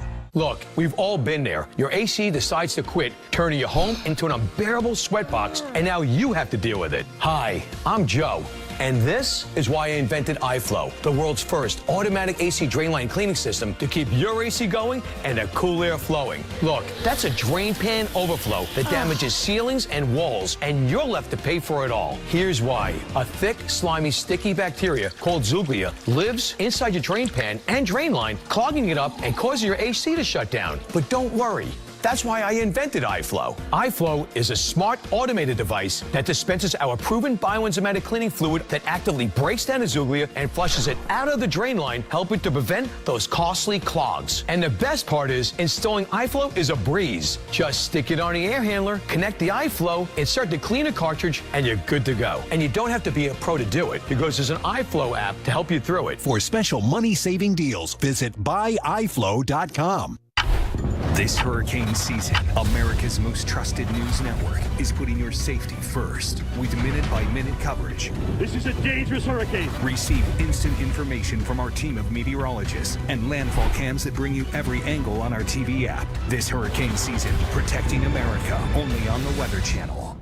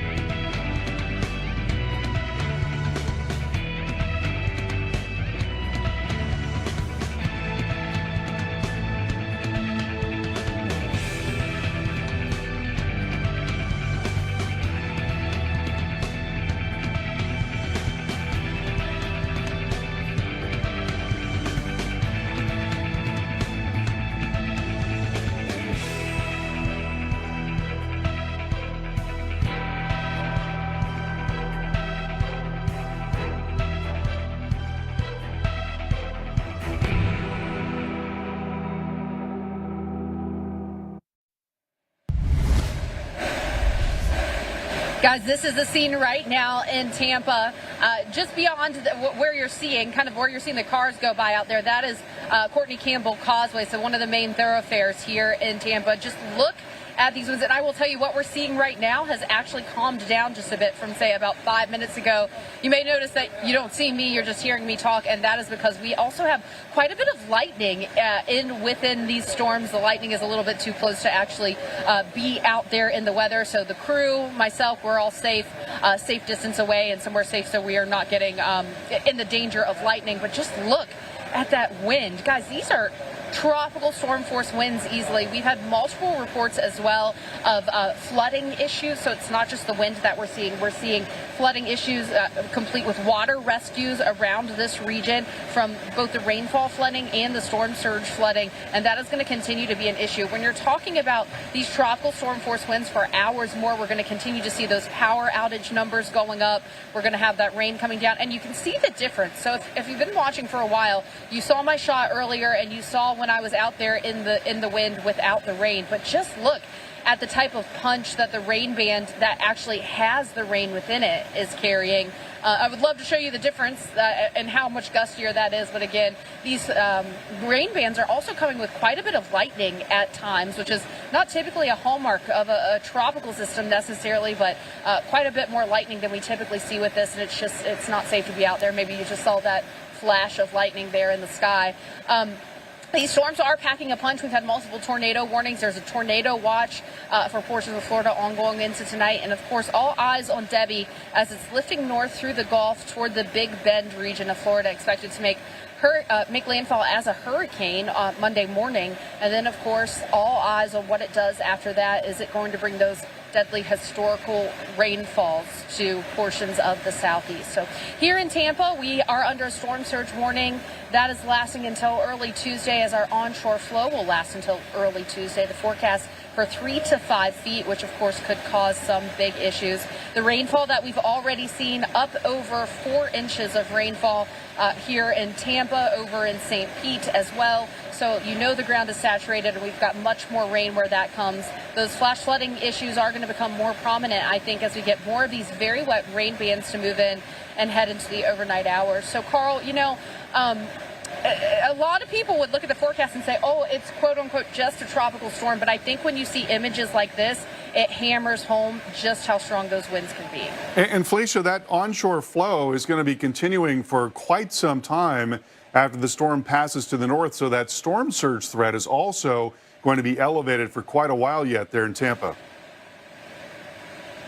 Yeah, Carl, actually, I've been monitoring some of the local storm reports, and because of the way the wind has been coming in for hours now, there is some communities there on, say, the northeastern kind of shore of Tampa Bay that have already experienced quite a bit of storm surge flooding, and it's only going to get worse. We're heading, once again, high tide was around 3 p.m. We're heading toward low tide now, but again, tomorrow morning we're going to be at another high tide, and that is terrible in terms of coinciding with those onshore winds as Debbie's continuing to lift to the north.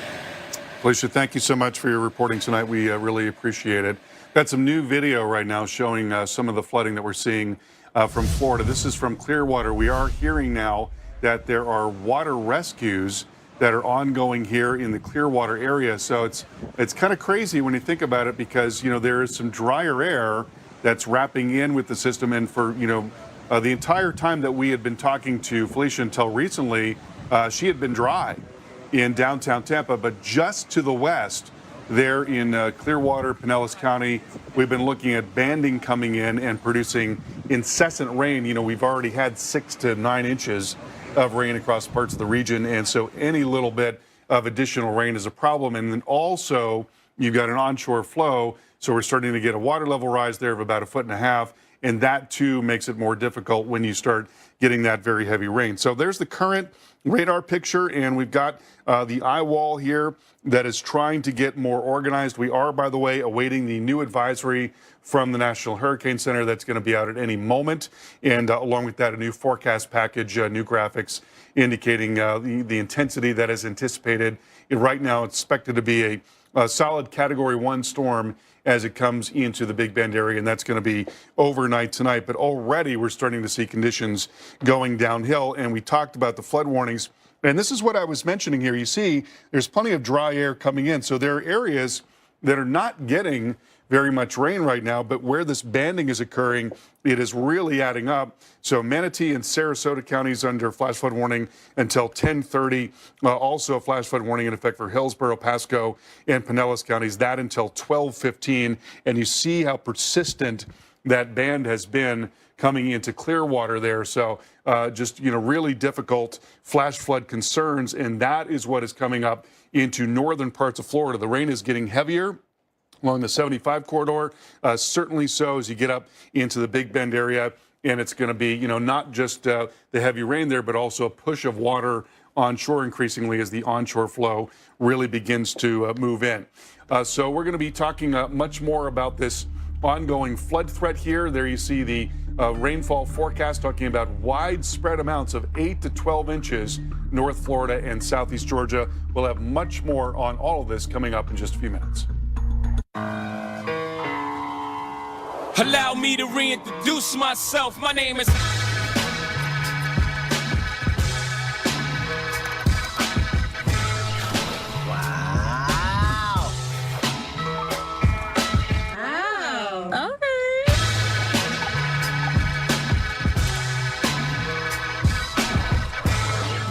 Amazing.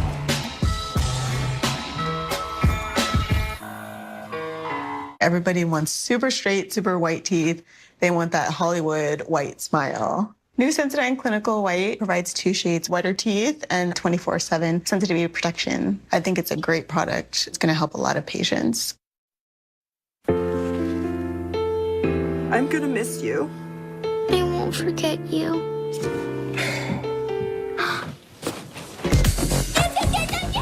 What? Back to school, back to Kohl's.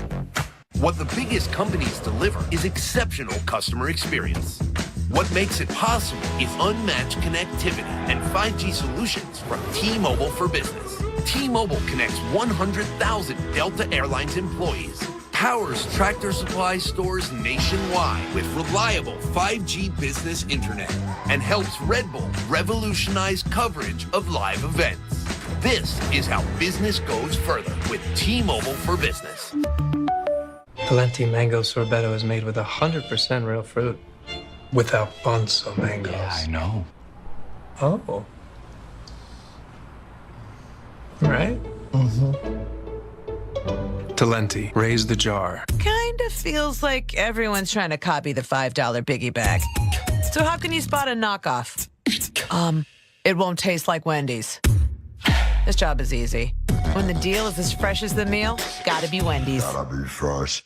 This is the Carry-On Closet, a suitcase with a one-of-a-kind patented closet system that keeps you organized anywhere. Pack all you need for up to 10 days and travel without ever unpacking. The comfort of home on the go. Unpack in seconds at Solgaard.co.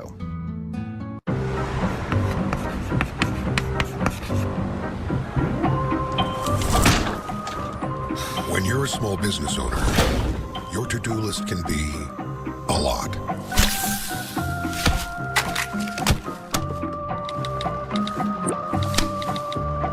That's why Progressive makes it easy to save with a commercial auto quote online, so you can take on all your other to-dos. Already did. See if you could save at progressivecommercial.com. We're all creatures of habit. We've always had our bran flakes with plump, juicy raisins, and we probably all... Ooh, frosting. Kellogg's Frosted Bran. More delicious ways to bran.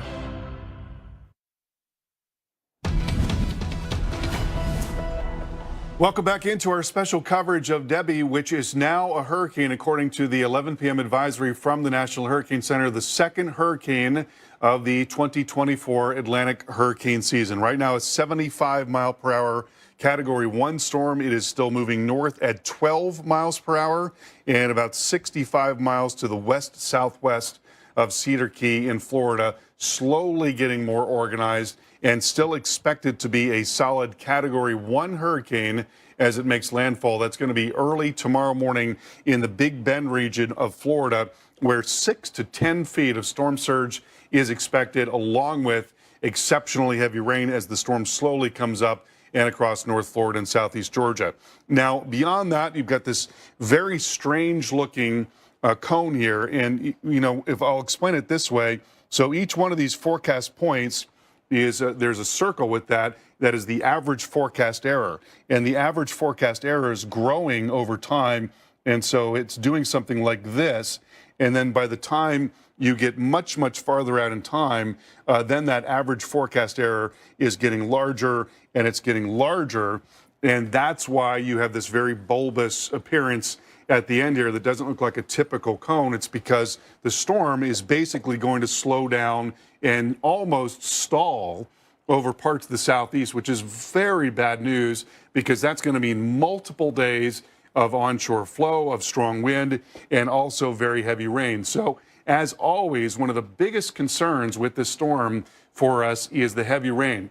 There is an outlook for flooding from the Weather Prediction Center that includes this high risk. This is not something that we see very often. It happens a few times or several times a year generally. And that high risk also extending farther north into southeast Georgia and into parts of South Carolina Tuesday morning and into Wednesday morning. So it's possible that this storm could do something like some of the really big events in recent years. You think about storms like Florence, you think about storms like Matthew. We're not saying that it's necessarily going to be just like that, but it is possible that we could see truly catastrophic flooding from the storm because it's just not going to move very quickly. And there's going to be a prolonged period of onshore flow as well. And that too makes things really difficult on the coast because as you've got water being pushed in, you're also having water trying to run back out. That's called compound flooding when you get that working together along with the changing baseline there along the Gulf and Southeast coast. So storm surge potential 2 to 4 feet, Brunswick, Savannah, and into Charleston, 6 to 10 feet in that exceptionally vulnerable section of coastline. That's one of the most surge vulnerable sections of coastline in the world there in northern Florida. And we're talking about a life-threatening level of storm surge. So please, please, listen to your local officials and make sure that you are doing what they ask if they're telling you to evacuate, because this is going to be, again, when you're talking about 5 to 8 feet of storm surge, potentially 9, 10 feet there around Cedar Key, same story around Horseshoe Beach. You just would not want to be along the coast in that situation.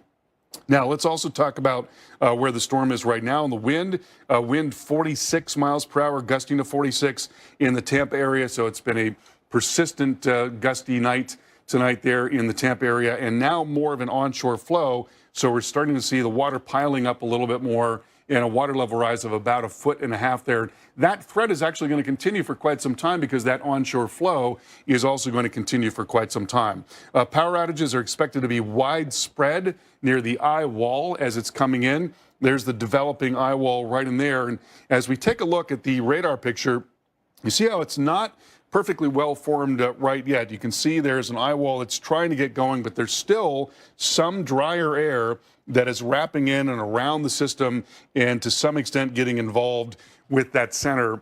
And, we can hope that that continues to be the case. But if the eye wall does, in fact, get even more organized, then that is most likely going to lead to a period of intensification, and that could very well be the case.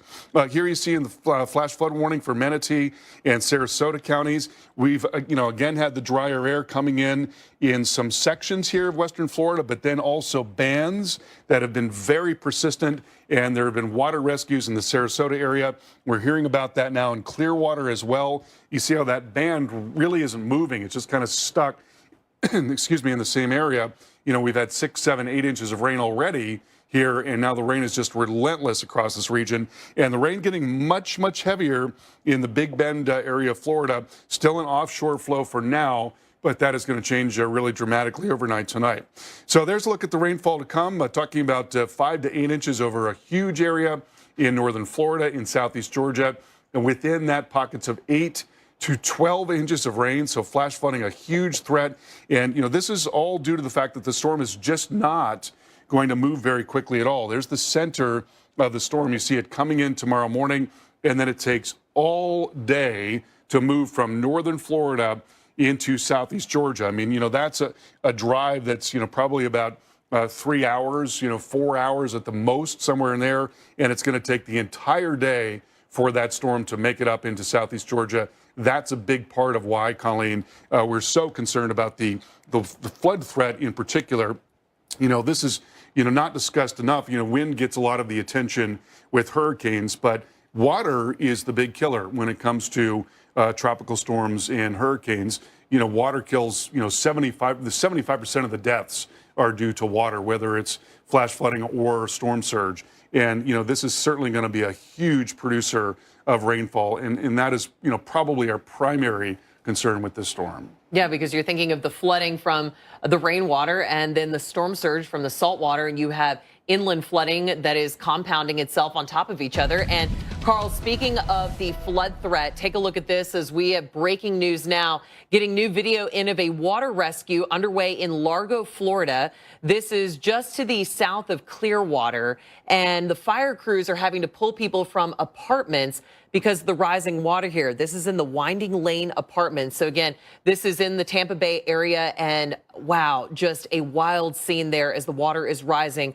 upwards toward those apartments. And we even had some folks saying some of even the emergency vehicles were getting stuck in some of the high water just trying to get to this area. So again, this is in Largo, Florida. Already tonight, night has fallen, of course, there, and that just adds an extra layer of danger. You can see folks going boats, just trying to get into some of these spots. So unfortunately, this is a scene that's been unfolding in parts of Florida. And we unfortunately are going to see more scenes like this. As Carl was just talking about, rain is really going to be the name of the game with Hurricane Debbie. And of course, the flooding is going to be a major concern, not just across Florida, but even across the Carolinas as we head through the rest of this week. But let's stay to Florida right now. I want to get another update on conditions in North Florida from our storm tracker, Jordan Hall. Joins us on the phone right now. Jordan, give us kind of the latest conditions in your area and where your location is now. Yes, absolutely. I'm here in Cross City, and the conditions have started to deteriorate a little bit more. We're starting to get more of those outer bands and a little bit more gusting, more around that 20 to 30 mile an hour range. But something I have noticed is we do actually have a car accident just on the outside of town with a lot of first responders there. So we do still have people out and about driving around with some of these roadways becoming really wet and water covered.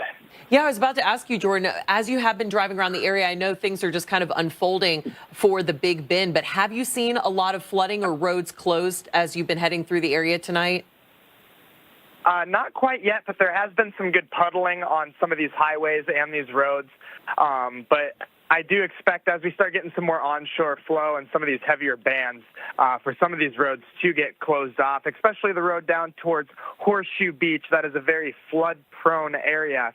So I would not be surprised if they start shutting those down. Give us kind of a play-by-play of what you're expecting through the overnight hours. Absolutely. So going into the overnight hours, I'm going to be sitting here keeping an eye on which direction Debbie is going to be moving, whether it's going to wobble left or right. And that's going to make my decisions on if I'm going to go to Steinhatchee or if I'm going to try to get into Horseshoe Beach to cover the surge. But as the overnight hours come in, we're going to start seeing thicker bands. We're going to start seeing higher winds as the eye gets closer, and the conditions are going to deteriorate more and more and make it a little harder to drive around here. Yeah, gosh, we're looking at kind of a cross-section here of your shot on one side of the TV screen, on the other side, looking at the radar and the expected winds as we head into the overnight hours. So things certainly going to deteriorate. And if folks are just joining us right now, Jordan, give them kind of an overview of this part of Florida, because it's very different. It's not your beaches and kind of the open areas that people imagine. Yeah, so out here in the Bend, it is very thick forest. You have a lot of trees, and it's marsh, so it floods very easily. And with these big trees, it poses a threat when you get these higher winds of these trees crashing down, taking out power lines, knocking out power, and blocking some of these roadways and your escape routes. On top of that, you also have the marsh, so it can also flood and block these roads as well. So it's very important to listen to the evacuation notices or even stay home and just make sure you're safe. Do you feel like people in the area are taking this seriously? A lot of the people I have seen have been, but again, as of last year, we had a Category 4 Idalia coming in, and now with it being a Cat 1, some people look at it a little sideways just because it's not quite the Category 4 they were expecting. But as we all know, an intensifying Category 1 hurricane is still nothing to play with. Exactly, exactly. I know we've been talking so much about not to get too hung up on the wind speeds, but also just the fact that this is going to be a slow mover over parts of Florida and even the Carolinas, that it could have some significant rainfall. Going back to storm surge really quickly, how bad do you think the storm surge, what are you expecting there across parts of the coast? So I do know the Hurricane Center had put out the maps earlier, expecting possibly up to 10 feet here to Horseshoe Beach to Steinhatchee.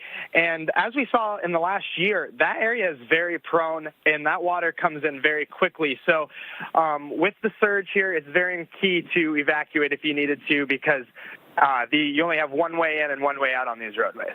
Well, thank you so much, Jordan Hall, giving us the latest there in parts of North Florida, and even really close to you there in Taylor County. I've been seeing a lot of power outages, and those have started to rise in that area, and we've seen a big uptick in the amount of customers that are out of power, getting closer to 80,000 customers there in Florida. So we're going to continue to check in with Jordan, as unfortunately conditions are going to be deteriorating across the Big Bend area as well as the western coast of Florida. Speaking of power outages there, this area, we are expecting widespread power outages. You just heard Jordan kind of talk about the topography of this area, and it is a lot of nature, a lot of trees, and so a lot of down trees unfortunately means a lot of down power lines, and so we're expecting big outages there as well as farther inland as this tracks into parts of South Georgia as well as into the Carolinas. Now tomorrow, another risk that we've even been seeing today, especially across those bands near Tampa Bay, is the tornado threat, and these tropical systems, especially as they interact with the friction of land, can cause some quick spin ups, and so we do have a torcon out for parts of Florida tomorrow as well as getting up into portions of Georgia and the Carolinas. So there's going to be multiple impacts, the wind, the rain, the severe weather as we head through your Monday. Now, let's take a look at a place like Tallahassee, going to be close to where Debbie may make landfall early on Monday morning. So we could be looking at tropical storm force, if not at some point hurricane force wind gusts throughout the area, especially tomorrow morning into the afternoon hours with several inches of rain. So Tallahassee, you could be looking at around 5 to 6 inches of rain, with the heaviest, though, centered off to your east around Lake City up through Waycross and then getting into the Georgia coastline there around Savannah. Also some areas around Brunswick, Jekyll Island, a lot of spots that are coastal communities that are going to be looking at not just the rainfall, but eventually the storm surge as we watch Debbie cross Florida and make its way over the Atlantic. Right now, there's a look at all the rain that's coming over across the Big Bend. The wind gusts are starting to top around 20, 30 miles per hour. Of course, we've seen the strongest of those winds down across areas of Tampa, but this is going to be slowly surging north. We're going to continue to watch it as we head through these overnight hours. And Carl, it's not just Florida, but we got to track this as Debbie makes its way across the Carolinas as well. No question about that. There's a live look at Savannah and Charleston, two areas that are going to be hit very hard by the storm because of the long duration of the event. We expect it's going to be around for days and days, Tuesday, Wednesday, Thursday at a minimum.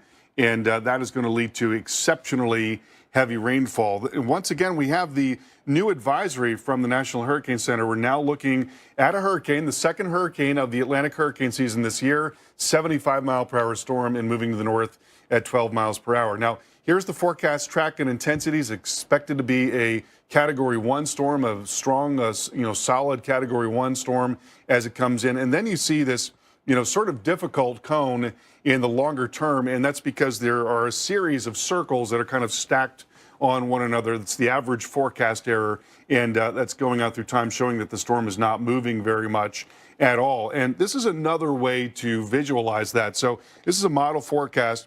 Here's the storm coming up towards Savannah and Charleston. So this is Tuesday at 11 o'clock in the morning. Now I'm going to go forward a full 24 hours from Tuesday morning at 11 to Wednesday morning at 11. And this thing has barely moved in that time. So that would mean a prolonged period of wind and rain. The storm would not be as strong, but certainly very heavy rain for much of South Carolina, coastal South Carolina. And the storm might manage to get a little bit stronger if it's offshore enough during that time. That's a possibility. Where exactly it's going to be is really difficult in a weak steering flow. But the upshot here is that it's going to be basically in the southeast for a really long period of time. That's why there is this high risk for flash flooding, which also extends farther north up into Georgia and South Carolina. And we're going to have much more on the flood risk, the surge risk, and we'll have the latest radars for you coming up here in just a few minutes. To the right now. Is the GPS playing the cha-cha slide? Geico can help when you get a flat tire with their easy app and 24/7 help. Everybody clap your hands. Whatever you need, from coverage to service, get more with Geico.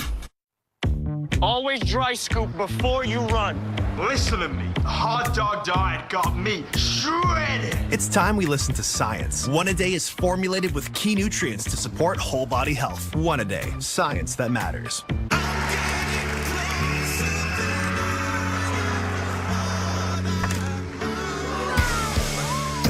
Bounce back fast from heartburn with Tums Gummy Bites and love food back.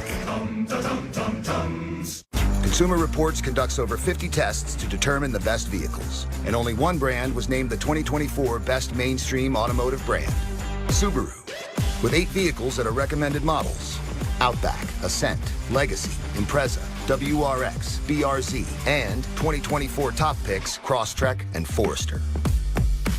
Safe, reliable, trusted, loved. Subaru. Get 2.9% APR for 72 months on a new Subaru Outback during the Subaru A Lot to Love event going on now. HomeGlow just cleaned my entire house for $19. Seriously, $19. They showed up right on time and did my dishes, my laundry, they even cleaned my windows. You just pick a date, pick a cleaner, and enjoy a spotless house for $19. I love using HomeGlow, and I think you will too. I can feel the winds of change.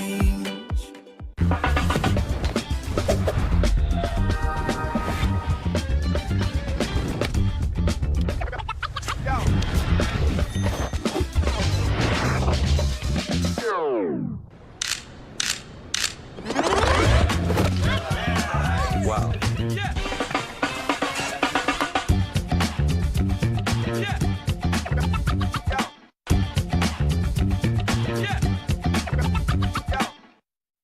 I knew that something was different. I knew it, I called it, and look what I found today. It's Blue Chew. Blue Chew. Blue Chew? Blue Chew. Blue Chew. Blue Chew. Blue Chew. The Holy Grail. This is the secret. If you don't know, now you know. You can get it on a subscription model, so men can get delivered every month. And for the ladies, let your man know, and you're welcome in advance.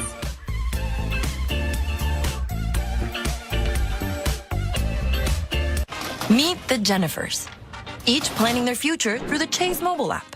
Hello, new apartment. One bank for now, for later, for life. Chase, make more of what's yours. Watch the Weather Channel for ongoing coverage of Debbie. Get trusted updates only on the Weather Channel and the Weather Channel TV app. Guys, got hair loss? I know what you're thinking. Should I shave my head? Comb it over? Wear a hat? Just stop. This isn't 1970. Keep your hair and your confidence because Bosley, America's #1 hair restoration experts, can give you your real hair back permanently. Check them out because they're giving away an absolutely free information kit and a free gift card to everyone who scans this QR code. Dude, you don't have to look like your dad because this isn't your dad's hair loss treatment. People all over the country trust Bosley because they're ahead of the curve. They use the latest technology to give you your real hair back. And the best part, Bosley's permanent solution is protected by the Bosley Guarantee. Let them show you for free how awesome your hair could look with an absolutely free information kit and a gift card for $250 off. Scan the QR code.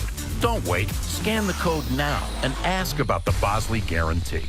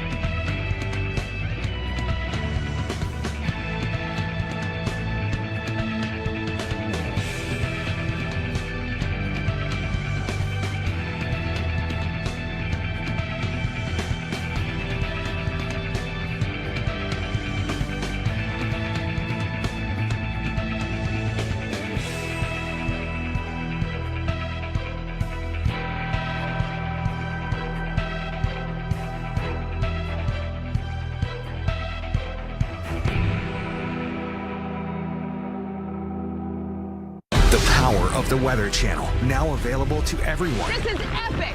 Trusted live coverage when it matters most is now yours to stream with the Weather Channel TV app, real-time radar, and maps that let you track all the action. Let's get into the detail. Personalization, customization, hundreds of hours of your favorite shows, and so much more. There's never been a better way for everyone to watch the Weather Channel.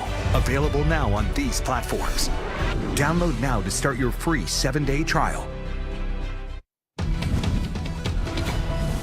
And breaking right now, we're getting new video in of water rescues underway in Largo, Florida. So this is just south of the Clearwater area where fire crews have been having to pull people from apartments because of the rising water here. And much of this, of course, is in part to the amount of rain that has fallen in that area over the last several hours. It has been tremendous across areas of the Tampa Bay spot. And it's not the only place seeing water rescues. We've had many updates there across the emergency management in the area, going across areas around Largo as well as Palm Harbor, another spot that they're looking at some folks that may be stuck. There's a lot of those roads that are completely covered with water and a very dangerous situation, especially even for the emergency management that are trying to get out there and to offer help. So this, unfortunately, is a scene that's unfolding across many areas in Florida. And unfortunately, we could see more unfolding as this continues across the state of Florida, as well as into the Carolinas as Debbie continues to make its way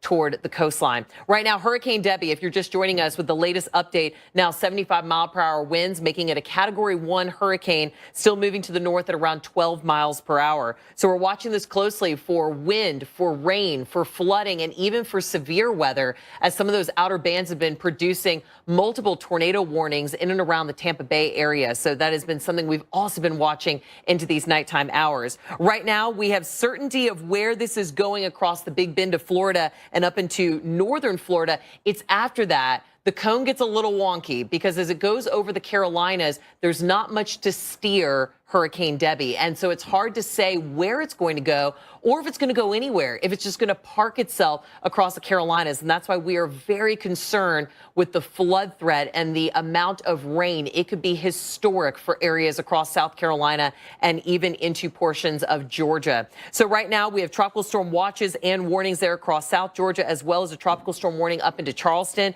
And of course, across areas of the Big Bend of Florida, we have that hurricane warning in place. As I mentioned, we're watching the threat of tornadoes, always something that we're concerned about as these tropical cyclones make their way onto land. There's a lot of friction, and these outer bands can produce, unfortunately, some quick spin-ups, and sometimes they're not quick. We've also seen that with Beryl, a prolific tornado producer that produced some strong tornadoes as well. But right now, there's a look at where Hurricane Debbie is. We still have flash flood warnings across the western sides there of Tampa Bay, including Clearwater, down to Largo, as well as St. Petersburg. So Largo, of course, the area we just showed you where there are current water rescues going on across some of the apartments there. And then across Sarasota, Memphis, another spot that has flash flood warnings in place. These are considerable tags on these because of the amount of rain that has fallen across these areas. So we're going to be watching this closely, as well as what's to come across areas of the Big Bend and into portions of South Georgia, as well as into the Carolinas. So, Carl, a lot that we're going to be talking about, especially for the Carolinas. You know, we're concerned about Florida. We're concerned about the amount of rain coming in and the storm surge. But really, as we get into the Carolinas, I mean, this could be some historic rainfall, just catastrophic numbers, because of the fact that Debbie may just park itself in the same spot over the course of this next week. Yeah, and unfortunately, that's been a trend. You know, we've seen that over a long period of time, that there's been a trend towards slower moving storms after landfall. And whenever you have a slower moving storm, you amplify all of the impacts. You raise the stakes, essentially, when the storm is moving more slowly. We wanted to talk a bit more about the storm surge potential here. That is a huge concern. 2 to 4 feet of storm surge along the southeast coast, Charleston, Savannah, into Brunswick, and then here, Tampa, Sarasota, 2 to 4 feet of storm surge. And we're going to be looking at a prolonged period of onshore flow, even as the center of the storm continues to move off to the north. Winds continuing to come out of the southwest for quite some time, or west-southwest for quite some time. And then here in the Big Bend area of Florida, that is one of the most surge vulnerable sections of the entire coastline. in the United States, and that is certainly a huge worry tonight as the center comes on shore. 6 to 10 feet of storm surge. You just would not want to be along the coast in that case. Now, I want to show you a product from the National Hurricane Center, and this is the storm surge potential. And so we're looking at here what is the reasonable worst case scenario? How bad could it get there at Cedar Key? And when you look at that orange color there, that is storm surge of up to 9 feet in Cedar Key. So here we have a depiction of what that kind of storm surge would do in Cedar Key. And you're talking about high water coming into, that downtown area of Cedar Key there, which could get up to 6 feet, could potentially get up even to 9 feet. But keep in mind that, the water here appears to be rather static. But what we saw with Idalia last year when it came into Cedar Key was not just that level of flooding, but also that there was wave action on top of that. There was a lot of motion with that water, and that makes it that much more damaging when you have that wave action coming in as well. And so, the downtown part of Cedar Key was just devastated. A very scary scenario for Cedar Key and Horseshoe Beach, and then farther up the coast as well. Please, if local officials are telling you to leave an area, it is very, very important that you listen to them, because this storm is going to bring in a devastating level of surge to this section of coastline. Much more on the storm coming up. Check it out. Nice. Blue Buffalo, huh? We have Nutrish. Well, Blue's got deboned chicken, chicken meal, brown rice, oatmeal. Nutrish has chicken, soybean meal, whole corn, whole grain wheat. Huh. Okay, bud, we'll switch to Blue. The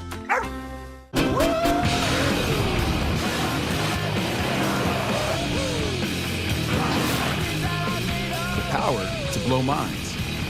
Nissan Pathfinder Rock Creek. This is the carry-on closet, the suitcase with the one-of-a-kind patented closet system that keeps you organized anywhere. Pack all you need for up to 10 days and travel without ever unpacking. The comfort of home on the go. Unpack in seconds at soulguard.co. Let's go. With Chevy Equinox EV, you can wake up every day with a full charge. Your crew can have a roomy, no-compromise interior. And starting around $34,995, you and your money can go further in America's most affordable EV with over 315 miles of range. Equinox EV, a vehicle you know, value you'd expect, and a dealer right down the street. Go EV without changing a thing. Chevrolet, together let's drive. I love you. I love you. Beckett's amazing. He's a miracle child. In the mornings, he'll wake up and he'll roll the shades up and, Dada, it's time to get up. It's a bright, beautiful day. You look great. The first of the year, he started going, I have to sit down, I'm dizzy, Mommy. He couldn't walk straight. His head was starting to be cocked. Make a wish. A month after his 3rd birthday, he got diagnosed with ATRT brain cancer. All you can think of is, the kid's not gonna live. I've died every day waiting for you. Darling, don't be afraid. I've loved you for 1,000 years. I love you for 1,000 more. Really tough. Families never receive a bill from St. Jude for treatment, travel, housing, or food, so they can focus on helping their child live. The fact that St. Jude doesn't bill is a godsend. And the fact that we don't have to ask for help here makes things a lot easier to go through what we have to go through with Beckett. I wish my cancer's gone. For just $19 a month, you'll help us continue the life-saving research and treatment these kids need. The fact that they are researching and they are saving these children, it's so important. We wouldn't be where we are without St. Jude, and in turn, we wouldn't be where we are without those people that have donated. They're the reason why my son's still alive.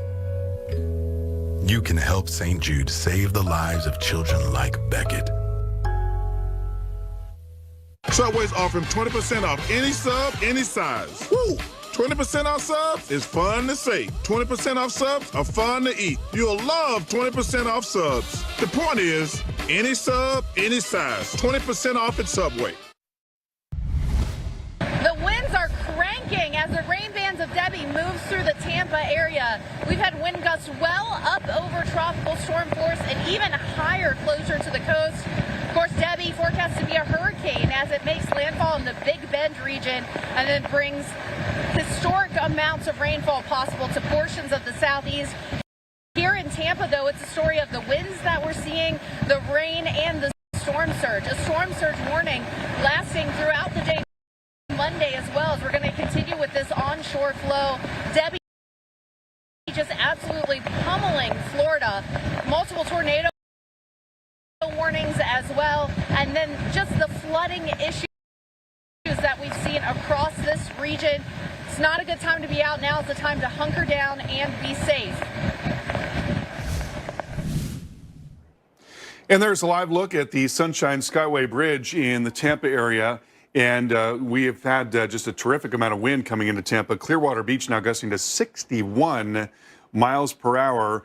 And it appears that the bridge is closed there. Looks like we just got maybe the power knocked out for a section there, right? It's hard to tell if that's actually what happened in that case or if it was just the camera itself.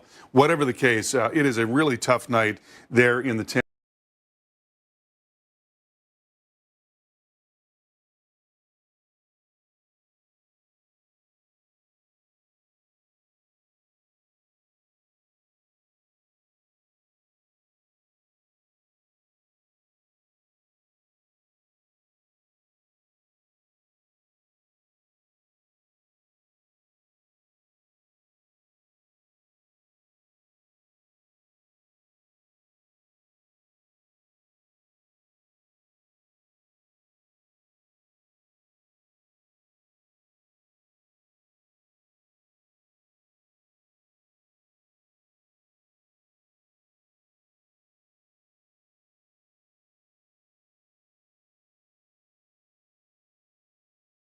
Largely dry for a lot of the night tonight, but there have been parts of town where banding features have been coming in and delivering very heavy rain after getting a lot of heavy rain already today. So there is a flash flood warning with a considerable threat tag for Hillsborough, Pasco, and Pinellas counties, that until 12:15 in the morning. And we are hearing now about water rescues there in the Largo area. In fact, we had some video earlier of some of those water rescues ongoing throughout the county there in Largo because of that heavy rain that's been coming in for quite a while now. So, you know, this is one of the many concerns that we have here. And part of this also is that we are getting a water level rise here in the Tampa area, and that can add to the threat for flash flooding. Right now, about 1.5 feet of water level rise, which makes it harder for water to drain back out into the bay and back out towards the ocean. So that too adding to the concerns there. And then farther north, a lot of rain moving up through the 75 corridor, coming into I-10 as well. Flash flooding is a huge worry with the storm because it is not going to be moving very quickly at all. And you see those areas of 5 to 8 inches in the forecast. That's where we have the orange color there, and 8 to 12 in the forecast in the red color. That is going to extend right up into parts of South Carolina as well. Enormous rainfall flooding threat here, along with the storm surge threat as well. Colleen, over to you.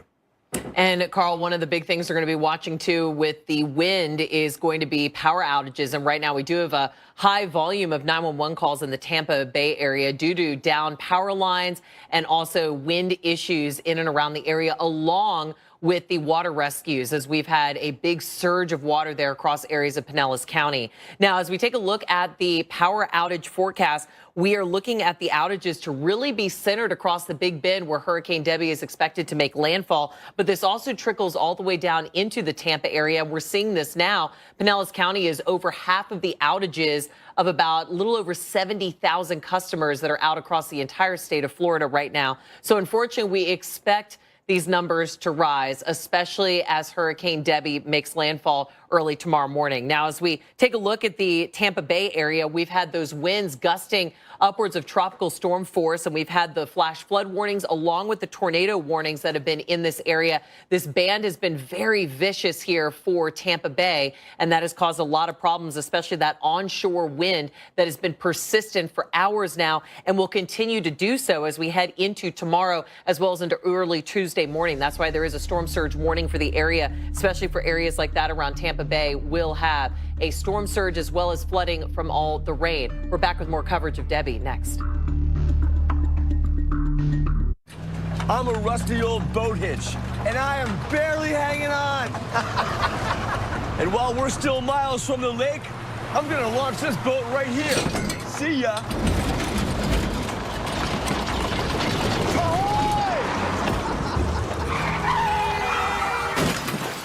Get Allstate. Save money on auto insurance and be protected from mayhem. Yeah, like me.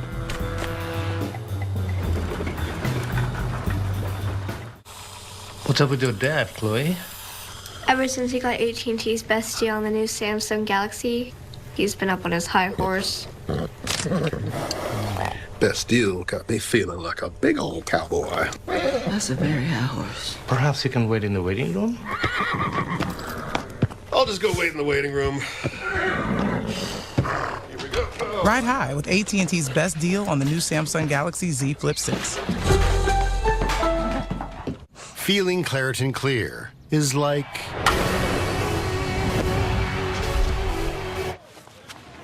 Is she? Claritin Clear. Yeah. Powerful allergy relief that won't make you drowsy. Live Claritin Clear. Get hot and steamy with DiGiorno's limited edition Deadpool pizzas. You'll love them. Or else. What are we doing? It's not delivery. It's Deadpool. Sorry, it's DiGiorno. It's Deadpool and DiGiorno. Okay, someone just did laundry. No, I add Downy Light so the freshness really lasts. Yeah, most scented stuff gives me a headache, but this is just right. And I don't like anything, but I like this. Get a light scent that lasts with no heavy perfumes or dyes. I'm lucky. I found the one thing that I was put on this earth to do. And every day, as I inch one step closer to my vision, it reminds me that making it in life is all about the making. At Ram, our calling is to build trucks. So when you find your calling, nothing can stop you from answering it. Now, during the Ram Make This the Summer event, get $2,000 bonus cash allowance on select 2024 Ram pickup trucks and vans in dealer stock. See your Ram dealer today.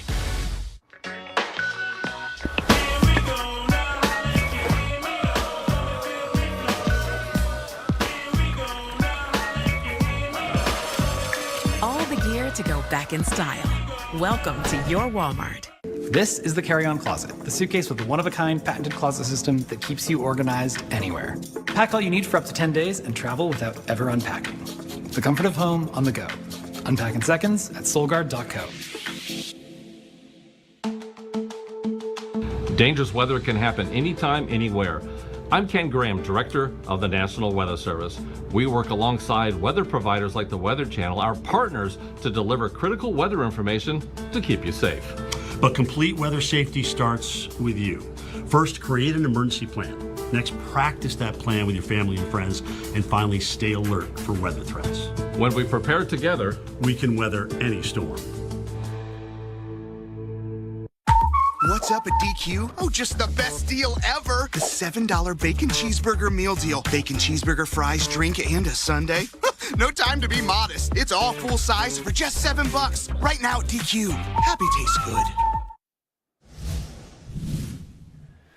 Welcome back to our coverage of Hurricane Debbie, so named at the top of the hour by the National Hurricane Center, 75-mile-per-hour hurricane. And we have been seeing the effects here in the Tampa metro area. That's a live look at the Sunshine Skyway Bridge, which is now closed. We were looking at some traffic on this bridge not all that long ago, the very last of it, but they have closed the bridge due to the high winds, which not very far away from there, Clearwater Beach gusting to 61 miles per hour right now, and a heavy band of rain has now come in.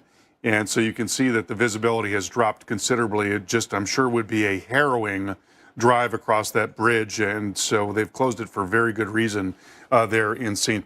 Petersburg. in Florida. Again, we got a new advisory on the storm. It is a 75-mile-per-hour hurricane right now, Category 1 storm, expected to get a little bit stronger before it makes landfall, and that's going to be early tomorrow morning. 85-mile-per-hour storm is what is expected to move into the Big Bend area of Florida. So here's the current radar picture. I want to zoom in and show you the tornado warning in effect well to the southeast of Tampa and St. Pete. That's Manatee County under warning until 11:45. And actually, I'm going to jump back to that very quickly, and we'll take a look at the velocity data. And so we're seeing a little spin showing up right about in there, and that is moving to the northeast very rapidly, or north-northeast very rapidly. So it looks like that's going to be in a largely rural area going forward. We'll keep our eyes on that.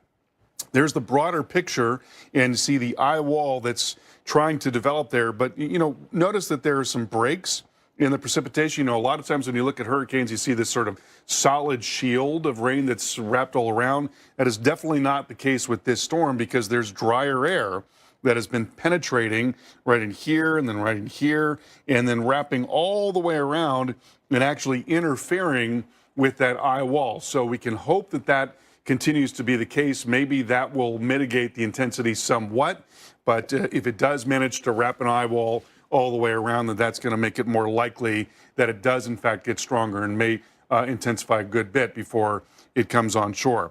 Right now, we've got a flash flood warning in effect for Hillsborough, Pasco, and Pinellas counties. That until 12:15, and an observed tag here, considerable threat tag. High water rescues ongoing in the Largo area.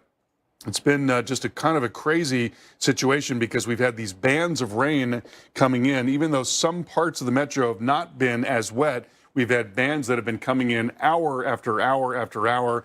That's been the case there in Pinellas County, in the Clearwater area in Largo, and that's why there's an ongoing flash flood warning. And here, by the way, is the Sunshine Skyway Bridge right there. That's the bridge that extends across the mouth of Tampa Bay, and you can see this little line segment here, this little band of thunderstorms that has come through. That's why the visibility was so low as we were looking at that camera moments ago. So it is going to be a tough night there in the Tampa area. You just want to stay put, and certainly if there are evacuation warnings, you want to heed your local officials.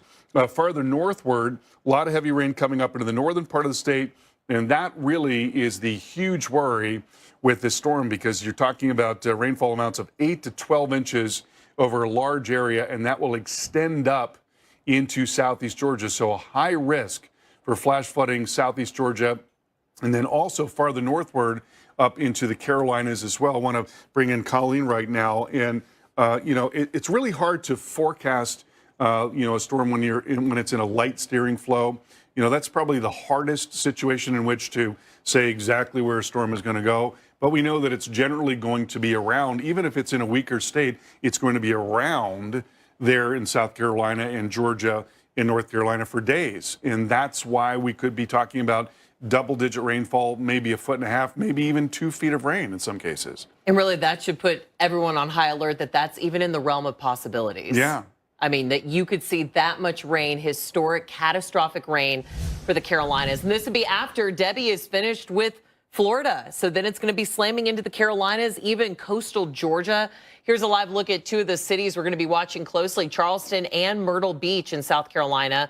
Multiple alerts are in effect for Charleston right now, and one of those includes a storm surge warning. So again, and a flood watch on top of that. So you think about the rain that's going to be falling and just the flooding from the rainwater, and then the storm surge, that possibility. Then you have the saltwater flooding, and we're talking about the low country.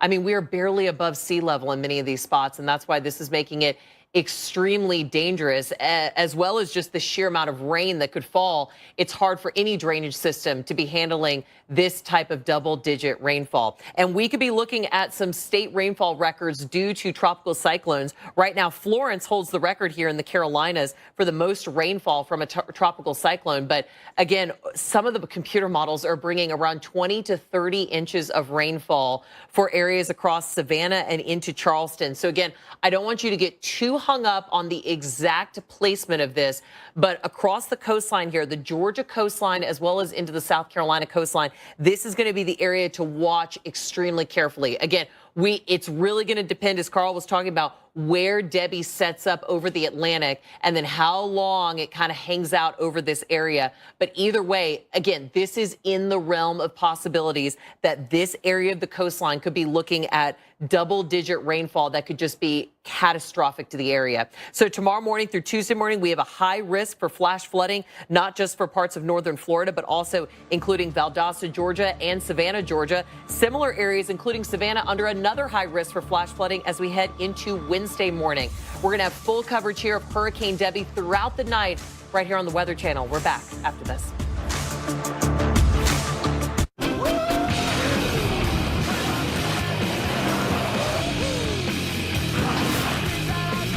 Power to blow minds. Nissan Pathfinder Rock Creek. They say, Lauren, what's the secret to a long, sustained relationship? It's Blue Chew. Blue Chew. Blue Chew? Blue Chew. Blue Chew. Blue Chew. Blue Chew is an online subscription-based service that sends these affordable tablets directly to your home. No one even has to know. Hi, I'm Gina. I was really upset at the way I had let myself go. My cravings were out of control. I had to do something. We all know it's important to take care of our health, but it seems the trend is looking for a quick fix. And as a nurse, it's really important to me what I put in my body. The main difference with Golo is the way I felt. I wasn't jittery. My cravings went away. I felt satisfied and healthy and had tons of energy. Give Golo a shot. You won't be sorry. Leo. Jake from State Farm. You did it, buddy. My personal price plan? Yeah, your price. It's amazing. Well, you're the one that suggested bundling home and auto, you bundling bundler. Hey, who's all about getting themselves an affordable price? I was. I called our agent. Bundling. Just another way to save with the personal price plan. It's true. Like a good neighbor, State Farm is there. After Homoglow cleaned our place for $19, we fired our old housekeeper. Homoglow tackled everything, from our kitchen to our bathroom, all our laundry. You just pick a date, pick a cleaner, and enjoy a spotless house for $19. In a marriage, it is normal to want something new. Phil just got a new phone, and now our messages aren't private, and it's all Phil loves this and Phil loves that. I'm not apologizing for loving my family. Guys, got hair loss? I know what you're thinking. Should I shave my head? Comb it over? Wear a hat? Just stop. This isn't 1970. Keep your hair and your confidence because Bosley, America's #1 hair restoration experts, can give you your real hair back permanently. Check them out because they're giving away an absolutely free consultation and a free gift card to everyone who scans this QR code. Dude, you don't have to look like your dad because this isn't your dad's hair loss treatment. People all over the country trust Bosley because they're ahead of the curve. They use the latest technology to give you your real hair back. And the best part, Bosley's permanent solution is protected by the Bosley Guarantee. Let them show you for free how awesome your hair could look with an absolutely free consultation and a gift card for $250 off. Scan the QR code. Don't wait. Scan the code now and ask about the Bosley Guarantee. This hurricane season, America's most trusted news network is putting your safety first with minute-by-minute coverage. This is a dangerous hurricane. Receive instant information from our team of meteorologists and landfall cams that bring you every angle on our TV app. This hurricane season, protecting America, only on the Weather Channel.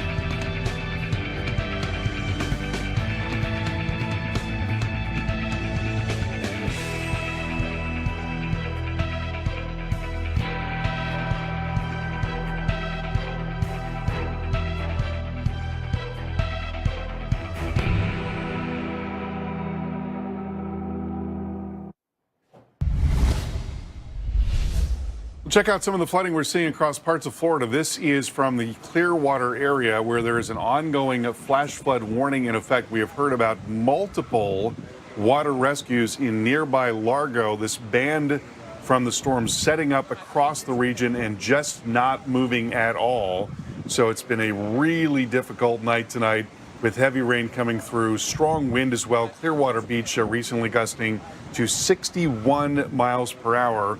And we're going to be looking at an onshore flow in this area for quite some time yet. So the storm surge risk is also going to be a threat for the next couple of days, actually, as the storm takes its sweet time moving farther to the north. We have the new advisory from the National Hurricane Center, 75 mile per hour Category 1 hurricane expected to get to 85 miles per hour before it makes landfall, and that's going to be in the Big Bend area of Florida tonight. There's a look at the current radar picture, and we'll zoom in for you a bit. You notice here that the eye is definitely very ragged in nature, and that's a good thing for as dangerous as this storm is.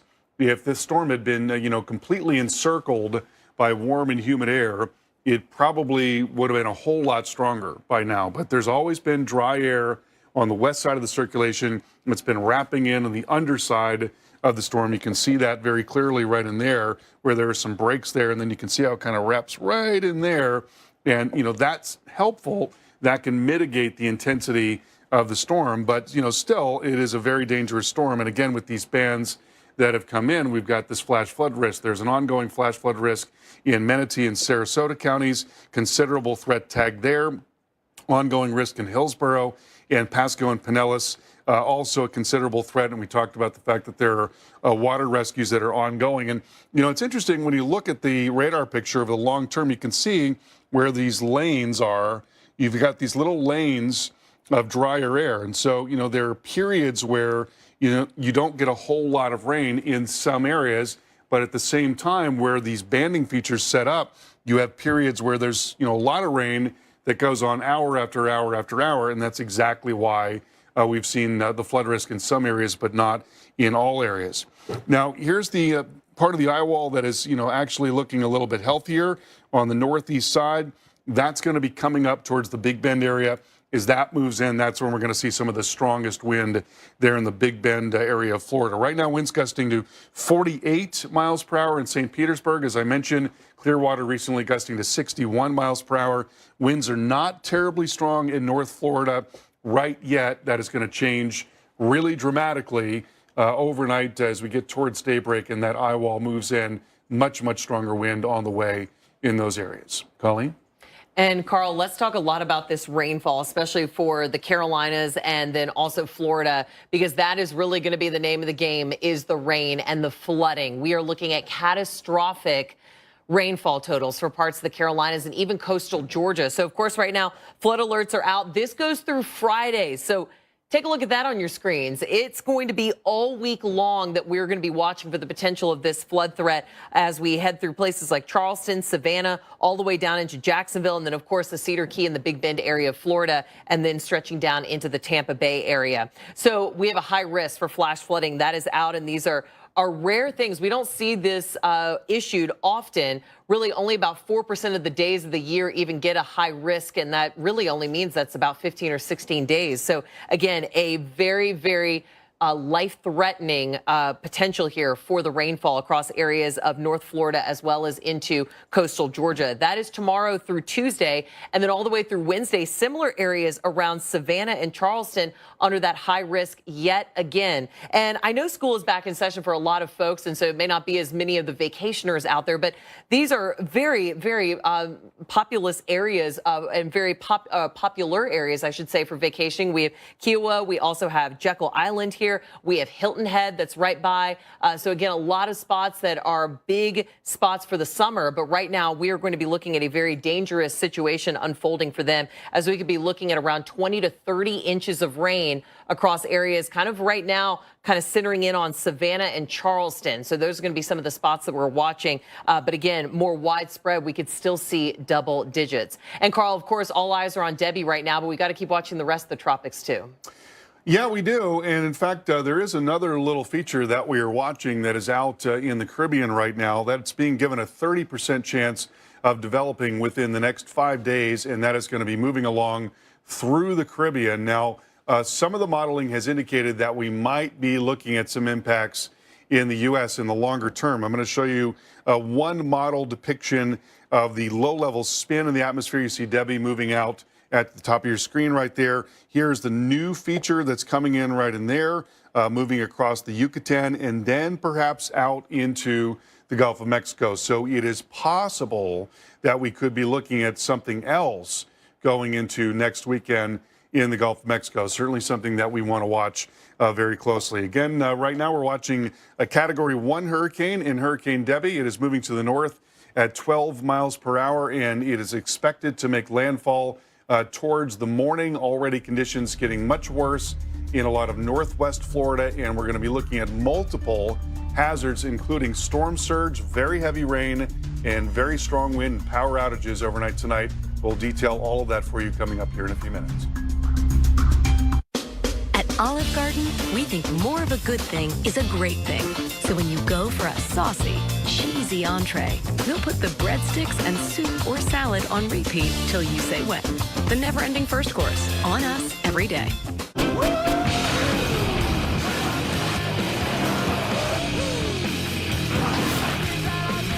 power to blow minds. Nissan Pathfinder Rock Creek. Geico can help cover cars, homes, motorcycles, and even accordions. You sure showed him. You bet your pickled peppers I did. Whatever you need, get more with Geico. Drift into the world of Candy Crush.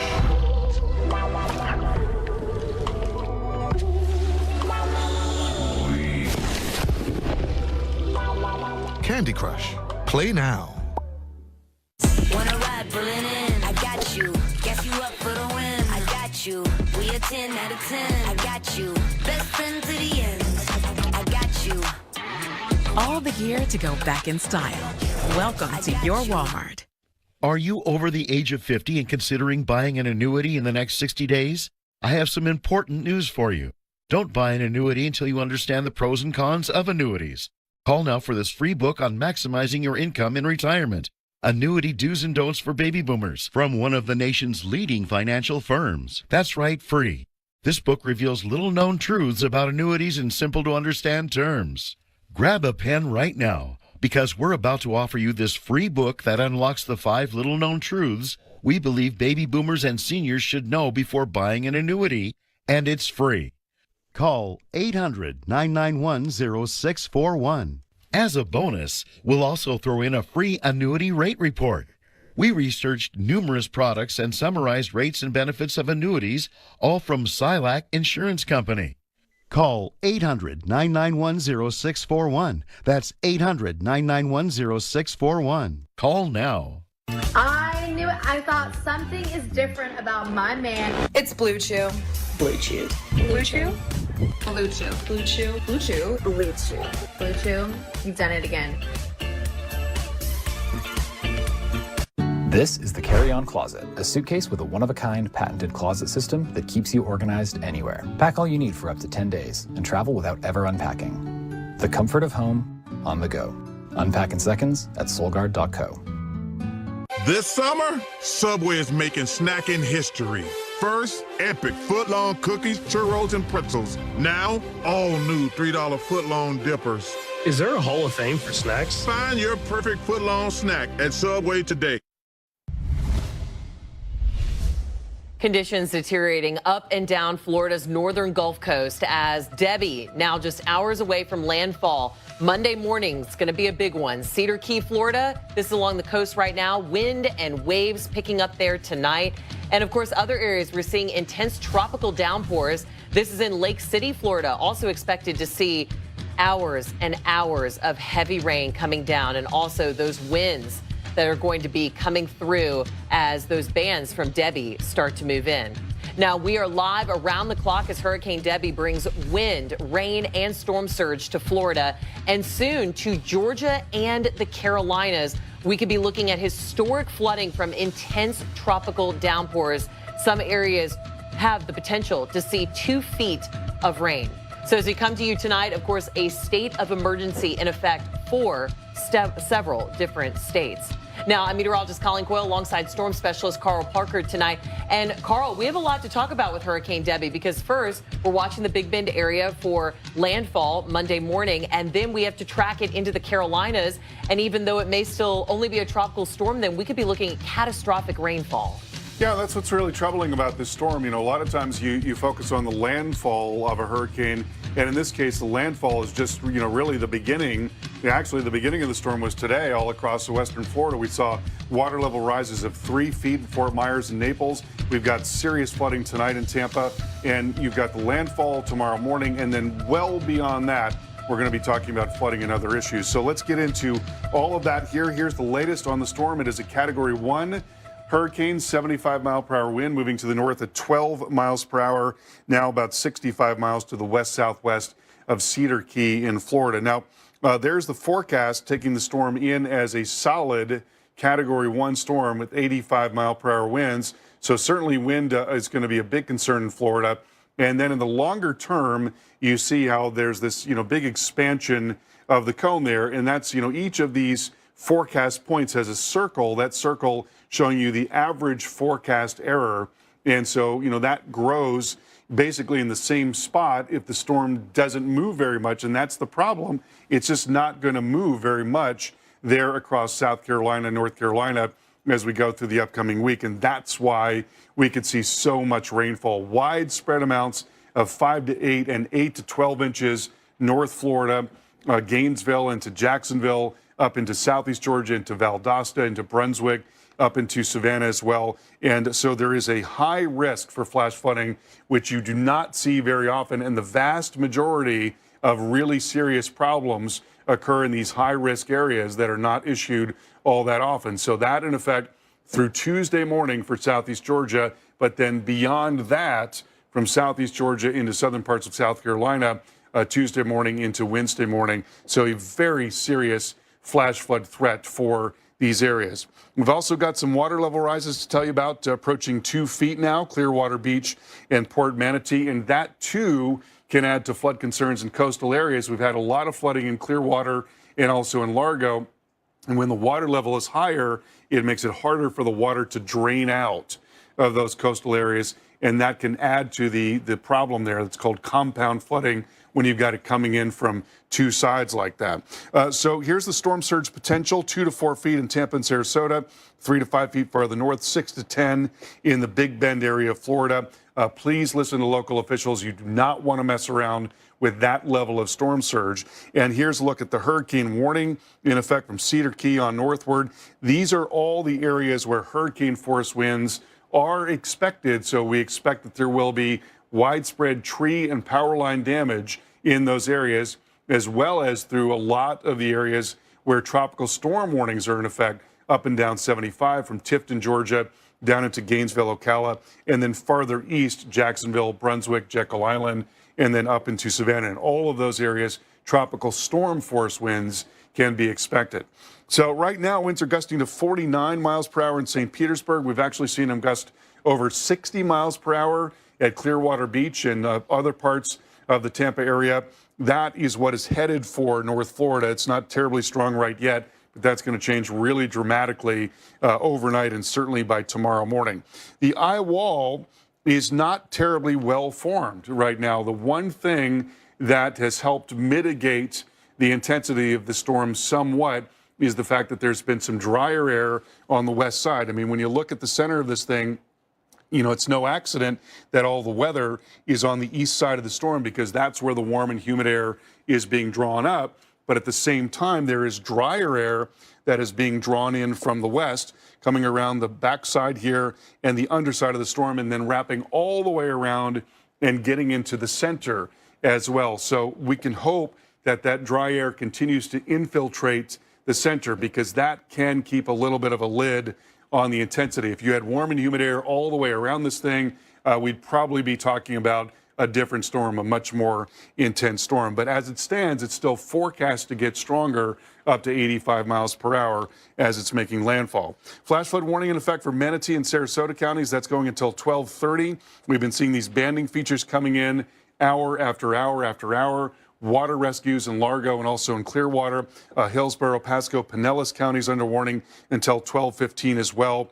You see that there is some drying that is approaching those areas, so hopefully we get at least a little bit of a break from the rain there, but certainly there could be more on the way. You've got these little lanes of drier air that develop from time to time, and again, that's because of the dry air that's wrapping around the underside of the system, but at the same time, you get lanes of heavier rain, these bands of showers and storms that come through, and with that, a very serious flood threat. And there's the eye wall of the storm. That's where the strongest of wind is going to be right there, and that is what is going to be translating farther north, getting up into the Big Bend area towards Cross City, towards Perry, those spots. That's where we expect that there will be quite a bit of wind overnight tonight. So here's the model forecast showing you the storm moving in, probably making landfall somewhere around 7, 8 o'clock in the morning, maybe a little bit earlier than that. But again, you still see this pattern where there is drier air that is wrapping into the system, but the core will continue to drop very heavy rain and produce quite a bit of wind. And that core, I want you to watch this because here's the core of the storm at 7 o'clock in the morning. Now let's go forward and we'll go through the entire day, basically on Monday, all the way to 11 o'clock at night, and it's only moved that far.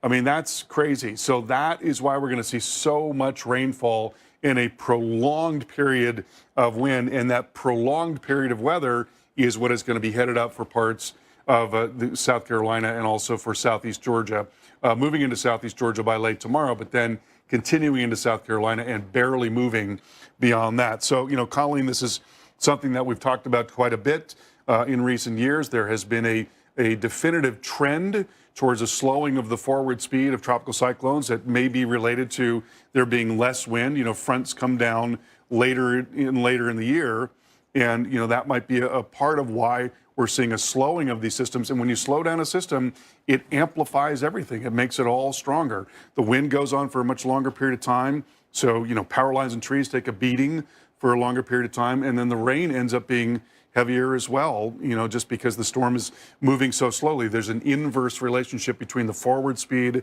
of the storm and the amount of rainfall that you get. Yeah, and you can't get too caught up in these categories because it could only be a tropical storm when it's over the Carolinas, yet they are looking at historic catastrophic rainfall because, to your point, this is just going to be a very slow-moving storm.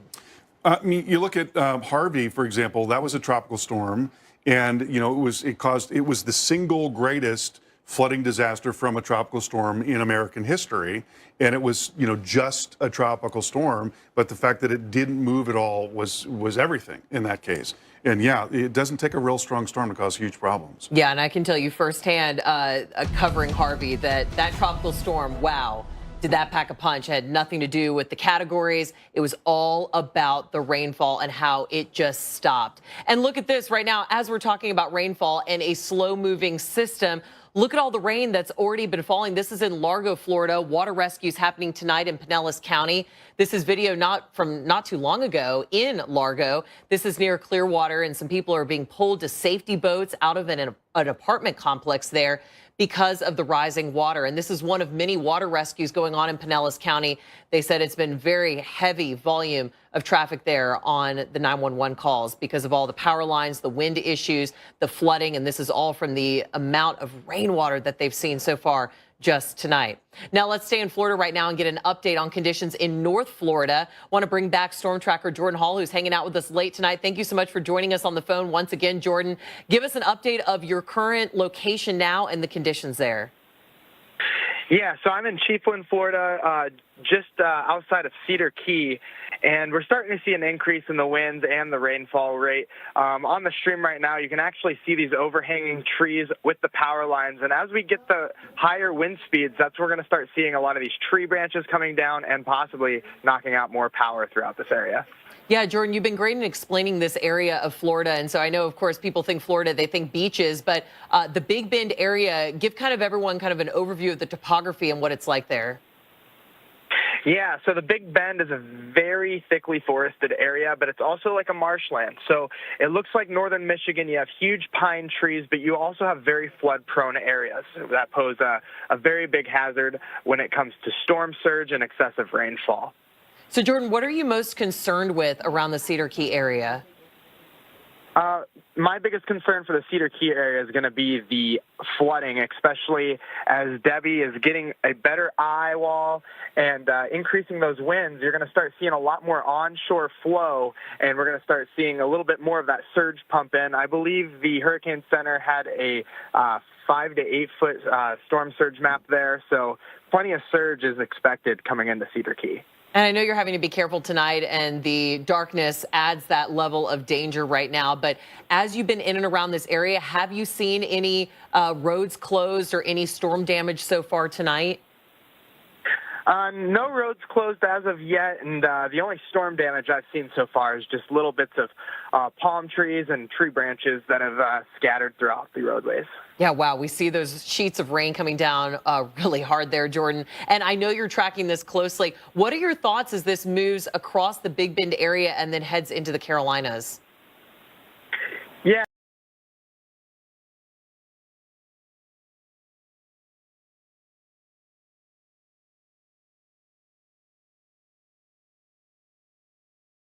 Especially for parts of Florida, going into southern Georgia, and then again into the Carolinas. So that's definitely going to be the biggest threat, is the rainfall backing up these rivers, and as the surge goes back out, we're going to start seeing a lot of that river flooding as well. Wow, so many facets to Hurricane Debbie. Thank you so much, Jordan Hall, for giving us the latest updates there at this late hour as well in the Big Bend area, just outside of Cedar Key there. So again, a spot that's going to be unfortunately hit hard with Hurricane Debbie as we head into your Monday morning. And of course, it's not just in that part of Florida that's been seeing the rain and the wind, but there are also scenes that we've been seeing across Central Florida. This is video from Tampa not too long ago. The trees were just whipping around as we had tropical storm force wind gusts in and around the area, and of course a lot of rainfall that has been causing some water rescues, some big flooding there in Pinellas County, and of course power outages. The outages are up to almost 80,000 for the entire state of Florida. A lot of those centered around Pinellas County.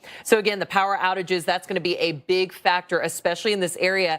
As Jordan Hall was just talking about, we have so many trees. This is a very nature area, lots of trees, very different than you think about just the beaches of Florida. And so a lot of trees and a lot of wind, of course, that could mean a lot of down power lines. And so widespread power outages are expected, even surging inland as well. Another thing that we've been watching today, we've had numerous tornado warnings, especially south of Tampa.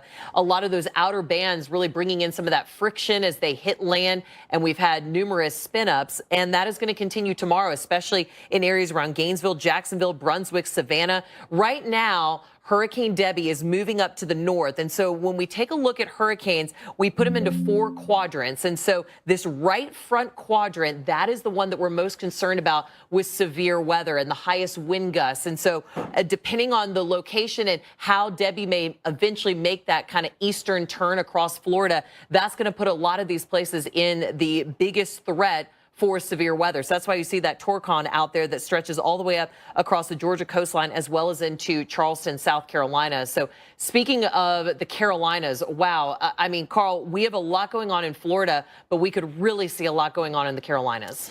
Yeah, that's the big worry in the longer term, is that this thing is just not going to move very quickly at all. And let's show you one of our model solutions to show you how this may play out. Now, a big caveat here: when a storm gets into a situation where the steering flow is very light, that's the very hardest situation in which to forecast the track of the storm. And the models are showing that. I mean, you know, a couple of our main models, the European, the American model, are all over the place. They weren't yesterday. They were a little more in line. Today, the American model is in a completely different camp in terms of where this thing is going to be headed. But I'm going to show you the European model first of all. And so you see the storm coming up towards Savannah and Charleston. That would mean onshore flow. That would mean very heavy rain. That would mean likely flooding. That's Tuesday at 11 o'clock in the morning. Now let's go forward a full 24 hours. 24 hours. And look how little that storm has moved in 24 hours. I mean, that's pretty incredible when you think about it. I'm going to go back and we'll take a look at that one more time. So here we go into Monday, and then here we go into Tuesday at 11 a.m. or thereabouts. Whoops, I'm going to go back just one more bit there. And so right in there, Wednesday, 11 o'clock in the morning, it has barely moved. And that's a real problem because that means that all of those impacts are going to go on and on and on. And we'll talk much more about this coming up here in just a moment. Psoriatic arthritis symptoms can be unpredictable. One day, your joints hurt. Next sits on your skin. I got Cosentix.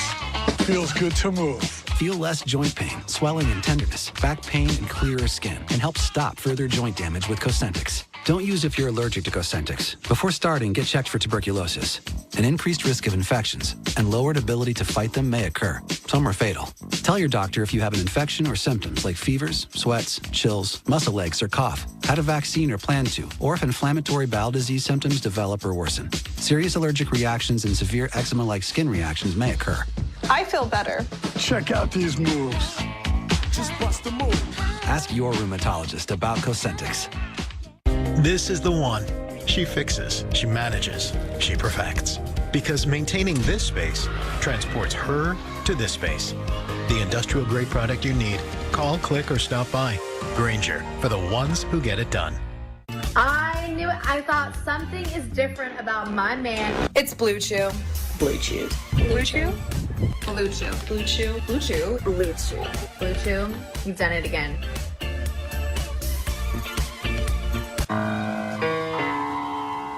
Allow me to reintroduce myself. My name is...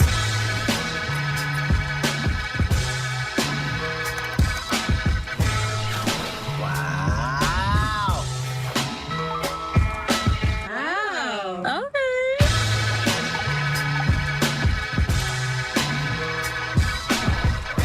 That's amazing.